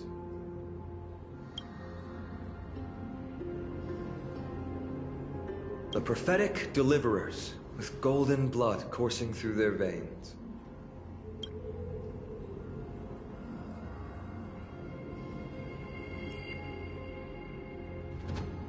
It's a gift from the three Titans of Fate.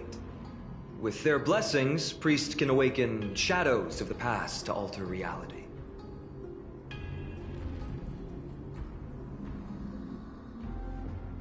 You're putting it too lightly. Don't make miracles sound like a tool you can simply use at will.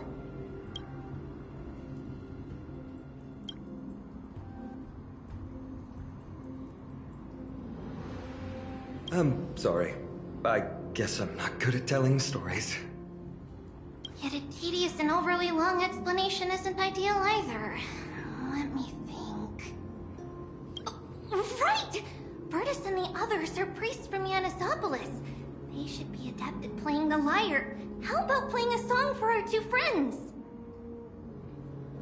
There's a ballad that's been passed down in Amphoria since ancient times.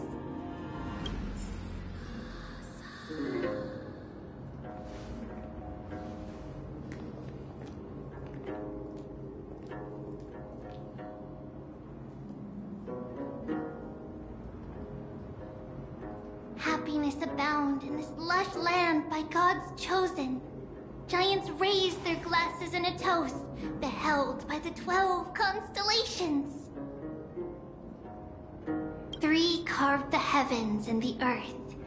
3 wove the threads of fate. 3 molded life with their hands, and 3 guided Calamity's gate. They declared the world too unstirring, hence wished endless laughter upon the living. Thus, you and I were created, with words and song to weave, and love and intimacy to give. Thus creation was complete. Who then will bear the weight of humanity's souls, to lighten the steps of the living as a whole? O great Kefali, all-knowing Father of stature so tall, yet low does their gaze willingly fall.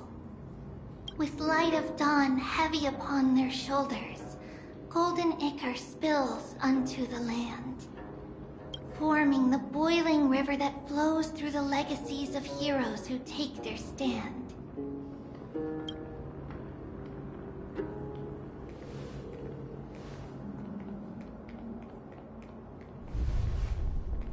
Huh?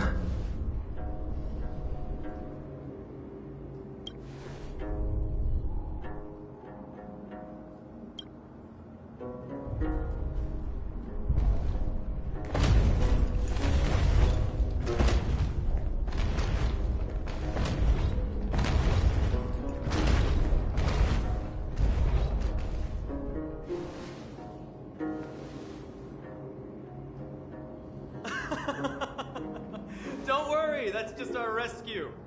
Time to get up, everyone!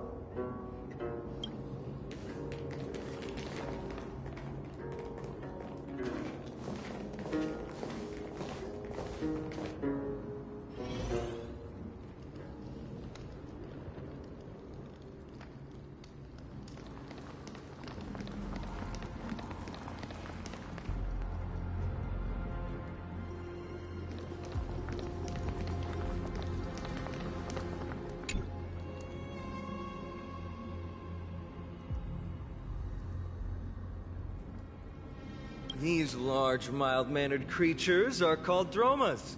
They're humanity's most loyal companions. We'll be relying on them to get us through the rugged mountain roads on the way to the Holy City. Dromas are very docile. Even first-time riders can steer them easily. Here, give it a try. Remember to hold the reins tight.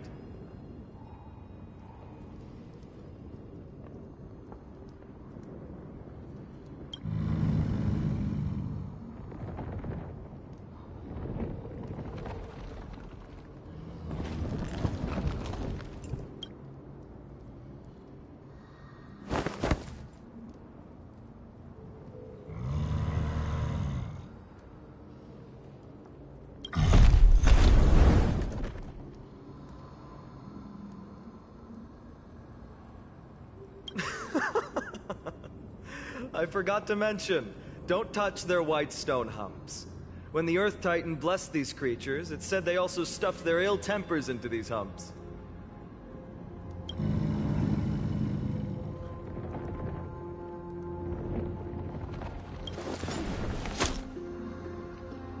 See? Easy, wasn't it? Everyone, how did you find our lyre performance earlier? We've been in exile for many days and haven't touched our instruments in a long time. I fear our skills have grown rusty, and we've made a spectacle of ourselves. No, not at all. Your performance was wonderful, sir. It's been a long time since we sat together like that and sang ancient ballads to our heart's content. I'm grateful to all of you for reminding me of those glorious and peaceful times. Looking back now, I admit I was too stubborn. Perhaps you really can save Amphorius from its doom, just like how the four of you heroes saved our very lives and faith today. Suffering's bad for your health, and it won't help your faith much either. That's why it's our inherent duty as Chrysos heirs to free everyone from suffering.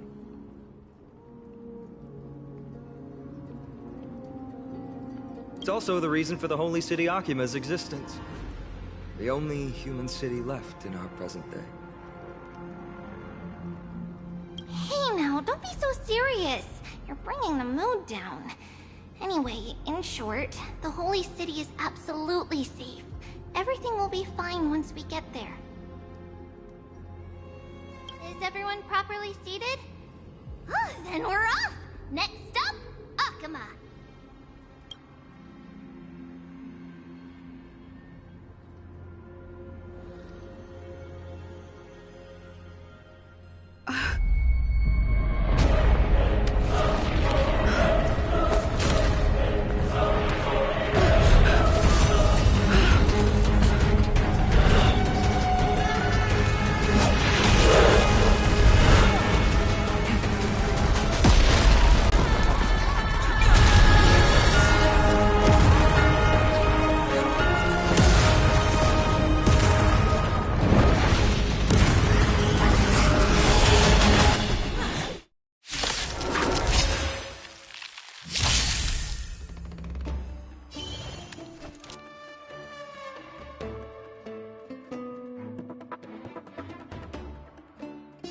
The time is now! Lend me your strength! Existence is of no consequence. The future will come! I'll overcome the Thor torment and doubt farewell! For tomorrow! We've entered the storm. To guard and defend! Crush them!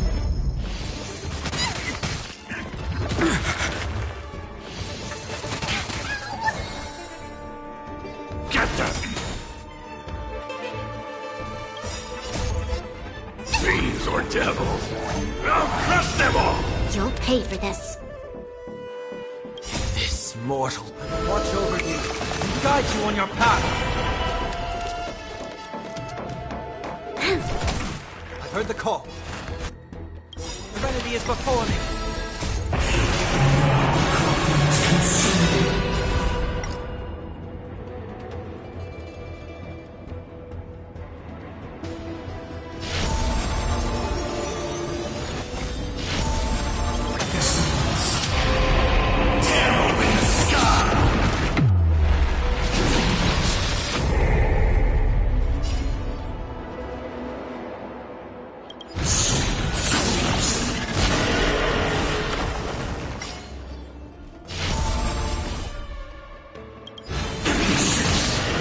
Feel the scorching hatred. Every dog.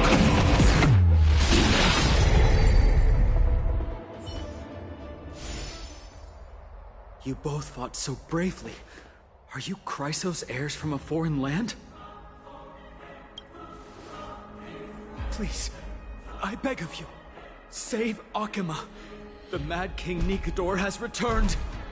Look, there's strife and conflict everywhere.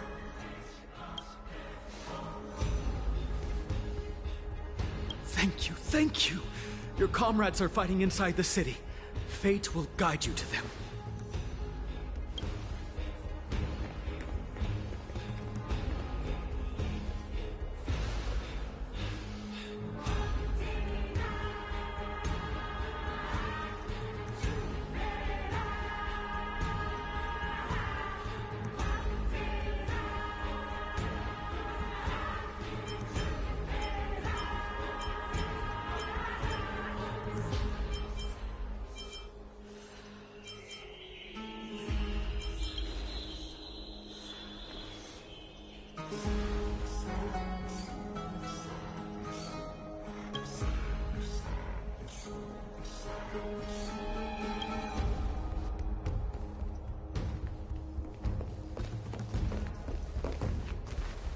The main road's been blocked off.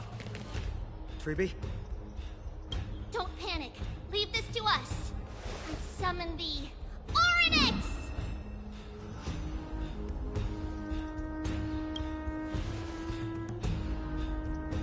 Lift the curtain and stir up ripples of past reverie!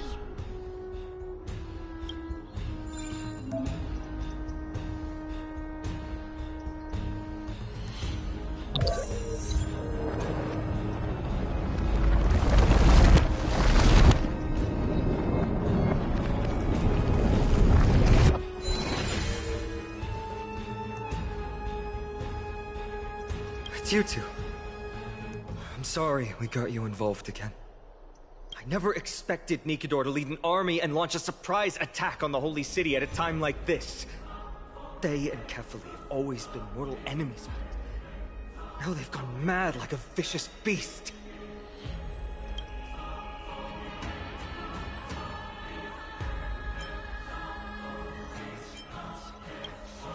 You have my gratitude. Thankfully, Akuma is not completely unprepared. The prophecy had warned us about this. This is a catastrophe, but it's not the end. Mr. Noldus and the others have gone to seek shelter. Leave the rest to us. You should evacuate along with the citizens. I don't doubt your skills, but... Very well, but please remain by my side. These pests can't hurt you, but our companions, those known as the Chrysos heirs, their attacks do not discriminate between friend and foe.